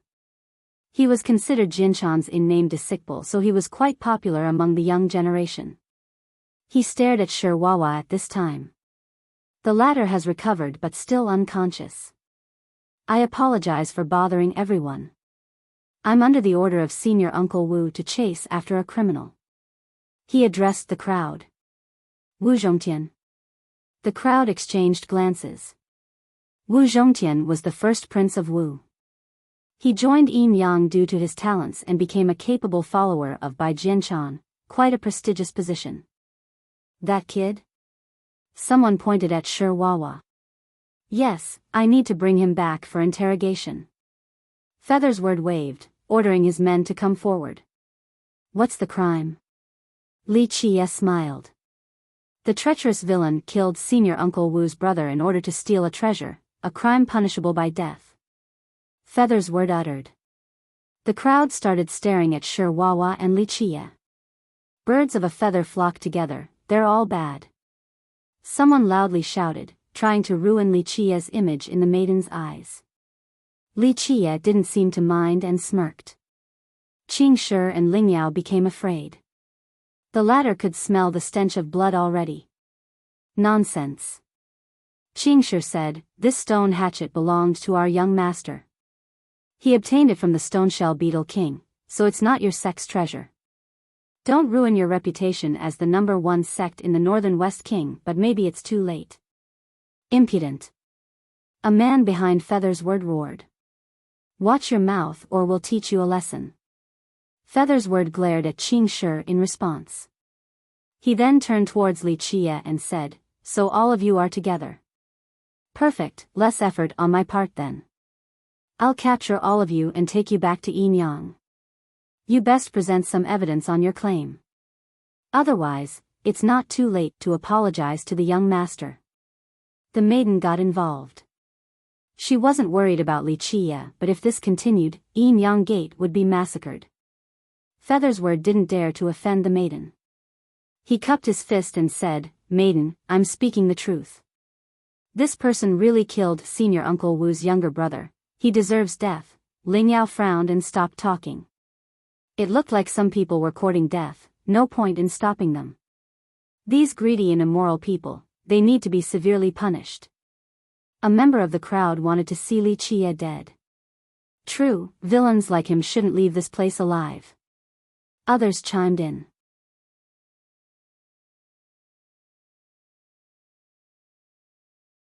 Chapter 3440, the majority clamored, deliberately trying to frame and insult Li Qie. They wanted to ruin the maiden's image of him by labeling him as a heinous villain. They didn't let him have a chance to defend himself because this was the best opportunity. As for the prince and the godchild, they had a sneer on their face. This was the best development and didn't take any effort on their part. Alas, the smile on Li Qie's face didn't dissipate, only becoming more apparent in the process to his allies' horror. The easy way is surrendering. The hard way won't be as pretty. Feathersword Noble threatened. Why are you so confident? Li Qie chuckled. Surrender and there's a chance for a trial at our sect. On the other hand, if I have to use force, I'm afraid you'll become a lost soul due to my blade. Feathersword said with a cold, murderous glare. The guy dared to question his power, so he was determined to teach Li Qie a lesson regardless of his compliance. Wow, I'm so impressed. Qing Shi sarcastically said, do you actually think your sect is #1? It's just because of a living forefather, nothing else is special. Fool. How dare you comment on our forefather? Feathersword shouted, his expression darkened. Why can't I? It's just Chanyang Heavenly Sovereign. Qing Shi was annoyed and continued, not an invincible Dao Lord or anything. Can't force people to shut up. Shoo. Others became startled. Some started gesturing for him to shut up then sighed. Remember, never do this. Everyone became afraid. Yin Yang Gate had an extremely frightening forefather, Chanyang Heavenly Sovereign. He had lived for numerous years and even taught a Dao Lord before. That's why Qing Shi was doing something forbidden by speaking the forefather's title when he wasn't qualified. Slap him. Feathersword ordered his men. Humph. An expert behind him reached forward. The slap had enough power to crush someone's head and end their life. Pluff. Unfortunately, it didn't connect with Qing Shi's face. A bright glint flashed, then blood splashed everywhere. Ah! The expert lost his arm. People saw Qing Shi holding a glowing sword now with a smile on his face. The expert quickly retreated, pale. Qing Shi didn't show any mercy and crippled the assailant. This sword is more than enough to cut off your dog heads. Qing Shi smiled and declared. Clank. Clank. Clank. The experts behind Feathersword unsheathed their weapons and prepared for battle. You deserve death for injuring a member of Yin Yang. Feathersword shouted. Your sect is nothing in our young master's eyes. You will die today. Qing Shi didn't seem to mind. Well said, and I concur completely. None of them will leave this place alive today. Li Qie clapped and laughed. This comment naturally startled the crowd. This brat must have eaten a tiger's heart to be so courageous, daring to go against Yin Yang. One expert murmured. He's suicidal, that's all. Nothing good will come from opposing Yin Yang. A genius snorted. All in all, most wanted to see Li Qie die to Yin Yang Gate. Everyone in the north knew that opposing this sect was a foolish endeavor. A good result would be death. A bad result meant dragging their sect and clan down with them, a total massacre. First of all, you might not be able to take us on. Secondly, we have an entire army waiting outside the park. Even if you can take care of us, you still won't be able to leave this place. Feathersword retorted. This wasn't an empty threat. They nearly had 10,000 elites waiting outside. Who would dare to face this great force? Some spectators had a gloating smile after hearing this. Yes, there's no chance for the brat. One person eagerly watched with both hands crossed in front of his chest. I'm so scared. Qing Shi patted his chest before laughing. Wow, your army is so powerful and amazing. Unfortunately, that's nothing compared to our young master. Your entire sect can come here and they'll be nothing more than headless chickens. Qing Shi seemed to have animosity towards Yin Yang Gate, so he purposely antagonized them. I will capture and flay you in public for 100 days as punishment for what you have said so far. Feathersword's expression became extremely ugly as he shouted. You don't know the immensity of heaven and earth. You'll die without knowing how. Yi Lingyao suddenly jumped in. People naturally didn't expect this, the same for the haughty Feathersword. True to his attitude, he was indeed confident since he was a prized disciple of Yin Yang Gate. However, this wasn't the case when dealing with the maiden, since she was on the same level as his young lord. Miss Yi, please don't get involved in this muddy water. The first prince of Skylight hurriedly persuaded, it's better to have one fewer problem. Most became jealous because Yi Lingyao was backing Li Qie. Maiden, I respect you and the valley, but this is our business. Feathersword took a deep breath and said seriously. No need for this nonsense. Survive and feel free to talk afterward. She said. Very well. Li Qie smiled and told Qing Shi, kill all of them, I'm sure you're more than willing. It's not a bad idea. Qing Shi raised his sword and said, so, come one at a time or all together? Doesn't matter to me since my sword will feast either way. Qing Shi clearly looked down on his opponents as if they were helpless fish on the chopping board. His opponents naturally didn't take this in stride. Brat, you're asking for it. The man who had lost his arm earlier shouted furiously, it's your funeral then, you'll regret becoming our enemy. Yawn, are you done yet? Make your move already. Qing Shi picked his ear and looked extremely carefree. The experts from Yin Yang were livid because they were still important characters in their sect. Now, a junior dared to look down on them? Kill him. Nearly 100 experts roared and made their move. They used the Yin and Yang affinities as they activated their weapons. Their powerful auras intimidated the crowd. Come. Qing Shi seemed happy to go into battle. He raised his sword and lotus flowers brimming with life suddenly blossomed. They had enough force to make space explode. Clank. Clank. Clank. The swords from the Yin Yang members were cut down. Ah! Heads and blood were flung into the air. Qing Shi killed all of them with a single slash. 1. Feather's word was initially Xiao Jun. Changed the name after getting new context.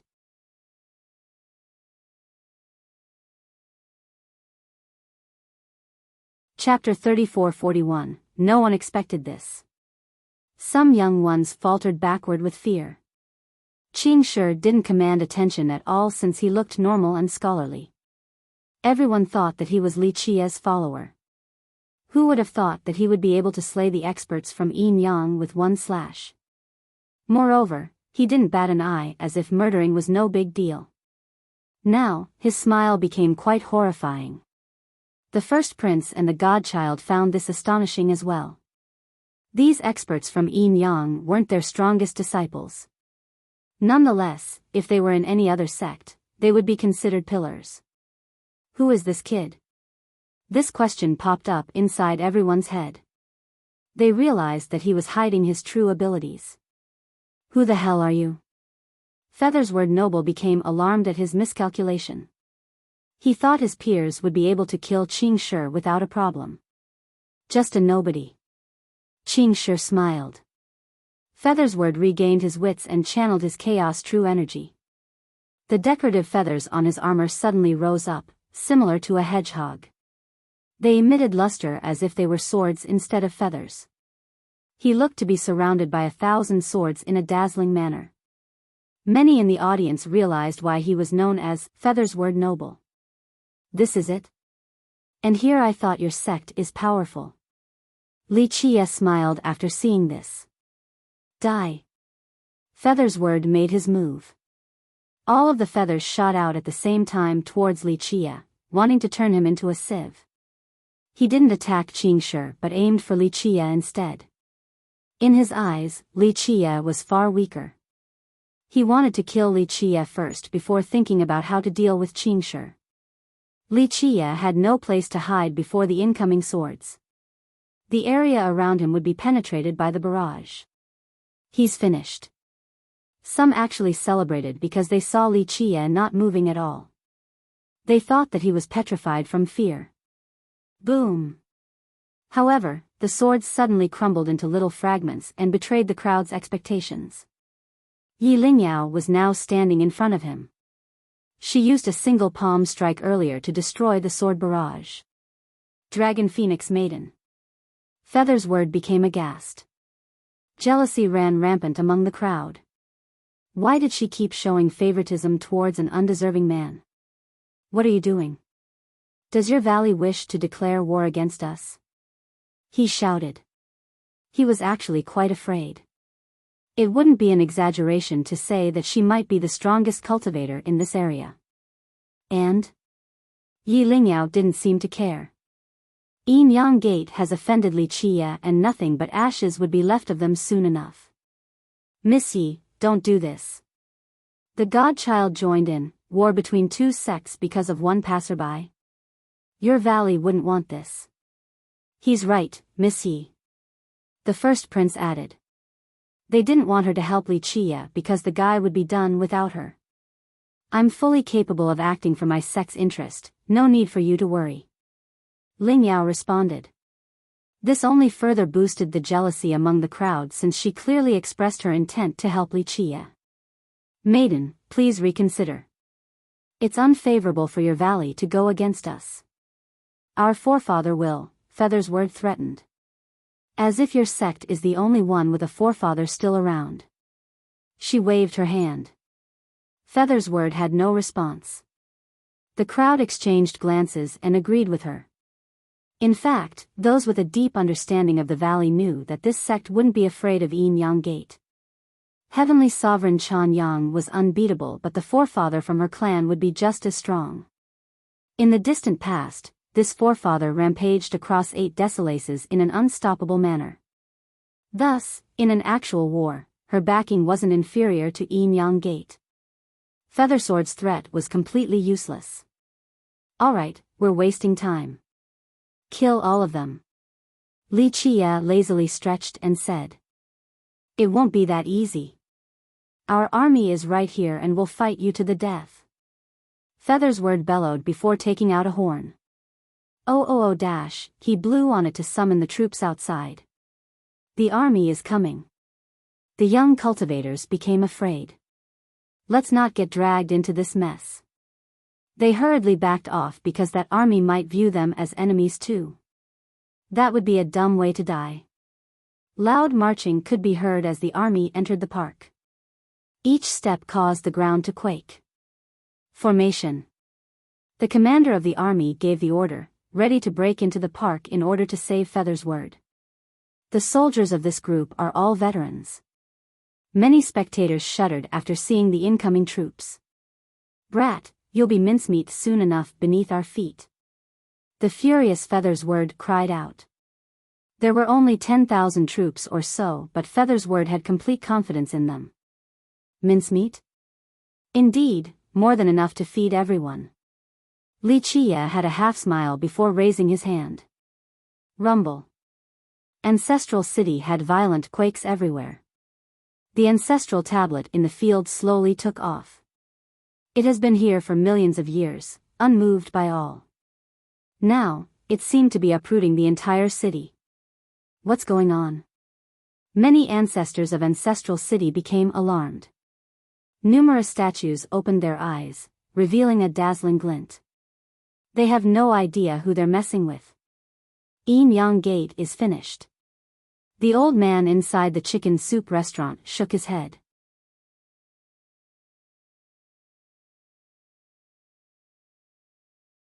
Chapter 34-42, Boom. The stone tablet flew out of the ground. Everyone felt as if the city itself was being pulled upward. The tablet seemed to be connected to a grand vein beneath. The city inhabitants had no idea what was going on or why the tablet left its home. Numerous ancestors were alarmed, even the ones in their slumbering state. Some pseudo-atavistic golems woke up as well, opening their eyes. Boom!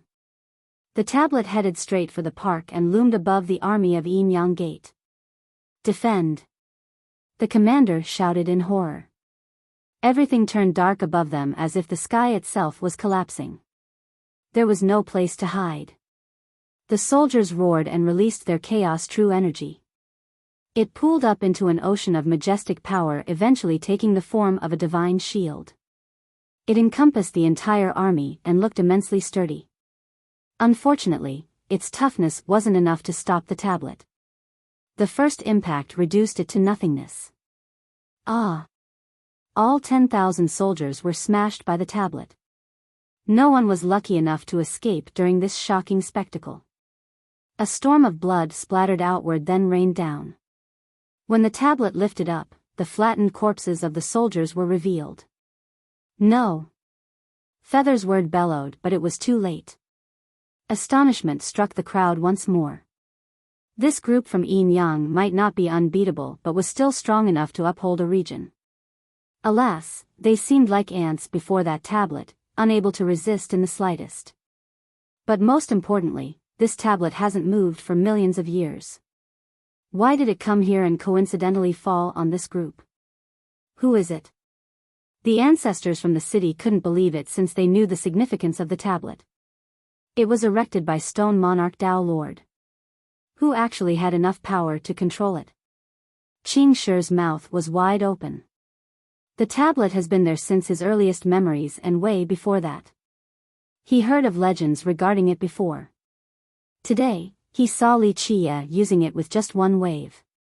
In fact, the strongest ancestor of the city right now wouldn't be able to move it. Thus, Li Chia's feat seemed like magic. The only calm person present was Yilingyao. She considered miracles to be normal occurrences when Li Chia was around. He was an existence superior to heavenly sovereigns and Dao lords. Boom! The tablet suddenly flew back to the field again and returned to the same spot as if it hadn't moved in the first place. It took a while before people regained their sanity. The young ones stared at each other, unable to express their current feelings. Words weren't sufficient in this case. The only proof of the past were the meat pastes left behind where the army used to be, also the blood flowing down the tablet. Ugh, a few started puking after realizing what had transpired. They have seen blood before, but these meat pastes were new for them. The thick stench of blood was truly nauseating. Some stared at Wuxia, bewildered. They saw him waving his hand, but this had to be a coincidence. The golems, in particular, understood the tablet's origin. Thus, they refused to believe that he could actually control it. This is a coincidence, right? The army from Yin Yang was ill-fated. One said. No, someone else must have taken action. A golem disagreed. Another from the shadow? People thought that this was a possibility. Maybe the strongest ancestor. The golem went on, this is ancestral city, so they probably didn't like Yin Yang moving an army here. That's true.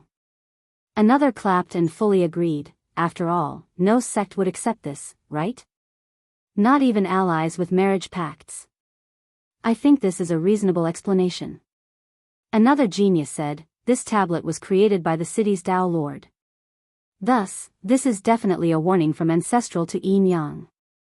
Yes, Yin Yang has been on the rise recently. Perhaps ancestral is dissatisfied with this. All types of speculations and gossip emerged. I even heard that there is a disagreement among the upper echelon about this marriage pact.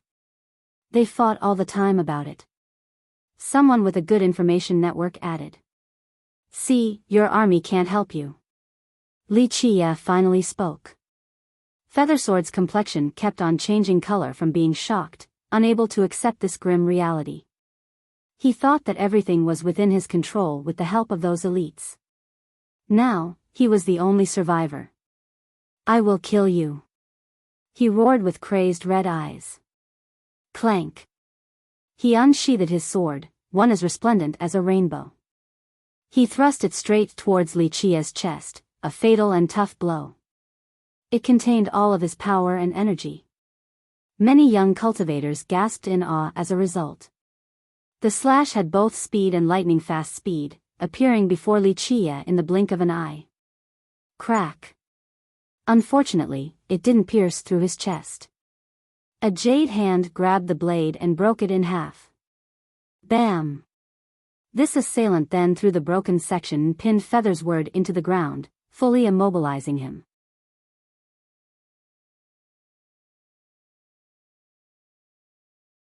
Chapter 34-43. Feathersword was still alive but couldn't move. The attacker turned out to be Yi Lingyao. Her actions had a perfect flow, from the breaking of his sword to the throw. The crowd took a deep breath after seeing this. She seemed determined enough to antagonize Yin Yang Gate all for Wuxia's sake. This could even lead to war between the valley and Yin Yang. The young one still cared enough about romance to become jealous instead of thinking about the big picture. They felt a bone-deep hatred towards Wuxia. Maiden. You want to declare war? Feathersword cried out in pain before shouting. All eyes were on her right now. A war between two sects was a serious matter even for the sect master or ancestor, not to mention a future successor like her. After all, Yin Yang's power was as real as can be, more than enough to deter the others in the north. Even if a sect could win, they would need to pay an unimaginable price. Miss Yi, please reconsider. Think of the big picture. The first prince of Skylight persuaded. Everyone here thought that going to war against Yin Yang was not worth it over Wuxia. However, she ignored them and stared at Feathersword to say, if your sect wishes to fight, bring it. She spoke without any hesitation and left no room for negotiation, clearly undeterred. This froze the spectators. After a while, one of them said, is he worth it? It's insane. They found this decision to be careless second to none.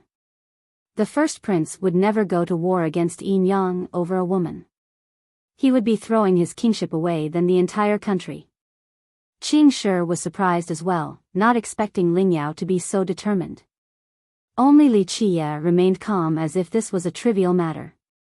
He slowly sauntered towards Feather's word. How are you going to kill me now? Got anything else up your sleeve? Li Qie smiled. Do as you please, I will never beg for mercy. He shouted, far tougher than the prince from Wu. How do you want to die then? Li Qie smiled. Whatever, I'll never beg. Yin Yang will avenge me one day, your head will be offered to me. The guy continued. You're this confident? Li Qie was amused at the youth's courage. There will be no place for you in the Northern West King. My sect will hunt you to the end of the world, no one will be able to protect you since we'll kill them, crack. He couldn't finish because Li Qie stomped down on his head and made brains go everywhere. Your courage is rewarded with a swift death. Li Qie pulled his foot back up and said. People stared at the corpse in silence. Just a while ago, Feather's word was in high spirit with an army behind him. A bright future awaited this youth. Now, nothing was left of him and his crew. Let's go. Li Qie turned and left. Yi Lingyao followed him without thinking. Qing Shi and Shi Wawa weren't as quick. The former didn't need to ask because this was on point with the stories she had heard about this legendary figure. Those who messed with his followers all suffered a terrible fate. That's why she knew that this group was dead the moment they injured Shi Wawa. The crowd still stood there in a daze after the group was gone. They needed some time to digest this event. Li Qie wasn't in a hurry because Wawa still needed time to heal. They eventually found an inn. Young master. Yi Lingyao came to speak with him. What is it? Li Qie had a carving knife. He used it to carve runes into the stone egg. Each cut was meticulous. Our forefather will come out soon. She quietly said. I know. Li Qie said, go, tell him to come to find me after he's out. Yes. She immediately bowed and carried out his order. Meanwhile, Qing Shi had free time and snuck out of the inn after organizing rooms for the others. He wanted some answers so he returned to the alley to find the chicken soup restaurant. Li Qie was an unfathomable mystery so he needed more information. In fact, he knew that Yi Lingyao was privy to a few things but she wouldn't tell him. That's why he had no choice but to find the old man. The route contained numerous alleys and complicated turns. However, he had memorized it as he was leaving. He returned to the right spot and only saw an old house, no restaurant. He didn't give up and tried to leave and come back again, still no restaurant. No, this is definitely right. He was sure of it while looking around. The restaurant should indeed be here. A dream? Or an illusion? His confidence wavered. Come in. An old voice suddenly sounded behind him. He became startled and turned around only to see the restaurant again along with its salivating aroma. The door was open. He realized that if the owner of the restaurant didn't want to be found, no one would be able to see it. The old man was a true hidden master. He took a deep breath and tied his outfit, then maintained a respectful expression before entering. The restaurant was still the same, not a single guest. The only difference was that the old man was sitting behind the counter, fully covering his hands with his sleeves as if afraid of the cold. His eyes were close, seemingly asleep. You're abandoning what's close to search for the distant. The old man said, you shouldn't have come here. Qing Shi respectfully bowed towards the old man and said, some questions have been haunting my mind so I couldn't help coming here seeking answers.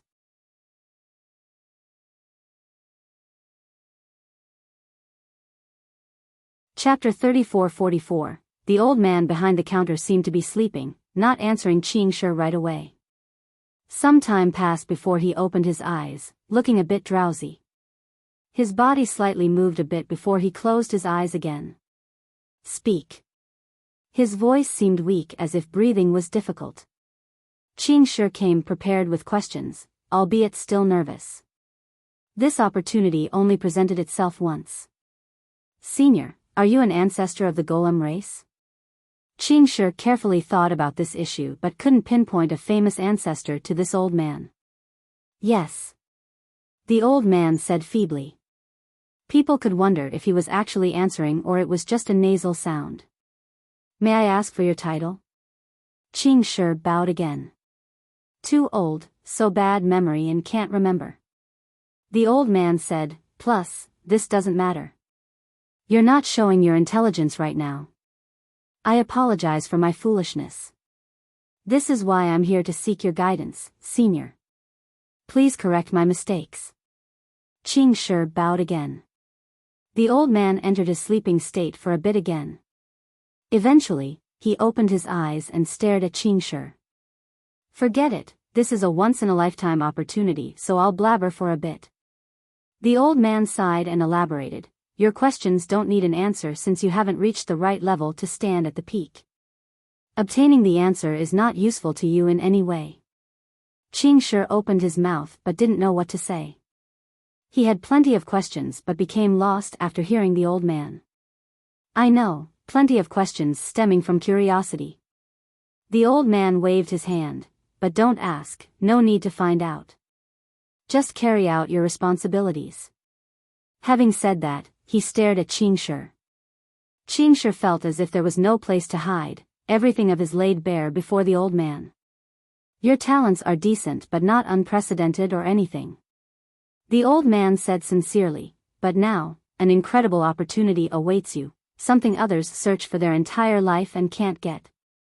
This is your greatest advantage, the thing that will determine your fate, even Ancestral City's fate too. Qing Shi didn't get the implication just yet. He asked for elaboration. What opportunity are you speaking of, senior? Serve the young master well. The old man said. His tone was calm yet serious. This is really the case? Qing Shi became emotional and took a deep breath. He didn't know why this pertained to Ancestral City. The city has been around for eras and weathered numerous dangers. Not one or two people could determine its fate. That's why the comment was shocking. It's true. The old man said, the city can rise or fall due to a single thought. You need to prepare yourself well. Qing Shi stood there, speechless. He felt as if a heavy responsibility had just fallen on his shoulders. I want to do everything I can for Ancestral City. Unfortunately, a junior like me can't decide everything in the city. Qing Shi hesitated before answering. How short-sighted, those issues are insignificant the moment you reach the next step and have the permission of your young master. The old man shook his head. Qing Shi didn't know whether the old man was right or not. He has been fighting for certain reforms but the sect has made its decision. The ancestors, he continued. A bunch of fools. The old man said dismissively, so old yet still stupid. They think they're dragons and phoenixes yet they're nothing more than frogs under the well. Don't mind them, when the time is right, they'll be taken care of. Qing Shi didn't dare to comment because he still respected the seniors in his sect. He couldn't parrot the old man and call them stupid as well. What about Yin Yang Gate? Qing Shi remained worried because Yin Yang was strong enough to pressure his sect. Otherwise, he would have torn it apart himself. We'll see if they will actually be around then. The old man snorted. But rumor has it that their heavenly sovereign has comparable power to a Dao Lord or even stronger. Qing Shi quietly said. You're being silly right now. That geezer Chan Yang is strong, one would be hard-pressed to find a stronger cultivator in the north, but it doesn't matter. He's still just an ant in the end. The old man said. Qing Shi was shaken. Everyone knew that heavenly sovereign Chan Yang had fought against Dao Lords and even trained one. Thus, he was no different than a Dao Lord himself. Some believed that he was the strongest cultivator in the Northern West King. What kind of existence would view him as an ant? Your worries are trivial. You just need to serve the young master well. As long as he likes you, the problems in this world can be easily solved. The old man repeated. So who is the young master exactly? This made Qing Shi ask. Don't ask again. The old man suddenly shouted and released his awe-inspiring divinity. Qing Shi didn't know what he did wrong by asking and was startled by the shout. The old man took a deep breath and stared straight at Qingshi. Never ask again after leaving this place. I will keep this in mind, senior. Qingshi hurriedly bowed and said, realizing the gravity of the situation. It's best not to know certain things or you might herald a calamity to both you and Ancestral City. The old man sighed. Qingshi opened his mouth again but hesitated. There are many taboo secrets in this world. This has been the case for millions and millions of years. Once involved, even a Dao Lord might not be lucky enough to survive. The old man added. Qingshi simply couldn't fathom an existence greater than a Dao Lord. His mind was filled with a haze of confusion. It's fine that you don't know, this is expected.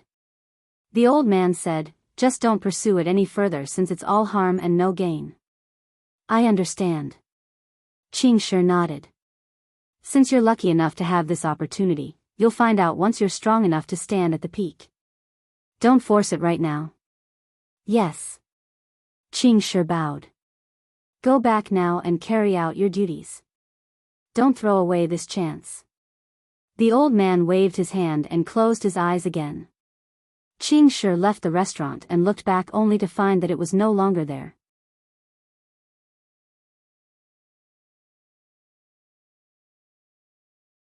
Chapter 34-45. Li Qia has been staying at the inn for the last few days, preoccupied with the stone duck egg. Qingshi also paid attention to the carving process. Li Qia was as meticulous as can be. He didn't focus on anything else during this period. Each cut contained a strange and mystical order. The blade technique eluded Qingshi as well.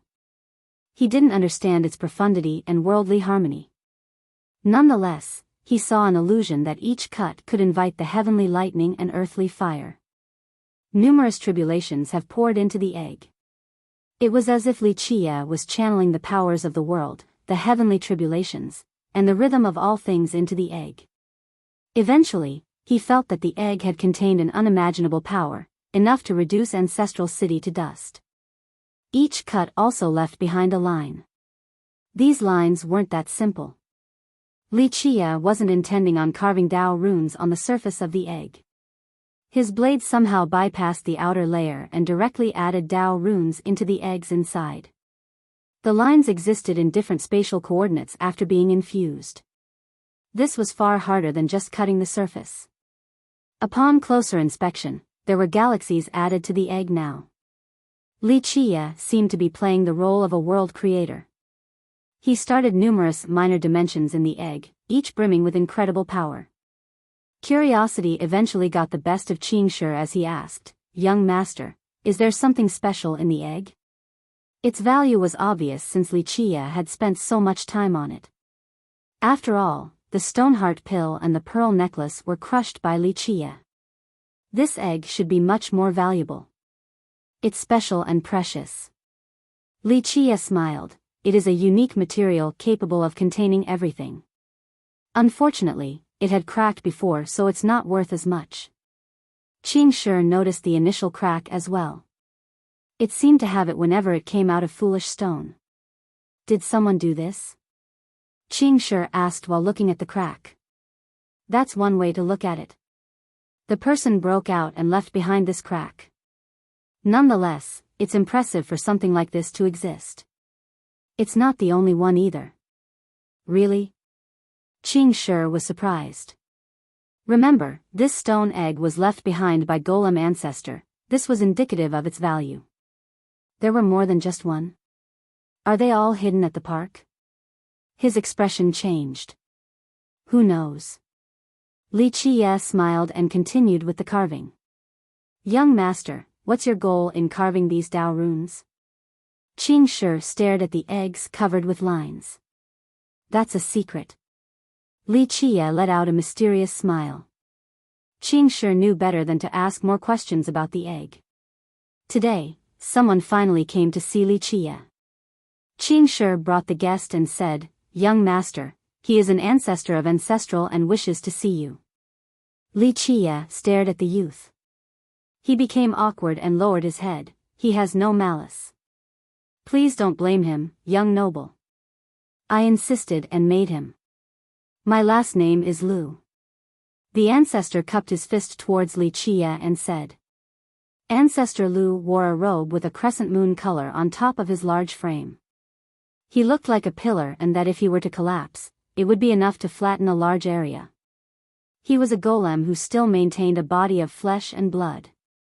Being old didn't diminish his vitality. He seemed to have a long lifespan ahead of him. Those familiar with Ancestral would be shocked to hear his last name. They would immediately stand up to greet him. His influence and power were well known, definitely a big shot in the grand scheme of things. Of course, Li Chia simply sat there and only gave him one glance. Sit down. The old man cupped his fist again before sitting down. He had no arrogance usually found in a big shot. I apologize for coming uninvited, please forgive me. He politely said. It's whatever since you're here already. Speak. Li Chia waved and was being considerate because of Qingshi. The ancestor was used to being revered by others. However, he seemed to be doing fine in this situation as well. He pondered for a bit before speaking. I have some questions that you might be able to answer, young noble. Really now? Li Chia smiled since this was expected. I wish to ask about the stone tablet situation. The ancestor asked while becoming tense. He hasn't felt this way ever since becoming one of the strongest members of Ancestral City. He realized that he was facing an unknown existence that could be above his station. Alas, he needed to get to the bottom of this. Rumors have been spreading across the city about this event. Some said that an ancestor of Ancestral was behind the massacre of the Yin-Yang army. This was to stop them from being so arrogant. Ancestral had a hard time dispelling this notion.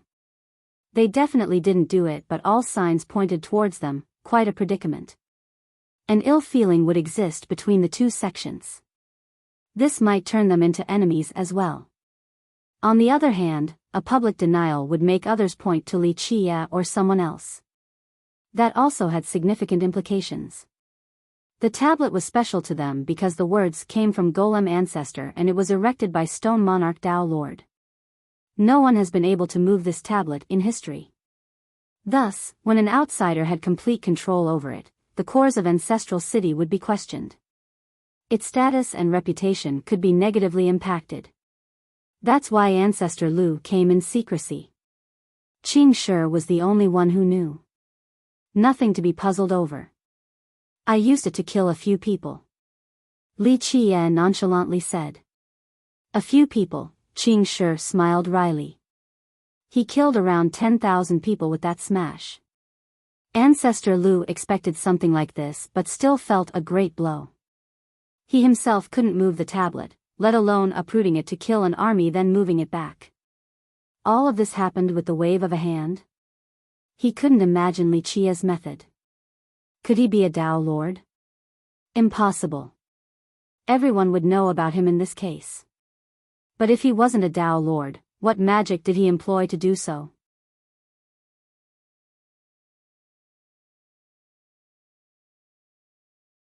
Chapter 3446, Ancestor Lu's confusion grew.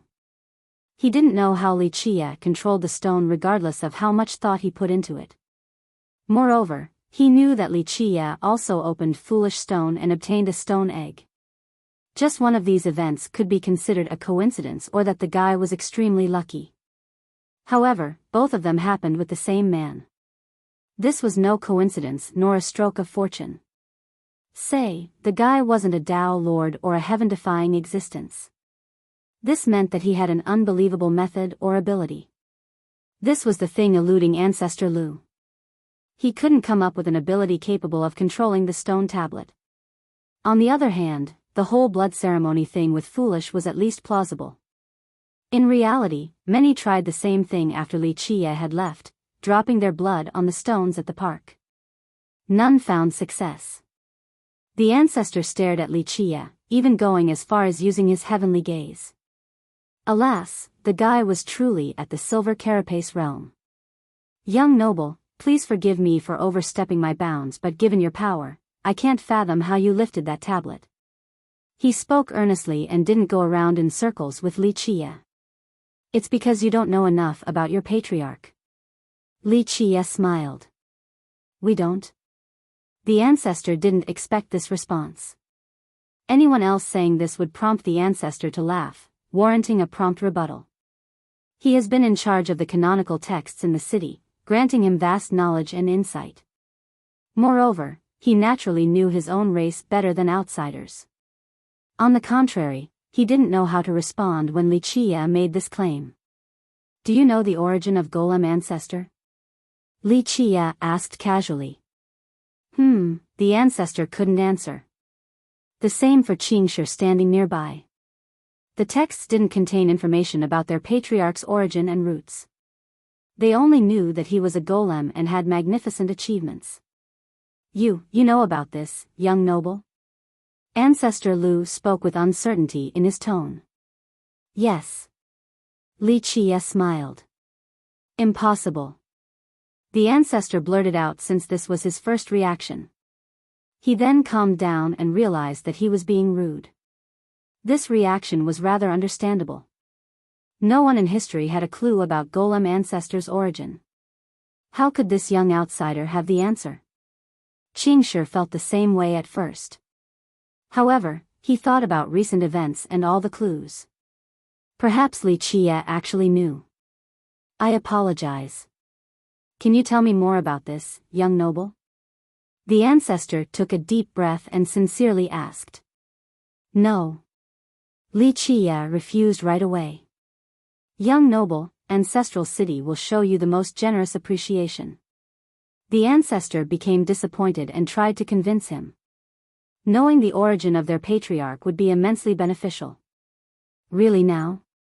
What can you give me to show your appreciation? Li Qie had a half-smile while staring at the ancestor. Just name the price. We'll satisfy your demand as long as it is within our ability. The ancestor saw hope and jumped on it. I'm afraid you won't be able to satisfy my wish. Li Qie smiled. Go ahead and let me know, young noble. You won't lose anything from it. The ancestor pressed on. Well, it's not that difficult to get. Just the underground area of your sect. Li Qie revealed. No. It was the ancestor's turn to refuse.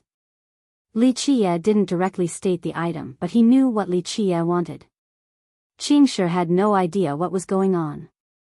However, judging by Ancestor Lu's firm attitude, it must be extremely important to Ancestral City. See? Plus, if I actually wanted to seize it, I wouldn't tell you right now. Li Qie leisurely said. The ancestor had a wry smile and gave up. This demand was impossible because they would become the sinners of the sect. How do you know about it, young noble? The ancestor was surprised. Nothing can hide from my eyes, just like the origin of your forefather. Li Qie replied.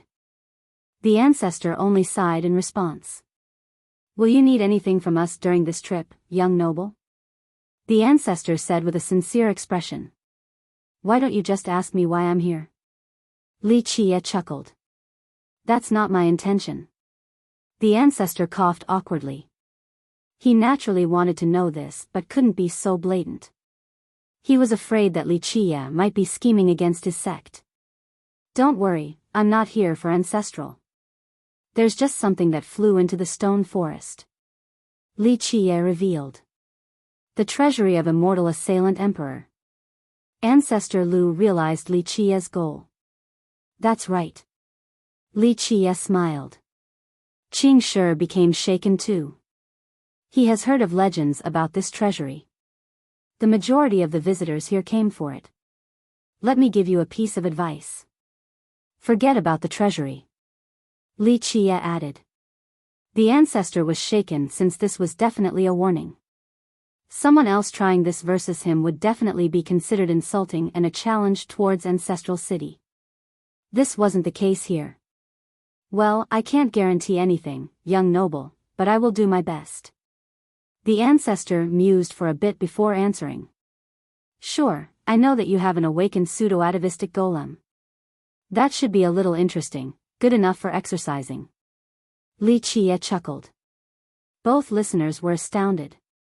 Qing sure didn't know at all, but this was definitely a big deal. Ancestor Lu felt the same way. Only a few people in his sect knew about this. Outsiders would be scared stiff to hear about it. However, they kept it a secret since they had their own plans. How do you know, young noble? The ancestor took a deep breath. As I said, nothing can hide from my eyes. Li Chia said. The ancestor had no response. Okay, if there's nothing else, stop bothering me. Li Chia waved his hand and chased his guests out. The ancestor bowed his head before bidding goodbye.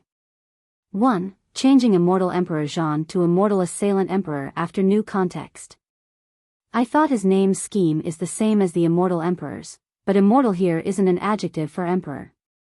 Note number 2. It turns out that he was an immortal emperor, but this still makes more sense. 2. I don't know if it's single or plural here.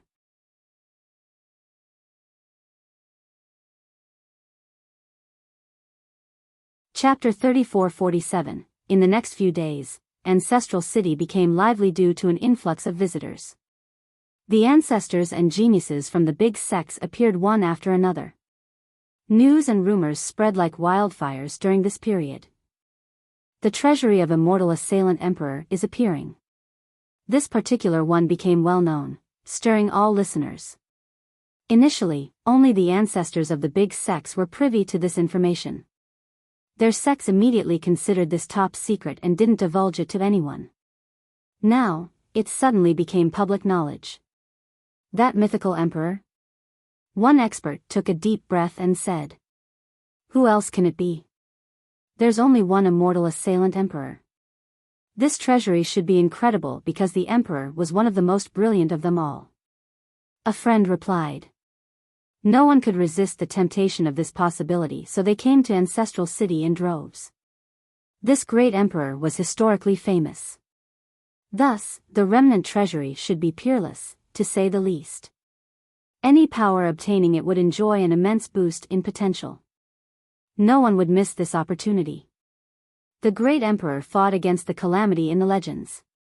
Can you even imagine the things in this treasury? Hearts palpitated from excitement. According to the legends, the emperor existed before 8 Desolaces and was unbeatable. There was a battle against a heavenly corpse as well. Some even listed the emperor among the top 3 of all grand emperors. This peerless emperor didn't leave behind a system or any legacy. This made the treasury even more tempting. Maybe it has all the emperor's merit laws. One expert speculated. I think there's more than that, maybe supreme treasures, perhaps a patrimony weapon. If I can get that, I'll sweep through 8 Desolaces uncontested, another had a bold thought. In the legends, the emperor even had items from the high heaven, coveted by future Dao lords. Maybe those items will be in this treasury too. A history buff added. What are those things? Someone heard this for the first time. I don't know, I've never seen them before, but they're far superior to patrimony weapons from Dao lords. It is said that with them, one would reach invincibility, able to punish heaven and suppress hell. Killing Dao lords shouldn't be a problem. Its power is beyond imagination. The first commenter replied. There's something that's strong? People shuddered after hearing this. Dao Lord weapons were powerful enough. Patrimony weapons took it to the next level. Now, these artifacts from the high heaven were superior to the point of being able to kill Dao Lords? That would shatter everyone's common sense. Some listeners swallowed their saliva. A few even swore to do everything they can for it. So where's the treasury? Scouts and cavalries roamed the city in search of the location. The treasury might be in the stone forest. Sure enough, their effort was rewarded and this information became known. Who knows if someone purposely gave out this information or they managed to convince an ancestor to tell them. It's not that easy getting there. Someone murmured after hearing this. Yes, it changes every second, always. Just one wrong step and you can get lost. I went there more than 10 times but never made it. Another who has been there before became worried. Well, let's go take a look first, maybe we'll get lucky. Nonetheless, most became restless and ran towards this area. While the crowd was occupied with this, explosions detonated above. A large cavalry arrived, each soldier had intense bloodlust. Their armor reflected sunlight in a blinding manner. They looked like an armored dragon occupying the sky. To the front were several chariots grinding down space. A gray-haired old man with a frightening aura stood on top of one. The dragon cavalry from Skylight. One spectator shouted. They're royal troops. Everyone took a deep breath. Skylight truly wants this treasury then. Someone murmured. This cavalry was one of the country's strongest, mainly serving as a defensive force with numerous outstanding feats. Their appearance here caught everyone off guard. Next came buzzing noises stemming from divine swords materializing up above. They spread out like a peacock's tail and illuminated the horizon. The entire realm became trapped in this boundless sword domain. It culminated into a river of swords right above Ancestral City. Each sword was ridden by an expert. They all emitted considerable sword energy. Firmament's formation. A keen observer recognized them. The ancestors from Ancestral put on a serious expression at this sight. Their strongest formation, are they attacking? One pale spectator shouted, his fear was justified. Many thought that Firmament's Gate was attacking Ancestral City. No way, they have a strong relationship. Remember, Firmament's heavenly sovereign learned a grand Tao from the park to become powerful. Plus, he's a golem too and viewed this city as holy ground. How could Firmament's attack Ancestral? A knowledgeable expert shook his head. He was completely right. The sword riders bowed their head towards the city to show respect. Boom! They released chaos true energy to create an auspicious rain that satisfied the land below. It's a greeting. People understood their intent. Clank. Clank. Clank. The river of divine swords then flowed towards the stone forest. They're here for the treasury too. Another murmured after seeing this. Seems like Firmaments is determined to compete against others. They must have it. His friend replied. The moment they were gone, the yin and yang suddenly emerged and drowned the city. Again? A spectator became startled. The yin and yang started transforming and turned into a temporal affinity. One could see the past and the future there. A group came out from this affinity with a powerful and dominating presence. Yin-Yang Gate. This was rather obvious for the spectators. Seems like a big conflict is inevitable over that treasure. Another murmured. There's no way they would miss it. They're the strongest in the north. Someone responded. The ones affected the most by their arrival were the competitors. Skylight Dragon Cavalry, Firmaments with their strongest formation, and Yin-Yang Gate. How could they hope to compete against these behemoths for the treasury? 1. A little vague on this, the author listed this person as both a mortal emperor and grand emperor. The sex is vague too.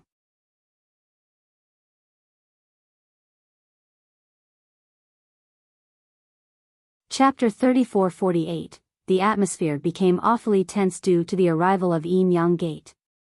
They certainly backed up their reputation with strength. This army of theirs proved their determination in obtaining this treasury. This significantly lowered everyone else's chance. After all, few sects could compete with them in terms of power and resources in the north, let alone individuals. A youth walked out of the chaos encompassing the yin and yang. He looked transcending, on the verge of ascension. He wore a thin robe, its sleeves fluttered to the wind. This didn't make him look weak in the slightest. Each step of his could take him to a greater height above the grand momentum and the azure. Visual phenomena materialized behind him, making it look as if he had total control over the grand Tao and the universe. This seemed like the coming of a ruler. Wu Zhongtian. Not just the young generation but even a few ancestors were surprised. The first senior disciple of Yin Yang. Some were shaken, others stared at him with admiration. Wait, isn't the first brother of Yin Yang their young lord, Bai Jianchan? An uninformed spectator quietly asked. No, Wu Zhongtian has this role. He started cultivating earlier than Bai Jianchan. An older cultivator answered. Wu Zhongtian was famous in all of the north, not just within his sect. He was known as the right-hand man of Bai Jianchan. In reality, he wasn't only highly evaluated by Jianchan. The ancestors in the sect also felt the same way.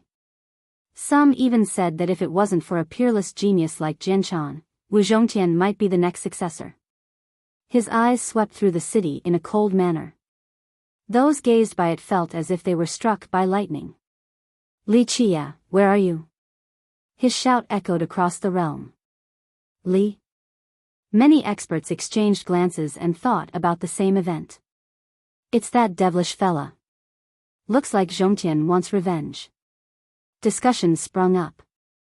He killed Zhongtian's blood brother and Feather's word. Yin Yang won't let this go easily. This was definitely another reason why Zhongtian came to Ancestral, wanting to personally avenge his fallen brother. The guy is finished. A few gloated at others' misery. I don't agree.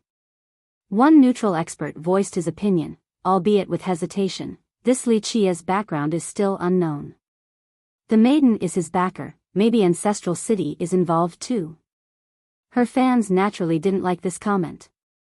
One of them scowled in response. The maiden can't protect him forever.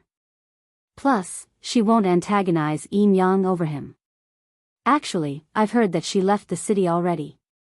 True, an Ancestral City definitely won't protect him. Remember, they have a marriage pact with Yin Yang, why would they help an outsider?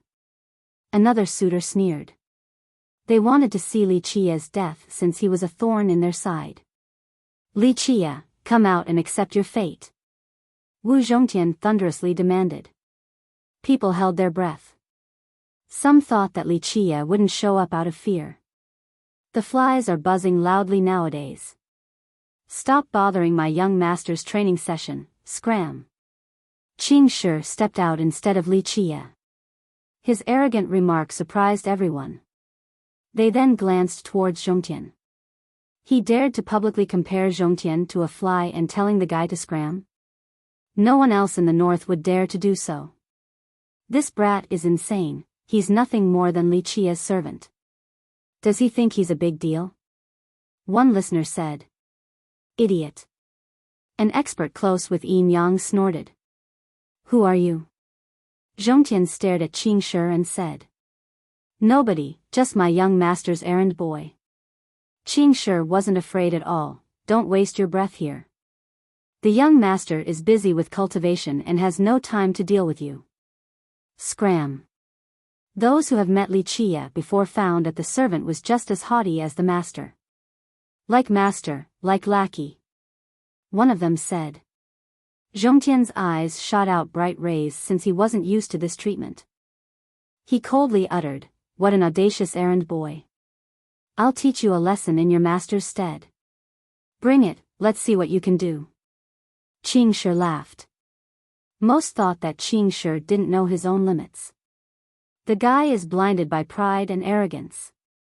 One spectator shouted. Humph. Zhongtian made his move, a slap. Boom. The sky turned dark as a palm as big as a mountain reached for Qing Shi. The palm crushed space and contained immense power. Zhongtian didn't hold back and wanted to kill this servant right away. He can't blame anyone for being merciless, he brought this upon himself. Some spectators snorted after seeing this. Enough. Another explosive roar sounded. It was as if a supreme existence was suppressing everyone here. People staggered backward as a result. Wu Zhongtian was no exception, he faltered backward as well. The palm strike was easily stopped. He took a deep breath and glanced in the direction of the voice. Ancestral City isn't the place to fight. This ends here. An old yet commanding voice echoed. Ancestor Lu, Wu Zhongtian's eyes flashed. The listeners couldn't believe it, especially the golems who became stunned. Ancestor Lu is out now. One golem said, "His venerable is in charge of the city's affairs." Not to mention ordinary experts and prodigies, even ancestors from Yin Yang would speak of him with respect. Zhongtian was a big shot among the young generation, but he lowered his head before Ancestor Lu. No one in Ancestral dared to be disrespectful in his presence. Some even bowed. "I had no intention of offending Ancestral City," Zhongtian explained. "It's just that the villain killed my brother Narsek's disciples, so we demand justice." He made it clear that this wasn't a personal problem only. Yin Yang Gate had his back after losing an army. Forgiving this issue would be detrimental to their reputation and status in the north. That's why Zhongtian led another army here, not only for the treasury but also to slay Li Qie.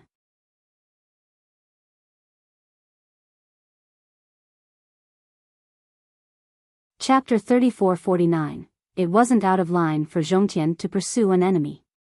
Moreover, the two sects were allies. Ancestral City should be aiding him. "Stop."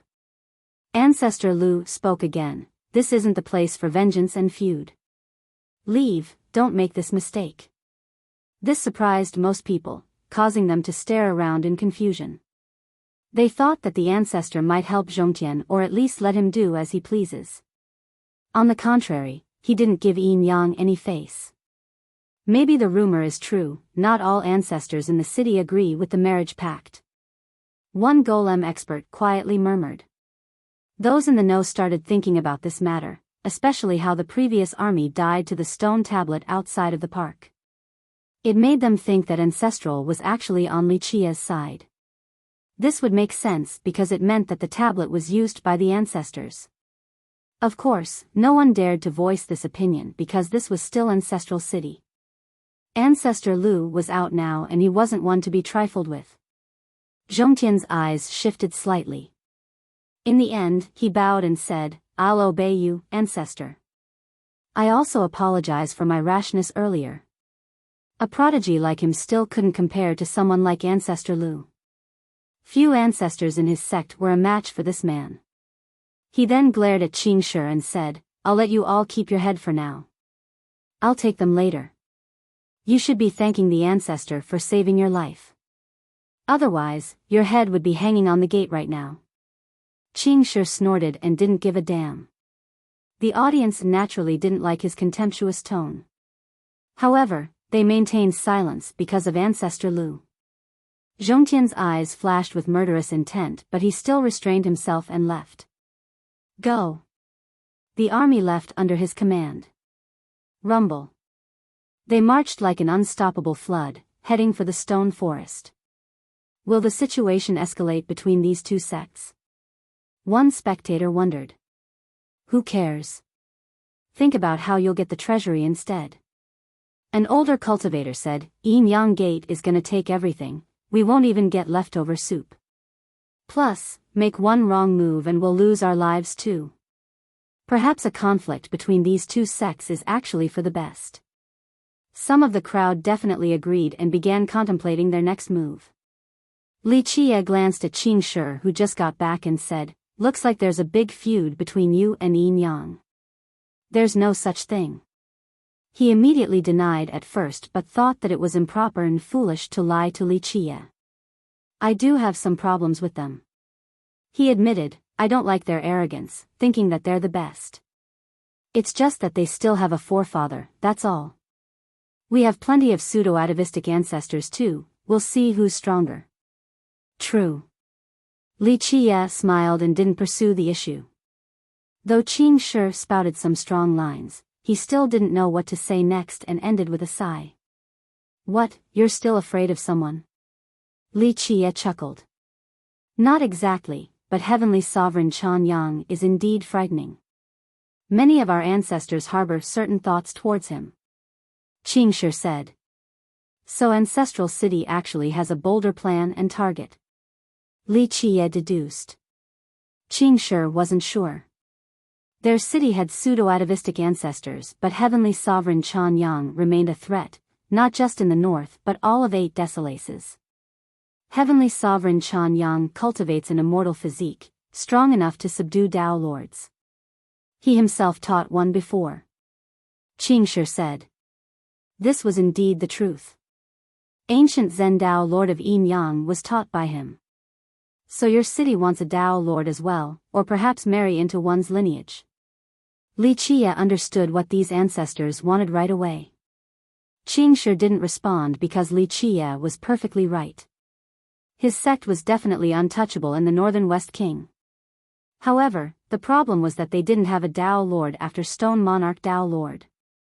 This has been the case for millions of years now. Moreover, as more capable ancestors reached full atavism, they sank into the ground. Ancestral City and the golems had signs of declining. Those who pursued the atavistic policy and mindset didn't care about this. However, the other side wanted prosperity, especially the mixed-blood hybrids. They had greater aspirations for their race, hoping to reach a new golden age. Thus, some younger ancestors in the city belonged to this faction. They desired a new Dao Lord that could lead their race, taking them to the top of 8 decimalaces. It's idiotic climbing a tree to catch a fish. Li Qie smiled and shook his head, placing their hope on an outsider. Qingshi sighed. He had his own perspective and disagreed with this plan. Alas, he wasn't qualified to be involved in the discussion. He lacked power as well. You'll accept this? Li Qie had a strange smile on his face. Qingshi shuddered, his mind ran amok. This was because he had asked this question plenty of times before. I can only try to the best of my abilities. Qingshi took a deep breath and focused up. Alas, the tone lacked confidence. The circumstances were overwhelming. Often in life, the heart is higher than heaven while life is thinner than paper. Li Qie casually remarked. Li Qie then added, however, there's another phrase, my life is mine alone, not for heaven to decide. Even an ant should bear its fangs towards the high heaven. As long as it has the courage to do so, it'll be able to grow into an impressive heavenly ant. Without this, it'll remain lowly like before, forever. He looked outside and went on, I knew a girl, small in frame and lacking fortune. She weathered the storm and rain, fighting the entire world and managing to reach the apex. Her life was decided by no one but her, not heaven. He started reminiscing afterward. In the long distant past, a girl moved forward in the rain with nothing but a sword as her companion. Qingshi felt enlightened, akin to seeing a lightning bolt during a rainy night. It broke through the sky and revealed the first ray of dawn.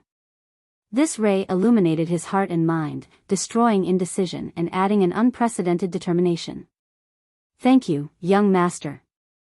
I'll forever memorize your guidance today. Qingshi bowed towards Li Qie. 1. Signs point to Qingshi being a woman. There was one conversational line that used the pronoun, she, in the restaurant, but I assumed that it was a typo. Looks like she is correct in that case. The narrative uses he outside of some potential errors too. The character for heart can also mean mind. Heart seems correct in this case, talking about tenacity. As for life, it can also mean fate.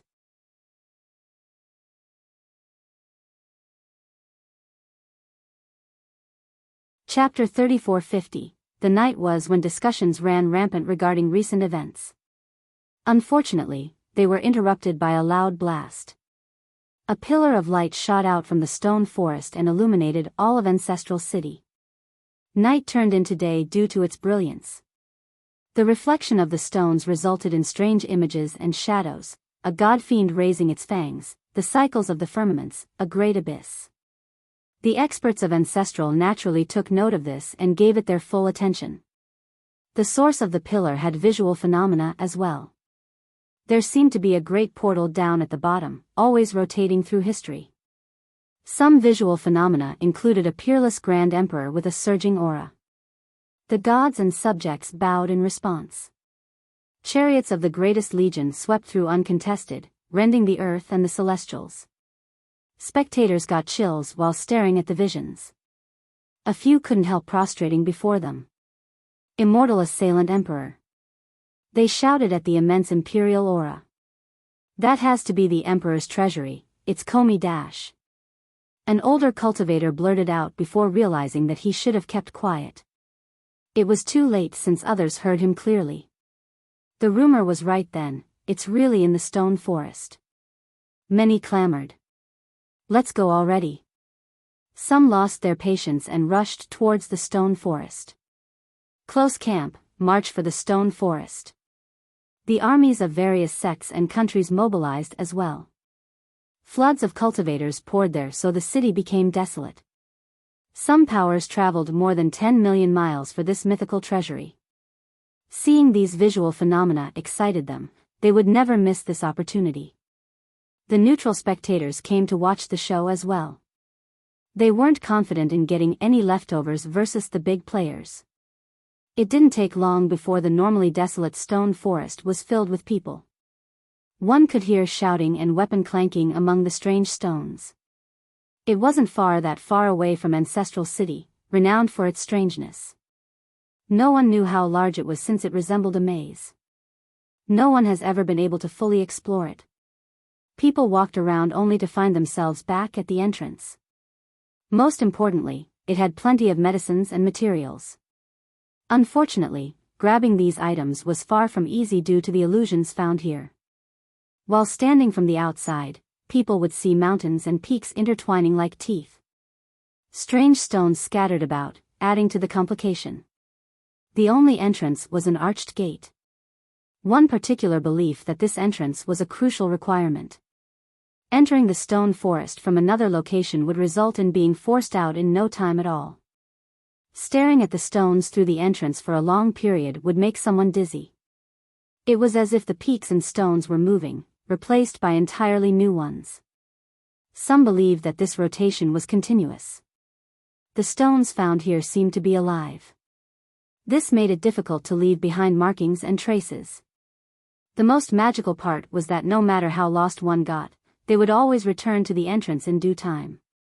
Shit, this is my 8th attempt. I got here last night but still got kicked out. An old man cursed while looking up at the gate. He was with several peers. They were powerful but the maze got the best of them. Brother Lin, you still did better than us.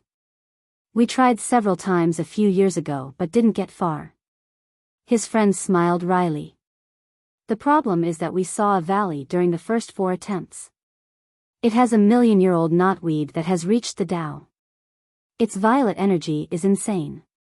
The old man vexingly said, we used our heavenly gazes at markings but kept on chasing the moving valley. Alas, whenever we got close enough, we immediately got sent out. That's nothing. Our senior uncle saw a jade rabbit 3,000 years ago. He tried dozens of times and when he actually touched it, he got sent out too. A different expert said. Earlier, I saw a golden pagoda up a peak. Our group climbed up there and didn't see any pagoda. What a waste of time. An elder shook his head. The group started pondering after hearing the individual experiences. Why did they disappear right away? An expert speculated, they have to be illusions, right? The stones and the treasures aren't real. No, they're real. A big shot elder shook his head, an amazing cultivator had confirmed this in the past. It's a matter of being in the wrong spatial coordinates. Who? The previous speaker remained skeptical. Space Dragon Emperor. The elder answered with a solemn tone. The group became startled and felt respect for this character. The great emperor allowed our future generations to have a second path. Nothing but reverence and awe permeated the crowd. The emperor lived during the age of the Tao Lords, one of the few who dared to take the title, emperor. After all, Tao Lords reigned during this period. Moreover, everyone accepted this title.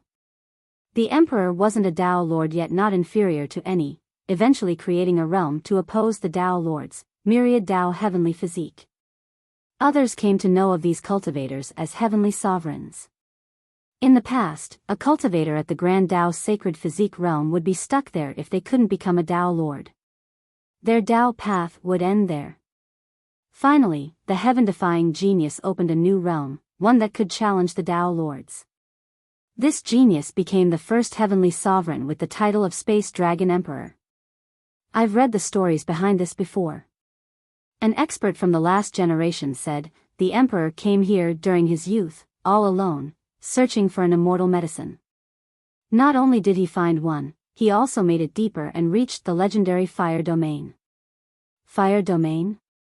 The deepest part of the stone forest? Many became startled. I don't know about that. The expert shook his head, but it's widely believed that Fire Domain might be the final destination here. By this point, virtually everyone knew about Immortal Assailant's treasury and came to the forest. Most knew that they had no chance of obtaining the treasury. However, they could still test their luck here. Unfortunately, it didn't take long before they walked out. Their techniques and abilities didn't matter. They quickly got lost and found their way back to the entrance again.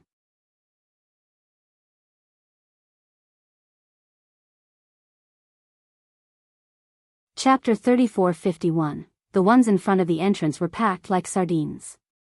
Some didn't give up and continued to enter. They eventually found it futile. What the hell is this place? There's no way to make it through. One of them lamented. The treasury might be in there, but no one can get to it, all we can do is salivate. Another expert stared at the brilliance coming from deeper within. Maybe we can't, that doesn't mean others can't.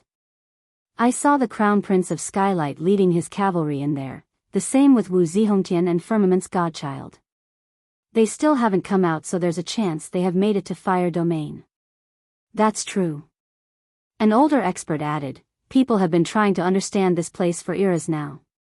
It is said that the stone forest is a derivation method, it's just that we're not strong enough to understand it.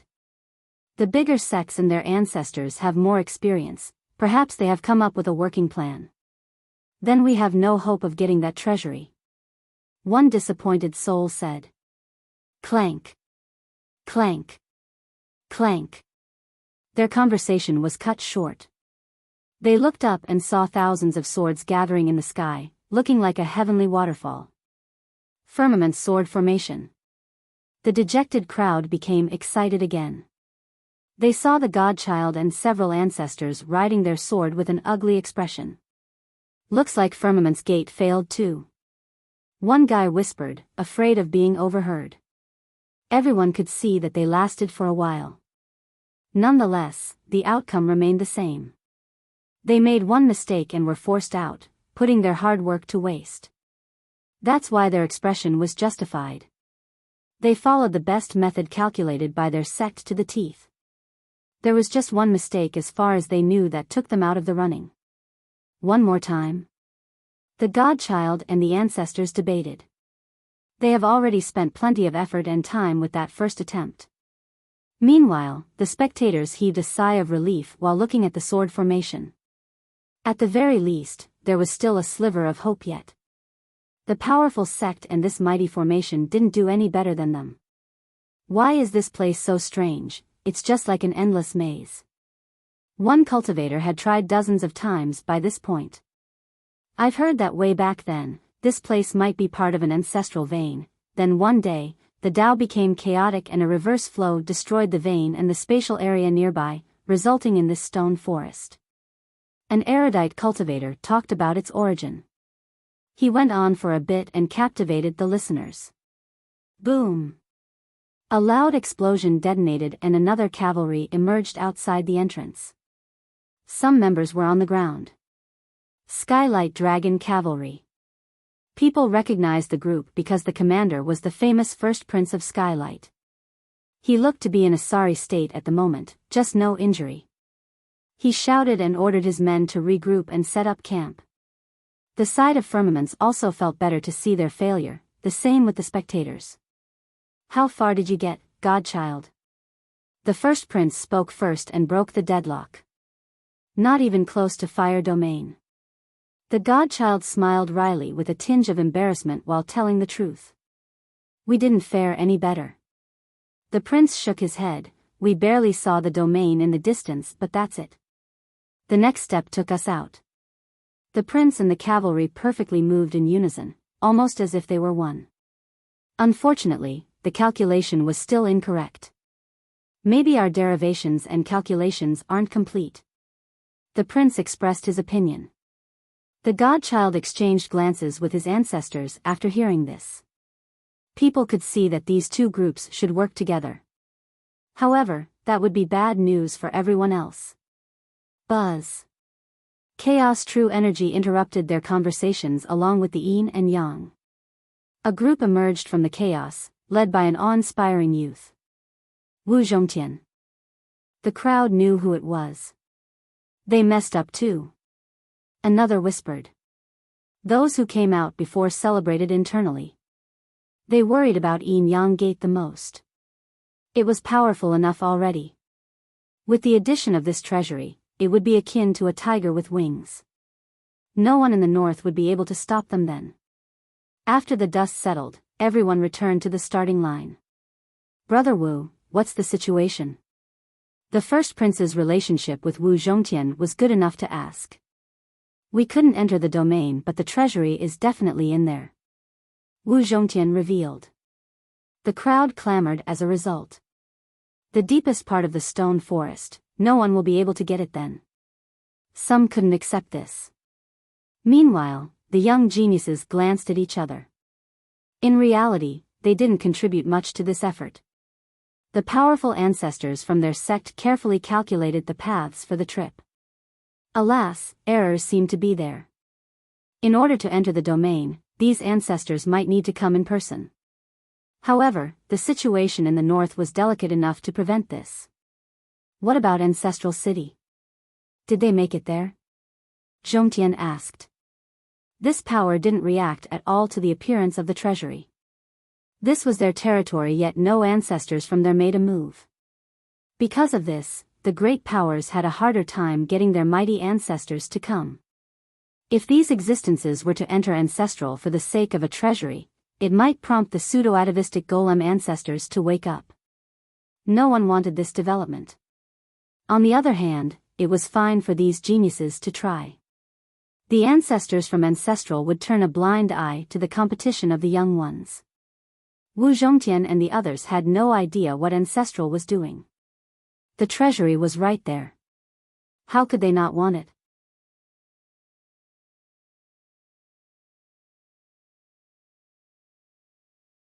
Chapter 3452. The three behemoths have failed their first attempt to the relief of the crowd. Everyone started back again on square one. At this point, Wu Zhongtian, Skylight First Prince, and Firmament's godchild decided whether to team up. The atmosphere became tense during this discussion. Everyone became worried because these three sects might actually do it. In that case, no other power would get anything from the treasury. Hey, I heard there's a map for the forest circulating. A map appeared all of a sudden, and not just one either. In the beginning, some people tried to hide it only to realize that there were a number of them available. Eventually, nearly everyone in the forest got their hand on one. There's a map for this? Some disappeared at first because their experience let them know the always transforming nature of this place. A map was useless since it couldn't change as well. They quickly found this to not be the case. It's not a regular map, there are clear methods dictating when to enter and the correct steps. An elder carefully studied it and said. Several big shots got their hand on one and became startled. There were several methods and routes listed in a meticulous manner. They seemed to be taking into account the changes of the stones. This is a type of calculation. The trio of geniuses became astonished, the same with the ancestors from their sect. It's meticulous, it can account for the changes within a single day and night. Who did this? An ancestor from Yin-Yang murmured. The source of the map remained unknown. Nonetheless, the ancestors were surprised to see such an accurate calculation. Even Yin-Yang Gate didn't possess a method of this level. The trio checked their maps and found them identical. The big shots shuddered, wondering about the heaven-defying being capable of understanding the stone forest. Just how powerful was this person? They became curious and tried to investigate the source. Unfortunately, nothing came of it. Let's go. Some lost their patience and began entering the forest in order to get to the treasury first. They rushed to the entrance like a flood. Sure enough, following the map allowed them to get deeper in there. The three big powers became increasingly amazed at the map's accuracy. Each step was perfectly calculated. They saw the magnificent scenes and treasures again. Some saw the golden pagoda on top of the peak, the valley filled with auspicious energy, and the jade deers playing around in the thicket looking just like forest spirits. This place had plenty of special herbs and trees along with mysterious treasures. The entire place itself could be considered a treasury already. Unfortunately, one could only stare. Some lost to their greed and tried to reach for the treasures. The scene before them suddenly changed and they were sent back to the entrance. All their effort became wasted. Others took note of this, but they still didn't give up. They kept on experimenting to find a way to seize the treasures. Only a few succeeded. For example, an ancestor performed his own calculation on a flower at the base of a peak. Finally, he let caution to the wind and shouted, "Just have to try." He used his power to derive the coordinates of the shifted dimensions and performed flawless movements through space. Pop! Sure enough, he got the right coordinates and successfully entered the peak to take the flower. An ancestor from Starshifter Gate got a strange flower. This news spread across the area.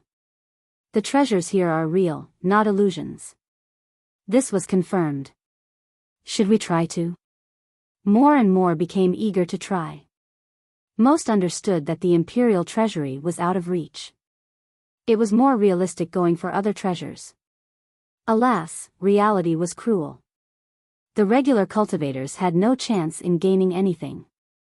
Only the mighty ancestors could barely derive the right sets of coordinates to enter the shifted dimensions. As for the three top powers, they had zero interest in other treasures. Their goal was deeper into the forest. The map let them travel freely and it didn't take long before they reached Fire Domain.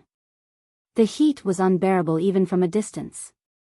They saw a dead land before them. Fire Domain. They instantly knew the area right away. Fire Domain was well known even though people haven't gotten there. The ground was scorched, the peaks and mountains were still there, just incinerated from top to bottom. Mud and soil had a black color. The least affected places had a yellow shade. Upon closer inspection, one could still feel indiscernible heat waves ravaging the place. However, the most catching thing about this place was deeper inside. There seemed to be a torch burning there. Its flame was strong enough to reach the azure, wanting to burn a hole through it. This flame was insane, the heat waves emanating from it seemed like storms. They took the shape of dragons and burned everything nearby and all intruders. This was the only flame left in Fire Domain, located in the deepest region. This was perhaps the source of the high temperature found here. The spectators in the distance became frightened by the draconic heat waves.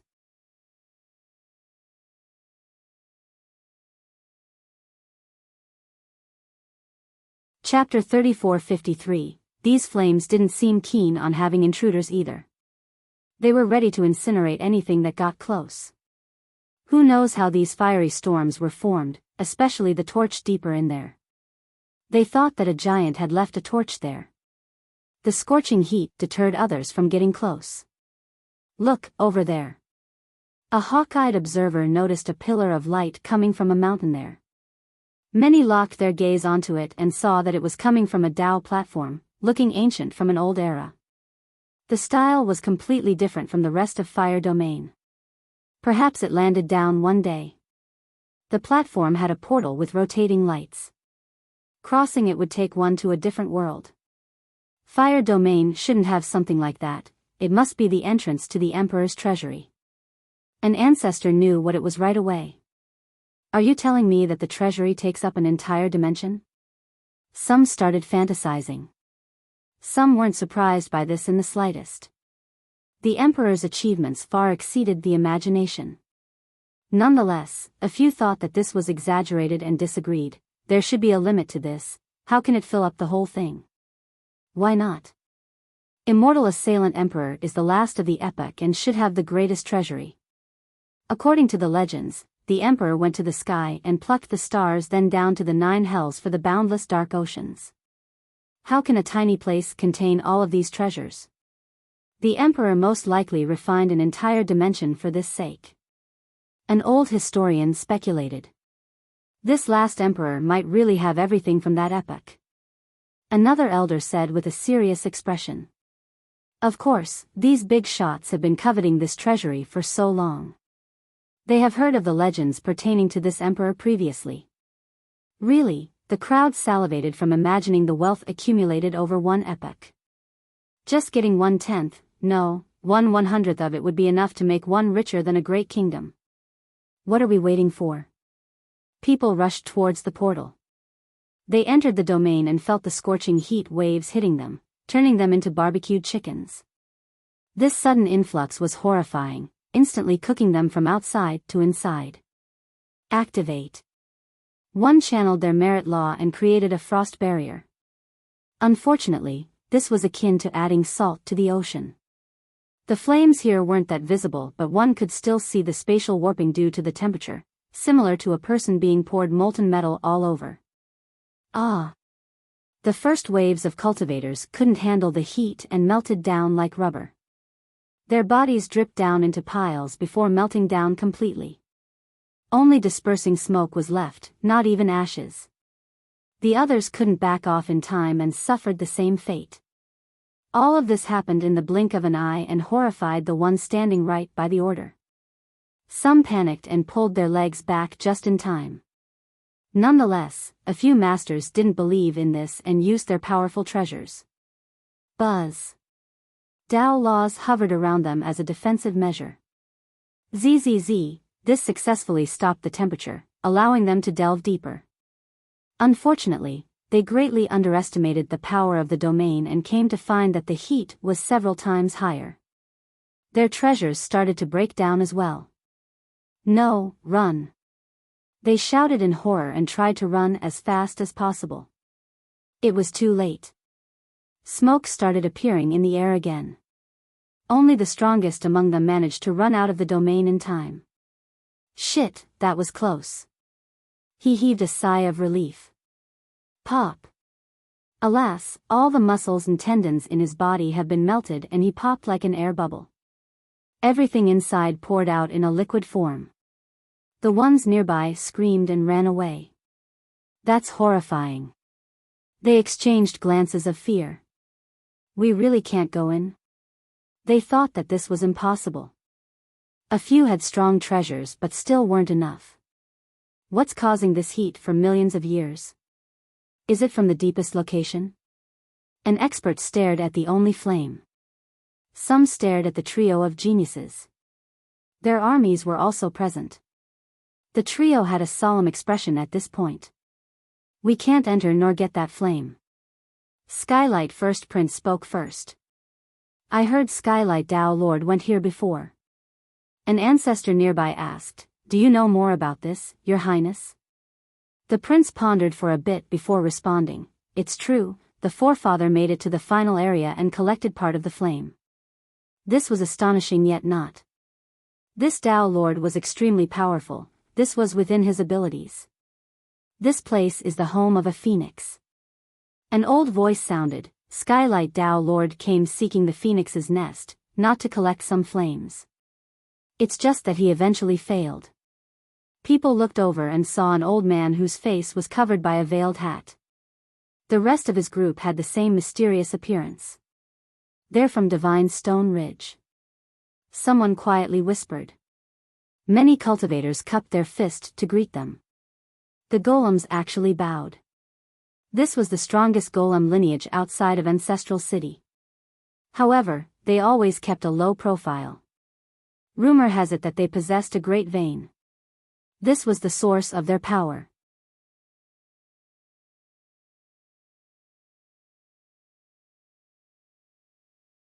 Chapter 34-54. Few disciples from the ridge ever roamed the world, hence the surprise to see these experts around. Elder Shi. Wu Zhongtian showed respect towards the old man by bowing and cupping his fist. The latter responded with a slight nod. An ancestor found the prior comment very interesting and asked respectfully, "Elder Sure, Fire Domain is truly the home of a phoenix?" The old man stared deeper into the domain, his eyes moved slightly. According to the legend, there was indeed a phoenix there. It roamed across the realms and eventually settled in an ancestral vein. It gathered sacred woods and an ultimate immortal spark in order to have rebirth, a phoenix rebirth. People took a deep breath. They really exist? People were skeptical because divine beasts belonged in myths such as phoenixes and true dragons. Some dragon types might be called true dragons, but they weren't the same thing. No one has seen a true divine beast before, so they didn't believe in this rebirth story. The old man didn't elaborate either. People shifted their attention towards the first prince again. This country should have more records regarding Fire Domain due to its founder. The prince didn't say anything while slightly raising his brows. The records were there, just not the reason why their patriarch came here. Let me give it a shot. An ancestor from Yin Yang took one step forward and used his treasure for protection.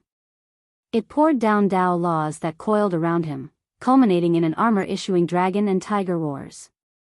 This blessed him with a bestial power. So strong. The spectators gasped in awe. He took one step forward and entered Fire Domain, soaring through the sky like a dragon.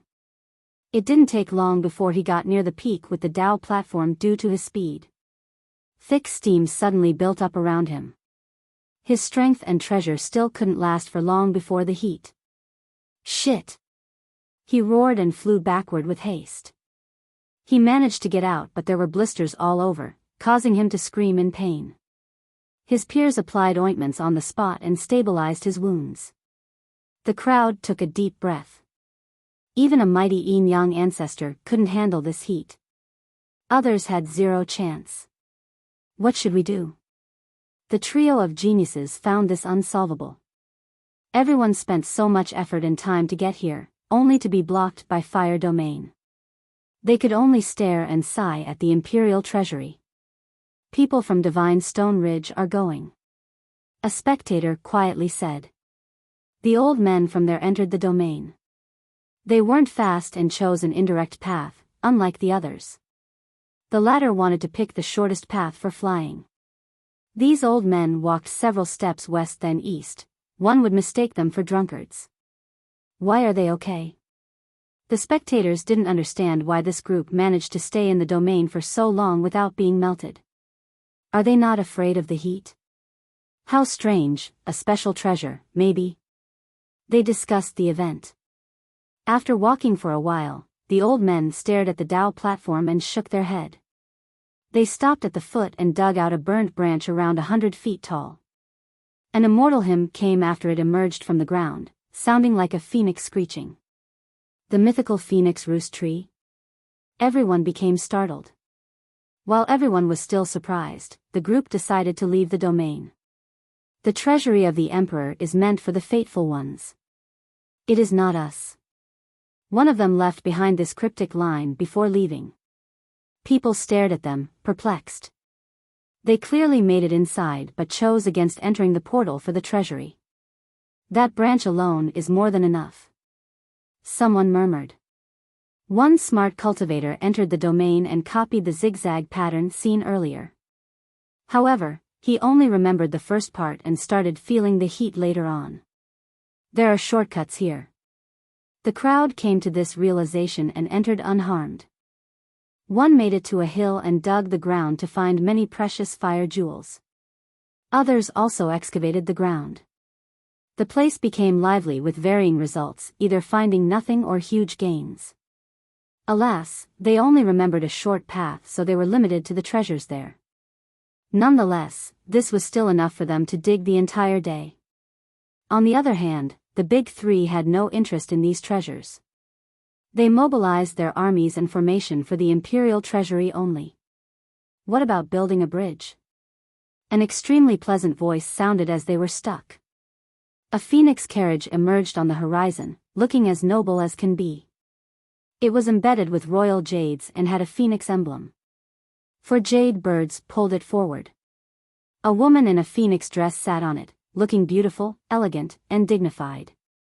People couldn't help lowering their head in her presence, unable to look straight ahead. Skylight Princess. Many recognized her. Sister. The first prince came over to see her right away. Your Highness. Others bowed towards her. She commanded everyone's attention the moment she got here, the jewel of Skylight, one of the North's 3 beauties, and by Jianchan's fiancé. Both she and ancestral city's Polstone Saintess we betrothed to Bai Jianchan.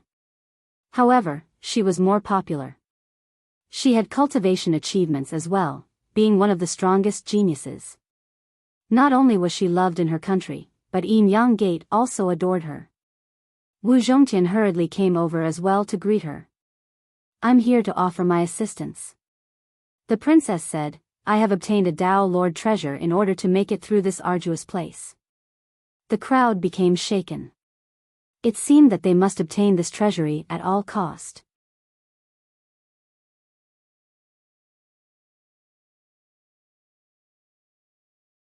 Chapter 3455. The princess always impresses with her moves. She's really highly valued by both Skylight and Yin Yang. One spectator quietly said. Just think about it, the first prince couldn't bring a Dao Lord treasure here unlike her. He was the successor of the country, yet it seemed that his status was actually inferior. Firmament's godchild became surprised as well. This didn't bode well for his sect because it showed her determination. The treasury could be considered in her pocket right now with the Dao Lord treasure. Plus, she was from Skylight and would be marrying into Yin Yang. Wu Zhongtian would fully support her. It became an alliance between Skylight and Yin Yang. The one knocked out would be Firmament's along with the rest. They didn't need Firmament's at this point, that would just be one more mouth to share the pie with. I alone can't accomplish much, I hope everyone will help so that we can cross the domain and share the treasure. The princess stared at the crowd and said slowly. Her eyes especially focused on Wu Zhongtian and the godchild. The big shots from the previous generation approved of her method. She had the best chance out of anyone because of her Dao Lord treasure. However, she had no intent on monopolizing the treasury. Instead, she chose to win the support of Wu Zhongtian and the godchild. The moment they agreed, her status would be established to a certain extent. Looks like she'll be queen in the future. One ancestor commented with his peers, that is if young Lord Bai can become a Dao Lord. Yes, Polstone Saintess probably can't compete against her, at least not in terms of popularity. A golem became worried. Yin Yang was already the strongest sect in the north. Now, with these marriage alliances, it would become more monstrous. The other powers actually hoped for the failure of these engagements. The two women, on paper, would have the same status. However, this would no longer be the case if Bai Jianchan were to become a Dao Lord. There would be a competition for the official queen status. Everyone knew that Wu Zhongtian was Bai Jianchan's right-hand man. He could become the first general in the future. Thus, the princess was clearly currying favor with him. Zhongtian was here for the treasury and any success would increase his status in Yin Yang. Thus, he would keep her kindness in mind. In the case of competition for the queen's spot in the future, he would definitely pick the princess over the saintess. That's why the golem ancestors from various sects became worried after seeing this. Thank you, Your Highness. We will do all we can. Wu Zhongtian smiled and bowed towards her. His attitude was different from the courtesy shown before, almost like a follower. I'll keep your kindness to heart, princess. The godchild also bowed towards her. You're too polite, gentlemen. Jianchan will be coming out soon, let us do our best to pave his path. The princess spoke freely and impressively, the style of a future queen. People thought that this was because she was groomed from an imperial household in the first place. Her style and method far exceeded regular cultivators. Even the godchild wanted to be on her good side. He might be a good candidate for a general later on. Young Lord Bai is coming out soon. The godchild, Zhou Tianhao, became surprised. Yes. The princess nodded and said, Bacon has reached the sacred level, so he's consolidating his cultivation at the moment. He'll definitely come here afterward to meet the heroes of the world. The listeners took a deep breath. One of them said, That's so heaven-defying, to be at the sacred level at such a young age. Is he the youngest one currently? He had entered the level long ago but just didn't announce it. An older expert said, The future generation will surpass us. So many try for a lifetime and still wouldn't be able to do it. This shows how promising his future is. The crowd started whispering about this matter. Some were shaken by this fact. The majority of ancestors here couldn't get to this level. The ones that did obtain it during old age. Thus, this was indicative of Bai Jinchan's brilliant future. Young Lord Bai has a chance to become a Dao Lord in this generation. One golem expert said with admiration. Not just a chance, it won't be none other than him. An old expert disagreed, he'll definitely reign over the world then. People finally understood why both Ancestral City and Skylight chose to betroth their golden daughter to him. I'll personally visit the young lord after he comes out. The godchild happily said. He'll definitely love a visit from a prodigy such as yourself. He had praised your Dao avatar numerous times before. She smiled and nodded, trying to recruit another talent. The godchild naturally enjoyed the praise, especially when it came from Bai Jianchan. This was still an honor for a famous genius like him. The princess then turned her eyes towards the domain and told the rest, It's not easy crossing through this place. I need to prepare a formation with the help of everyone by clearing a space. I apologize for the incoming hardship. It's no big deal, leave it to us. I can't wait to see your supreme formation. The godchild was in a great mood. She was renowned for being an expert at formation. Thus, most wanted to see what she got. The trio of geniuses followed her instructions and readied a large field for the formations. All right, please back off. They chased away those nearby and the treasure seekers. These cultivators didn't appreciate this since some were still busy hunting for treasures in Fire Domain. Fire Domain doesn't belong to you. On what ground is this demand? One expert voiced their indignation. Based on this. An expert from Firmament snorted and tapped his sword. The furious crowd didn't dare to say anything. It was unwise to antagonize these behemoths, especially when an alliance has been formed. They wouldn't be able to handle this big problem then.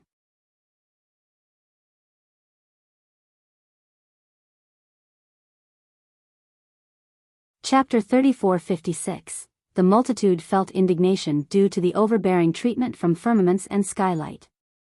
Alas, the disparity in power left them speechless. The princess came over and cupped her fist while slightly bowing. Gentlemen, I will need your assistance to make it through this perilous domain. The formations required a large area, so please understand. Come visit Skylight in the future and we'll make it up to you. Her attitude was fitting and sincere, enough to appease the angry mass. It's fine, Your Highness. We'll just back off. One of them returned the gesture and said excitedly. Most would never have the chance to speak to a character of her level in their life. Moreover, she could become the queen in the future. Plus, they weren't here for the imperial treasury anyway, so doing her a favor was just fine. This might be an opportunity for them to climb up the branch of Skylight or even Yin Yang Gate. She easily won them over since they thought that she was reasonable and amiable. No one else was better suited to be queen. Of course, the big shots were still annoyed, but offending these sects was a dumb decision.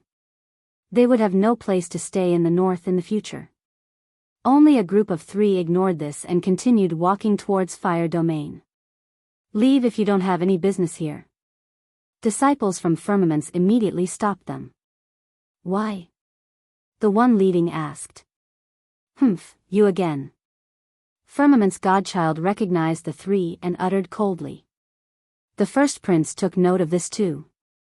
That's Wuxia, adored by Dragon Phoenix Maiden, right?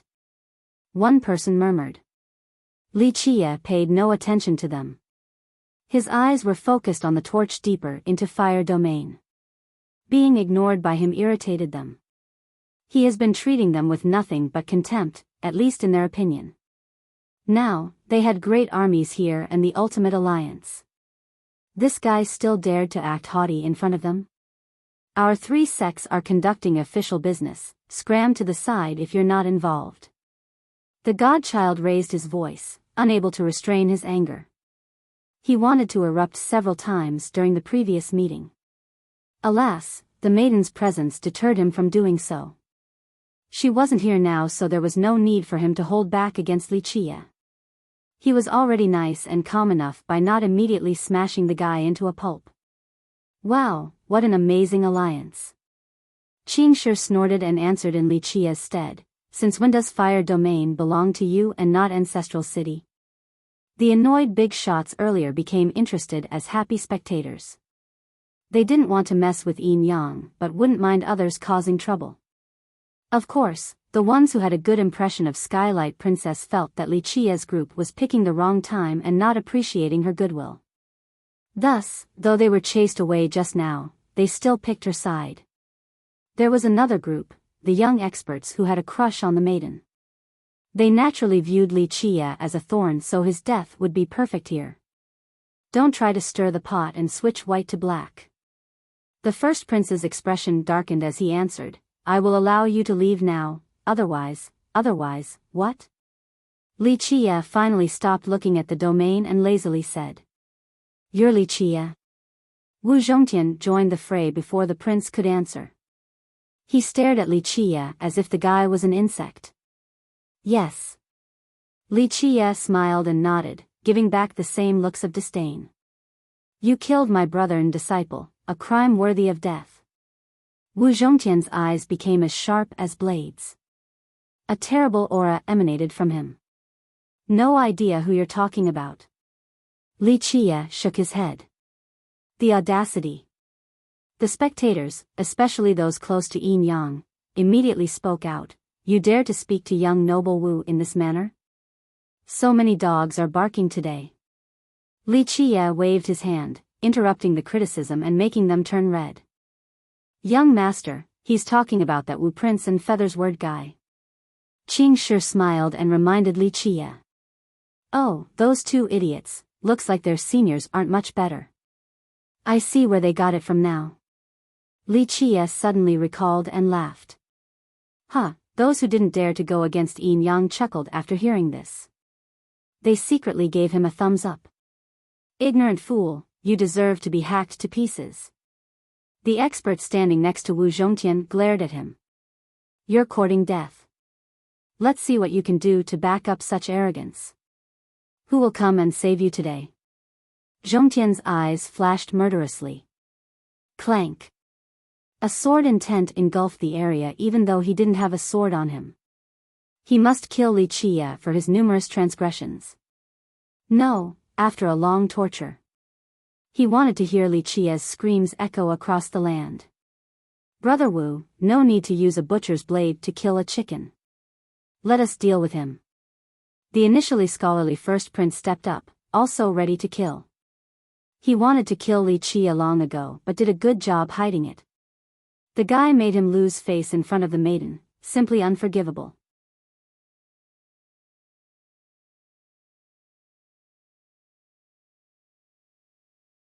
Chapter 3457, That's My Line. The young master doesn't need to take action against an insignificant junior, I alone am enough. Qingshi smiled and said before stepping forward. His haughty tone left people confused for a bit. However, some have seen the exchange between him and Wu Zhongtian back in Ancestral already. They thought that Qingshi learned this attitude from his master, not giving a damn about anyone. So dumb, daring to provoke His Highness. He's not long for this world. One spectator commented. The maiden isn't here, so be smart and surrender. No one can save you. The godchild stared at Qingshi, aware that he was quite powerful after dealing with a force back in the stone forest. The maiden had left Ancestral, so the godchild and the prince considered this the best opportunity. They no longer needed to hold back against Wuxia. Many among the crowd were jealous of Wuxia. They wanted to see him taken down a notch and eliminated. "You're so blind." Qingshi snorted in response. "Only people like you would think that the young master requires the maiden's protection. She actually saved your dog lives back then, yet you have no idea." The geniuses have never experienced such disdain before, being called blind in public. Their expression naturally soured, their rage blinded them from thinking about the situation. "You're done." Murderous glints flashed from the godchild's eyes, pricking everyone's vision. "You choose hell instead of heaven. Can only blame yourself, there's a limit to acting cool."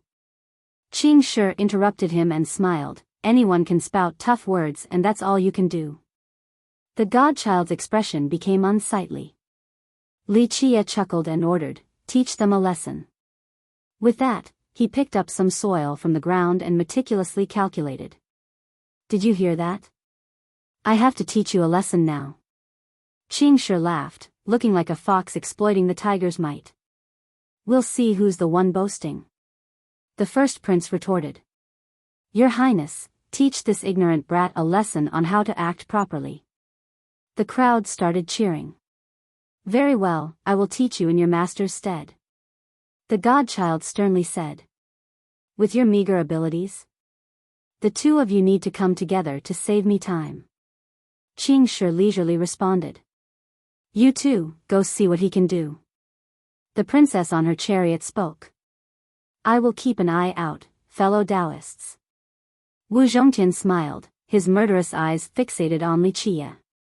He was ready to take Li Qie's head and offer it to his fallen brother. "Finally, we'll all get to see what the first prince of Skylight and the successor of Firmaments can do." The other two exchanged glances. The first prince moved to pincer Qingshi, stopping his escape path. Though they sounded confident, they exercised prudence because Qingshi was powerful. "Crush his mouth so that he'll know how to act."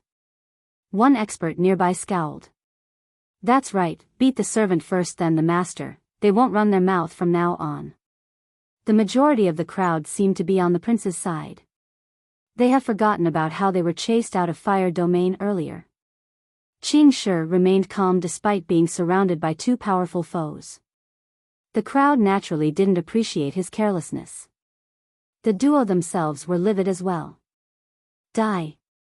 The godchild spread his palm to deliver a crushing strike. Sword started hymning. His fingers turned into 5 divine swords with rampaging sword energy. They created an inescapable net around Qingshi. Clank. Clank. The energy in the sword domain started descending down on Qingshi with enough force to crush everything. He alone was able to create a small sword formation with his palm. The first prince also made his move at the exact moment. He unleashed a dual punch, releasing 2 soaring dragons. They coiled together and surged forward like a beam. Their claws could easily tear anything to pieces. A combination of sword and draconic technique, immensely mighty. This impressed the crowd. Many experts here thought that they wouldn't be able to stop the moves coming from 2 sides. "Not bad." Qingshi chuckled and casually swung his sword. Clank. Its hymn swept through the area with stability in mind. Sword images the size of mountains became the ultimate cosmic force.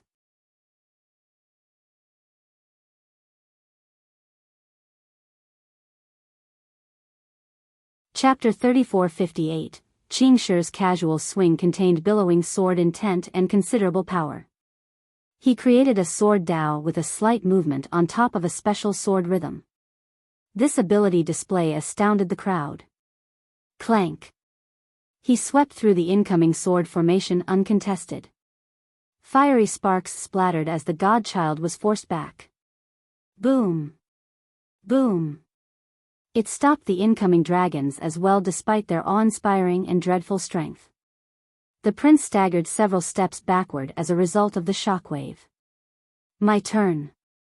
Qingshi roared after a successful defense and pointed his sword at the sky. It illuminated the 4 directions. A terrible sword brilliance manifested and created numerous divine swords. They were more than enough to turn someone into a sieve.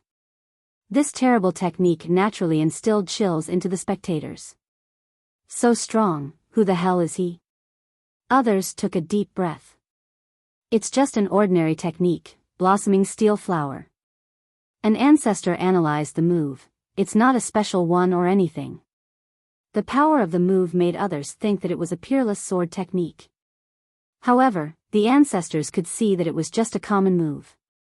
Many sword users have trained with it before, the result was just different. Let's go. The prince and the godchild roared again, undeterred by the powerful sword technique. The godchild also summoned numerous divine swords for another formation, aiming straight at Qing Shi without showing any mercy. The prince showed zero weakness, unleashing a four-beast technique. A true dragon soared to the sky along with a phoenix, the white tiger and black tortoise crushed the ground and the grand Dao. Rumble. Qing Shi alone fought against the two geniuses, causing the sky to turn dark. Fiery sparks scattered down like bright, beautiful flowers. This seemed to be an even match, neither side felt like an underdog. Someone this strong can't be a nameless junior. People speculated after seeing Qing Shi's sword mastery. He became more spirited as the fight went on. Sure, they weren't going all out, but being able to fight two geniuses at the same time was indicative of his abilities. Most of the crowd would have died already. It became apparent that he was far stronger than the prince and the godchild. No wonder why he was so arrogant. He can back it up. One spectator said, changing his mind about Qing Shi's previous attitude. Arrogance came accepted when it was warranted. Sir, why are you hiding your sex merit laws? Looks like you don't want to divulge your background. The princess who has been watching the entire time spoke. The listeners caught on. In reality, the weaker cultivators didn't have an idea. They just found his techniques to be impressive. On the other hand, the princess might be stronger than many ancestors present despite her young age. Thus, she noticed the clues right away. That's why he kept on using the common moves and sword techniques. A few ancestors have realized this as well. He's not using his actual moves. Some cultivators took a deep breath. The guy was already strong enough right now. The prince and the godchild would be finished if he were to use his real techniques. I'll use whatever I want. Qing Shi laughed and didn't respond. We'll see how long you can keep this up. Wu Zhongtian scowled and made his move right away. A saber slash cut through the air, instantly separating everything. This fatal cut aimed straight for Qing Shi's neck. The speed and the suddenness made it impossible to dodge. Sevenfold edge. A big shot from the last generation stated the technique's name. Qing Shi performed a movement step in order to dodge the blade inches from his neck. He crossed through one dimension after another like a dancing butterfly, an eagle, and a dragon. The transformations of the steps made the spectators dizzy. They couldn't tell where he was after a while. However, Zhongtian's slash didn't stop there. It immediately split into 7 slashes and continued pursuing Qing Shi. These slashes could kill the gods and devils. Each had a bloodthirsty aura. The peerless and agile movements of Qing Shi weren't enough to evade the slashes. Dismemberment seemed inevitable. He's done. One expert shouted. Qing Shi thrust his sword 7 times in response, causing the stars to fall and stabilizing the cosmos. The grand momentum of this technique contained incredible profundity. The 7 slashes were stopped right away by the falling celestial lights. Clank. Qing Shi staggered backward after the successful parry. Cosmic shifter. Wu Zhongtian recognized the technique and stopped attacking. He stared intensely at Qing Shi. Isn't this a supreme sword art of the golems? An older master became startled. An art of ancestral, to be exact.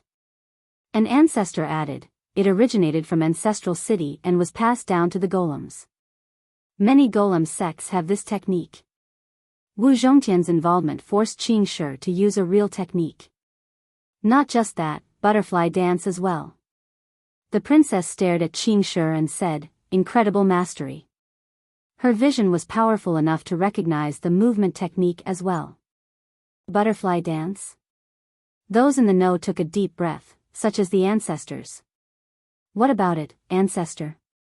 A junior asked curiously. That's a secret move from Ancestral. This one isn't passed down to outsiders. Few can cultivate it. The ancestor explained. The crowd became shaken as a result and stared at Qingshi. This meant that Qingshi was clearly from Ancestral City. Ancestral was comparable to Yin Yang and Skylight, the behemoth of this land. If Qingshi was a disciple there and hanging around with Li Qia.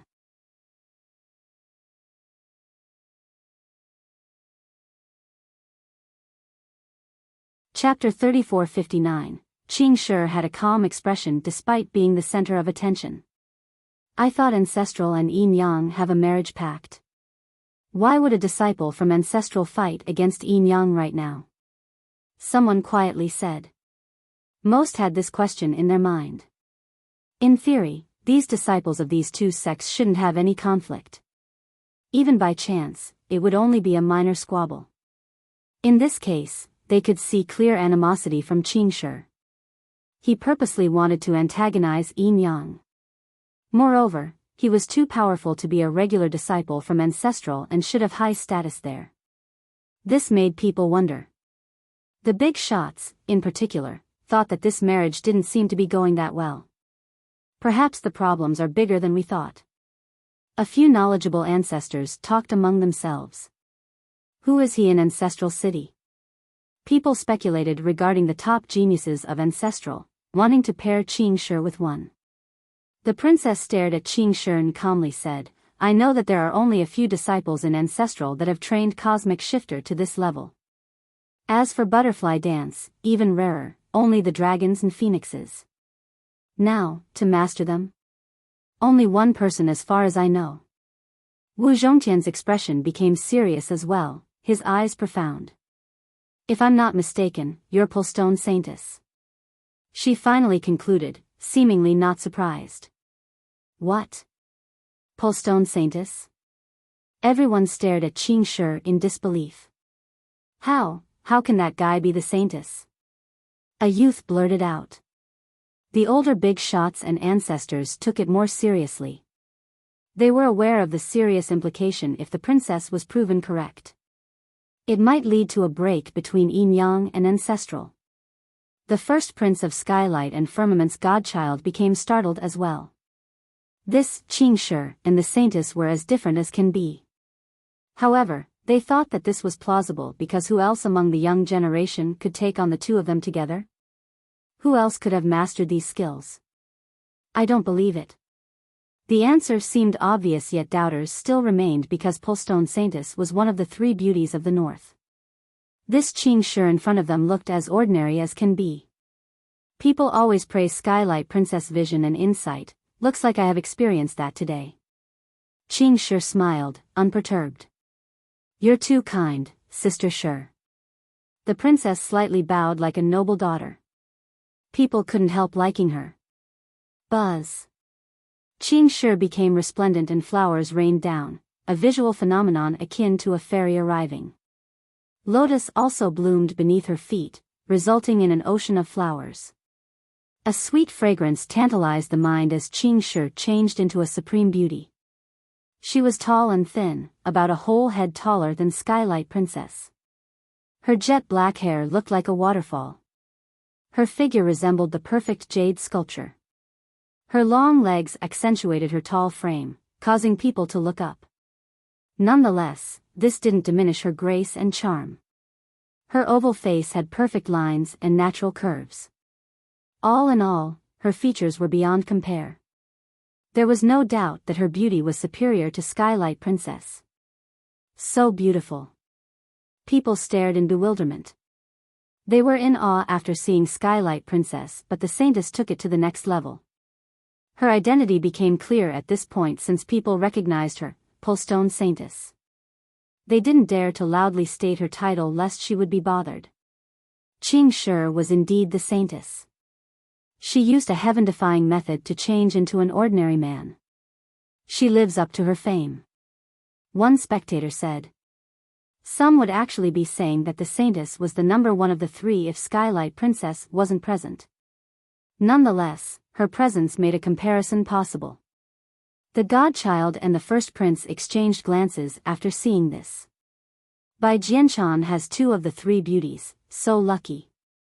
A spectator mumbled loud enough for only him to hear. The engagements were well known and caused plenty of envy and jealousy. Of course, they didn't dare to express this. Young Lord Bai is a dragon among men. One fan said with admiration. Meanwhile, Shirwawa was slack-jawed. The guy he has been staying with turned out to be a peerless beauty, a princess of ancestral city. This shrouding technique is incredible. A few ancestors focused on something else. Some of them used their heavenly gaze prior but still didn't notice anything. The only one not caring about this situation was Wuxia. The commotion didn't disturb him. Of course, he saw through it from the very beginning. You've seen through my disguise, princess.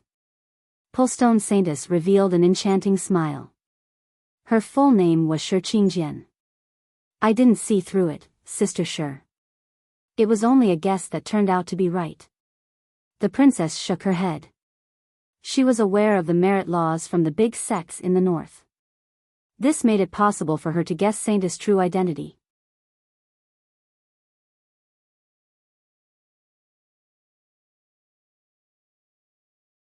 Chapter 3460. The atmosphere changed after the Saintess' identity was revealed. Everyone including her three opponents became frozen. Some stared at her then secretly shot a glance towards Wuxia. She seemed to be with Wuxia all the time despite the engagement with Bai Jianshan. The whole thing felt a little strange. What do we say to this? Someone murmured. This pertained to two powerful sects, so they didn't dare to run their mouth. After all, they could end up offending both sects and that wouldn't end well. This was doubly true for Enyang Gate. On the contrary, Skylight Princess felt more at ease than before, as if she had expected this. Greetings, Saintess. Wu Zhongtian cupped his fist towards Pullstone. The godchild and the first prince also did the same, albeit with an awkward expression. The two sides couldn't fight anymore. Zhongtian was Bacon's right-hand man, so he couldn't quite fight his boss fiancé. As for the other two, the situation didn't allow so, not to mention that they might have lost anyway. They had ancestors as their backing right now, but this was the territory of ancestral. They were the ones truly in charge. Sister Shi, since you're here, why don't we work together for the treasury? The princess ignored the quarrel earlier and extended an invitation. People thought that she was being awfully magnanimous. Competition between them was inevitable in the future, yet the princess still invited the Saintess. Many thought that they wouldn't be as generous. No, the young master will decide. The Saintess smiled and shook her head. Her attitude shocked the crowd. Earlier, she was under disguise when walking around with Wuxia. Everything changed the moment she revealed her identity. Nonetheless, their relationship seemed to be real. If the Saintess had some type of relationship with another man, this would reflect badly on both her and Ancestral.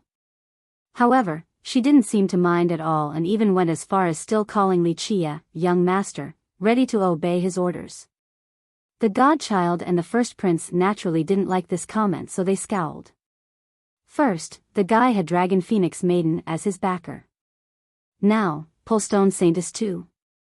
This brat had special luck with women, seemingly able to win their favor wherever he went. Wu Zhongtian's glare at Wuxia intensified, the same with his murderous intent. A while ago, it was a matter of personal vendetta. Now, it became more than that. This guy would be a threat for Bai Jianshan, so he must be eliminated. On the other hand, the princess stared at Wuxia, her eyes shifted slightly. She tilted her head, seemingly pondering. Why does the Saintess think so highly of him? You see anything? The jealous followers of the maiden couldn't restrain their emotions. Right, what's attractive about him? Another who didn't like Wuxia said. The Saintess could actually be considered the number one beauty of the famous trio, yet she still treated Wuxia in a special manner. Okay, maybe he's capable and powerful, he still can't compare to Bai Jianshan. One more added, confused. In their opinion, Li Qie might actually be a genius hiding his abilities. Nonetheless, nothing about him could ever top Bai Jianshan, the true heaven's favorite in the north. That's fine. The princess also extended an invitation towards Li Qie with a smile. If your friend wishes to tag along, we can go together and give him a part of the treasury as well. The listeners couldn't believe it and became more impressed with her style. An amazing woman like her deserves someone like young Lord Bai. One expert commented. Anyone else would have used this opportunity to criticize Polstone Saintess for having a questionable relationship with another man.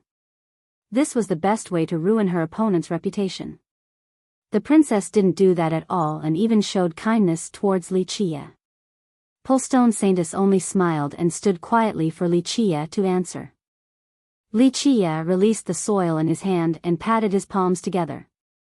He stood up and stretched before answering. You all are overthinking about this treasure matter. The prince's group snorted after hearing this.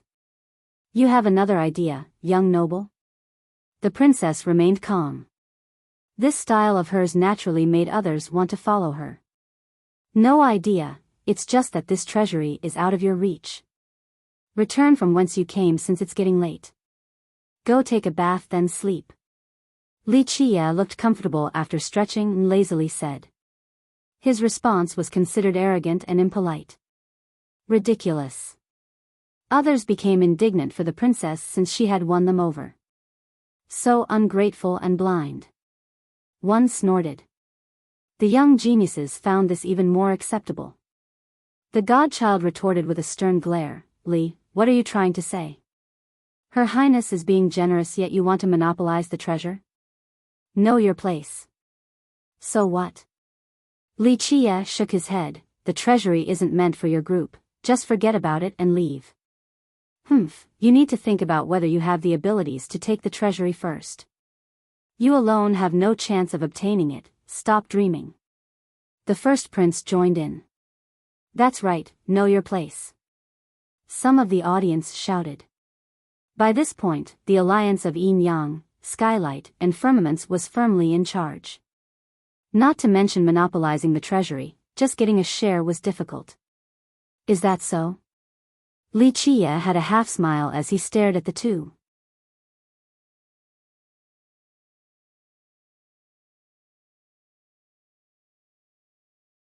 Chapter 3461. The princess calmed down her group and separated them. She then told Li Qie, it's understandable that anyone would want to take the treasury for their own. However, this place is perilous, young noble Li, can you get through it by yourself? She paused for a moment before continuing, that's why it's better to try together in a group. We need to get through the domain first before talking about the spoils. It's just a waste of time otherwise. Her actual thoughts prior didn't matter because this line contained actual sincerity and directness, leaving no room for critique. More and more people thought that young Lord Bai was lucky to have a fiancé like her. It also painted a stark contrast to Li Qie's overbearing attitude. He seemed even more unreasonable to the point of being mulehead, truly deserving of scorn. Li, be smart already. Know that you're lucky to meet someone reasonable like the princess or you would be dead right now.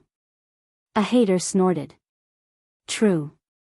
Another young cultivator backed the princess and said, he wants to get to the treasury by himself? Even if he were lucky enough to get there, how is he going to leave this place alive? The crowd was certainly against Li Qie.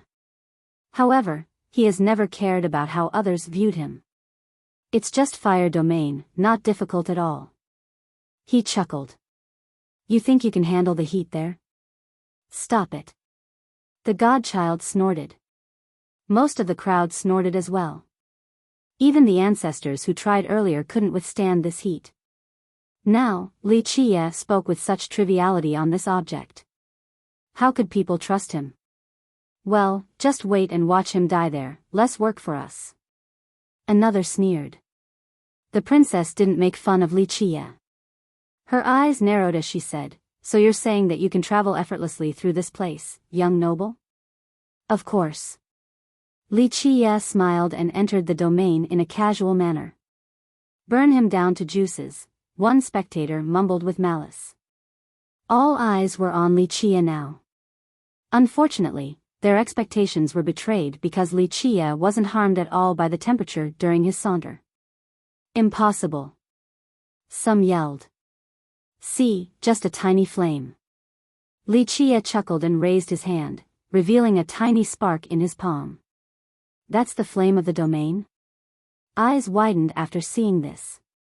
With loud sizzles, the spark increased in size and became a powerful flame. One could suddenly hear the screech of a phoenix as the flame danced in his palm. This feeling was as real as can be. It felt just like the true flame of a phoenix. The temperature from it was unbearable, capable of melting everything in the world, just not Li Qie. Hey, this flame looks like the one deeper inside. One ancestor murmured. He compared the flame by the torth and the one on Li Qie's hand. They seemed to be the same type. This doesn't make any sense. The spectators couldn't believe their own eyes. Some started to rub their eyes. No one in this place could dare to travel through this place with confidence, not even the princess and the ancestors. Now, Li Qie stood there, completely unaffected. The strangest part was that he seemed to be able to summon a flame from the domain as well. Remember, the only bright flame that could be seen here existed in the deepest region of the domain. No other places had visible flames. The shocked crowd thought that he could actually summon the phoenix flame after seeing this. Firmament's godchild, Skylight First Prince, and Wu Zhongtian were shocked. They looked down on him earlier and were forced to eat their words now. This was akin to being slapped in the face. Even the princess could no longer stay calm like before while looking at the flame. Once again, the most unmoved person was Polstone Saintess. Li Qie was omnipotent in her mind by this point. How? One spectator asked. Only a Dao Lord can do this, is he? Another started speculating. No way, or everyone would know. All thought that this was impossible. Maybe he's a disciple from Divine Stone Ridge? A powerful golem guessed, people from there could travel through the domain as well. He might know the secret behind avoiding the heat. That's plausible. Wait, the successor of Divine Stone Ridge came, right? Maybe he's the one. Someone responded. No, he's a human, not a golem. One ancestor shook his head and was certain that Li Qie couldn't pretend to be a human. There's another possibility. An older master stared at Li Qie and added, perhaps he has a phoenix bloodline flowing through him.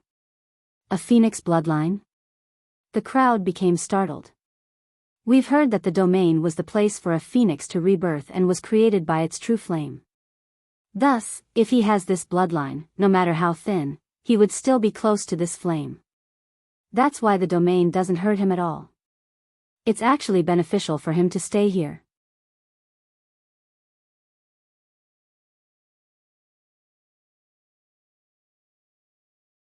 Chapter 3462. Many nodded in agreement while staring at Li Qie. Yes, maybe a really thin phoenix bloodline, we just can't notice it.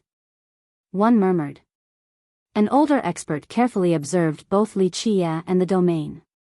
He agreed as well and added, the phoenix true flame and a phoenix bloodline are from the same branch. It makes sense that he isn't afraid of the heat here. If this was actually the case, then this heat was actually beneficial to Li Qie. No wonder why Dragon Phoenix Dragon favored him, the same with Polstone Saintess. Looks like they noticed his bloodline. Remember, they have amazing bloodline too. Another extrapolated. That's possible. Some agreed with this, especially the young geniuses. Otherwise, how could someone as regular as Li Qie win the two women over? In reality, Li Qie being impervious to the heat had nothing to do with a phoenix bloodline. The spectators simply didn't know what was going on and chose to come up with a plausible explanation. So what if he has a phoenix bloodline? An expert regained his wits and snorted, he's still not powerful, not at the sacred level, so this bloodline isn't special right now. Only power will lead to victory. True, he's not stronger than young Lord Bai. He doesn't have long to live either after offending the young lord and Yin Yang. Another chimed in. This bloodline was astonishing and made people envious. However, they still dismissed him because of his weak cultivation. Opposing the princess group right now would only end in death. As for Wu Zhongtian and the others, they were afraid because Li Qia might be the only person in history to be unaffected by the heat here, as far as they know. They agreed with the ancestors' speculation. A phoenix bloodline was the only explanation for this. Only Postone Saintis thought that Li Qia could still do this regardless of his bloodline. Poof! The flame in his palm disappeared. He walked out of the domain and smiled at the princess. See? You don't need to worry about me traveling through there. All eyes were on the princess now. They knew that this alliance wouldn't easily abandon the treasury. Young noble Li, you are truly incredible. Looks like you have the mythical phoenix bloodline and will definitely soar to the 9 firmaments in the future. My horizon was broadened today. The princess didn't hold back on praising Li Qia. This would be considered a great honor, especially for the younger generation. They would definitely be elated, but Li Qia was unaffected. Okay, you no longer have any business here. Leave and stop being an eyesore. Li Qia waved his hand and said. This wasn't his first time telling them to leave, but as the adage goes, never slap a smiling face. No one else would be so blunt when the princess was so generous with her praise. Moreover, this alliance was extremely powerful. Putting aside Li Qia's bloodline, this alliance and their armies were unbeatable in this place. Thus, the blatant disdain was impossible to take. Zhongtian and the others had an ugly expression. Even the princess' eyes turned cold. She remained calm and told Postone Saintis, Sister Sure, I am sincerely asking everyone to join us. I hope for your sympathy. Will you put in a word or two? The princess made it clear, wanting Postone to convince Li Qia. She remained patient with these two. Her Highness can't be any nicer. The crowd thought, still thinking about the contrast in attitude between Li Qia and the princess. They also thought that Postone Saintis would make a compromise. However, Postone shook her head and said, Princess, I say this with nothing but goodwill. Our young master is wanting the best for you. He's being merciful right now. Leave with your followers or face his wrath with terrible consequences. Think about it. Postone had no ulterior motive this time. She knew that Li Qia would stop playing nice soon and rivers of blood would start flowing. The princess and her men wouldn't be able to escape death. Alas, others didn't appreciate this. They were shocked that she would still support Li Qia, an outsider instead of her fiancé's sect and future sister. Biting the hand that feeds you. One disciple from Yin Yang couldn't help raising his voice. Clank. A ray flashed and he was instantly decapitated. Blood gushed from the severed body. You deserve death. Li Qia had a sword in his hand now. He gently blew away the blood pearls on the blade. The crowd's expression instantly changed after seeing his nonchalant murder. Such impudence. Both the godchild and the first prince stepped forward. The former shouted. Brat, you brought this upon yourself. Li Qia answered by tossing the sword back to Postone Saintis. He raised his hand and a crack suddenly appeared in the domain. Lava oozed out from that spot. People finally realized that there was an ocean of magma underneath. The lava that came out suddenly flew and coiled around Li Qia's hand. He came into possession of the destructive fire affinity, enough to destroy an army. Come together.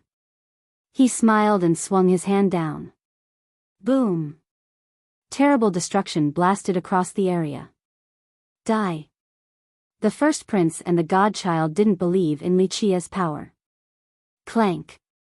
The godchild used a sword slash while the first prince performed a draconic punch.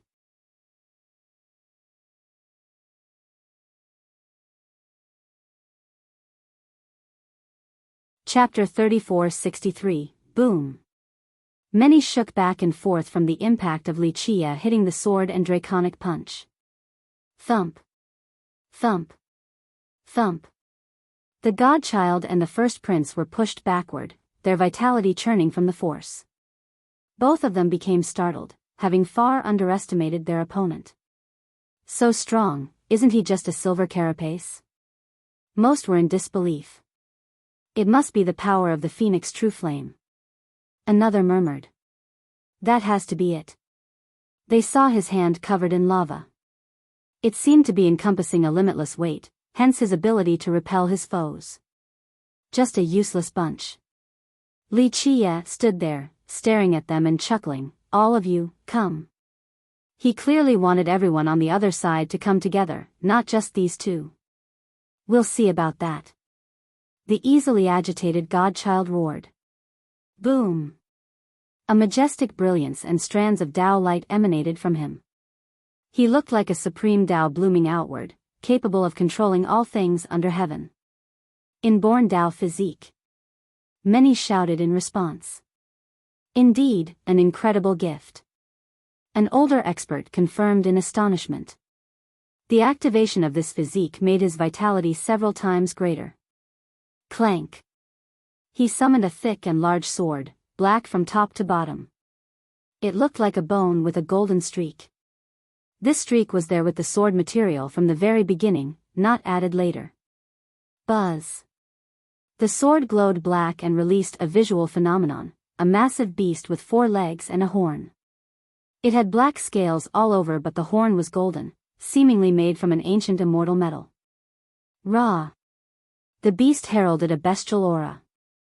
Its ferocity made others shudder. Primal onyx lynx. The older experts recognized the beast.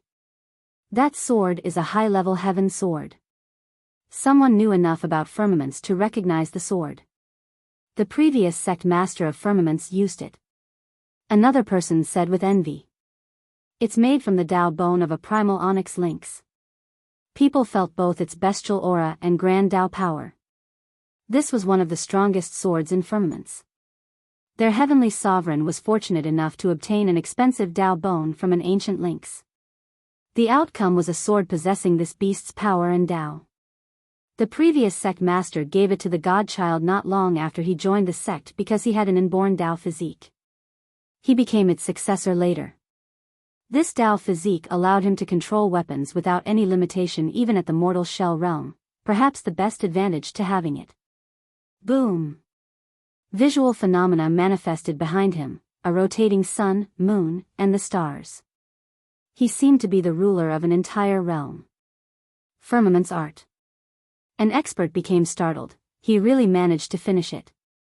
That's the future sect master for you. Using firmament's art boosted the godchild's power several magnitudes higher. Inborn Tao physique, primal onyx lynx sword, and firmament's art, these 3 things took the godchild to the next level. He clearly used everything he got to kill Li Qie in order to wash away the humiliation earlier. Count me in. The first prince didn't want to miss out and shouted. Clank. Clank. Clank. Individual plates attached themselves to him, forming a full golden armor. He looked like a king ready to speak to his subjects. Their lives were up to a single whim of his. Skylight draconic bulwark. A spectator recognized the armor and said, the king gave it to the first prince. According to the legends, this armor was made from the scale of a mature flood dragon, allowing its user to be impervious to weapons and elemental attacks. It belonged to the king. It seemed that it was passed down to the first prince, meaning that he would be the next in line. Boom. He then channeled his merit law. A royal energy rushed up to the sky. Numerous regal signs gathered around him, culminating in the image of a great kingdom. Within it, his followers and citizens prostrated and offered him all of their power and vitality. This naturally took him to the next level. He turned into a peerless king, capable of sealing gods and slaying devils. People couldn't help but stare in admiration. Regal draconic secret. The crowd knew that this was the secret technique of Skylight. Only the royal family was allowed to learn it. The two surrounded Li Qie, intending to kill him with their best techniques. They're not messing around anymore, It'll be to the death. One spectator murmured. Everyone watched with bated breath, wanting to see the duo take down Li Qie. I can't be missing this. Wu Zhongtian suddenly joined the fray with a serious tone. He didn't care about his status and reputation, joining the other two. This showed that he viewed Li Qie as a mighty foe. By this point, most realized that Li Qie was far more powerful than he let on. Otherwise, Wu Zhongtian would never join others to take him on. It's starting. The atmosphere became excited. Wu Zhongtian was an incredible genius. If it wasn't for the brilliant Bai Jianchan, he might have been the next successor of Yin Yang Gate. To be able to see him in action was a blessing for the spectators. Buzz. The yin and yang emerged behind him. His shadow became long and stretched across the realm, the same with his actual figure. Just one stomp could crush the land.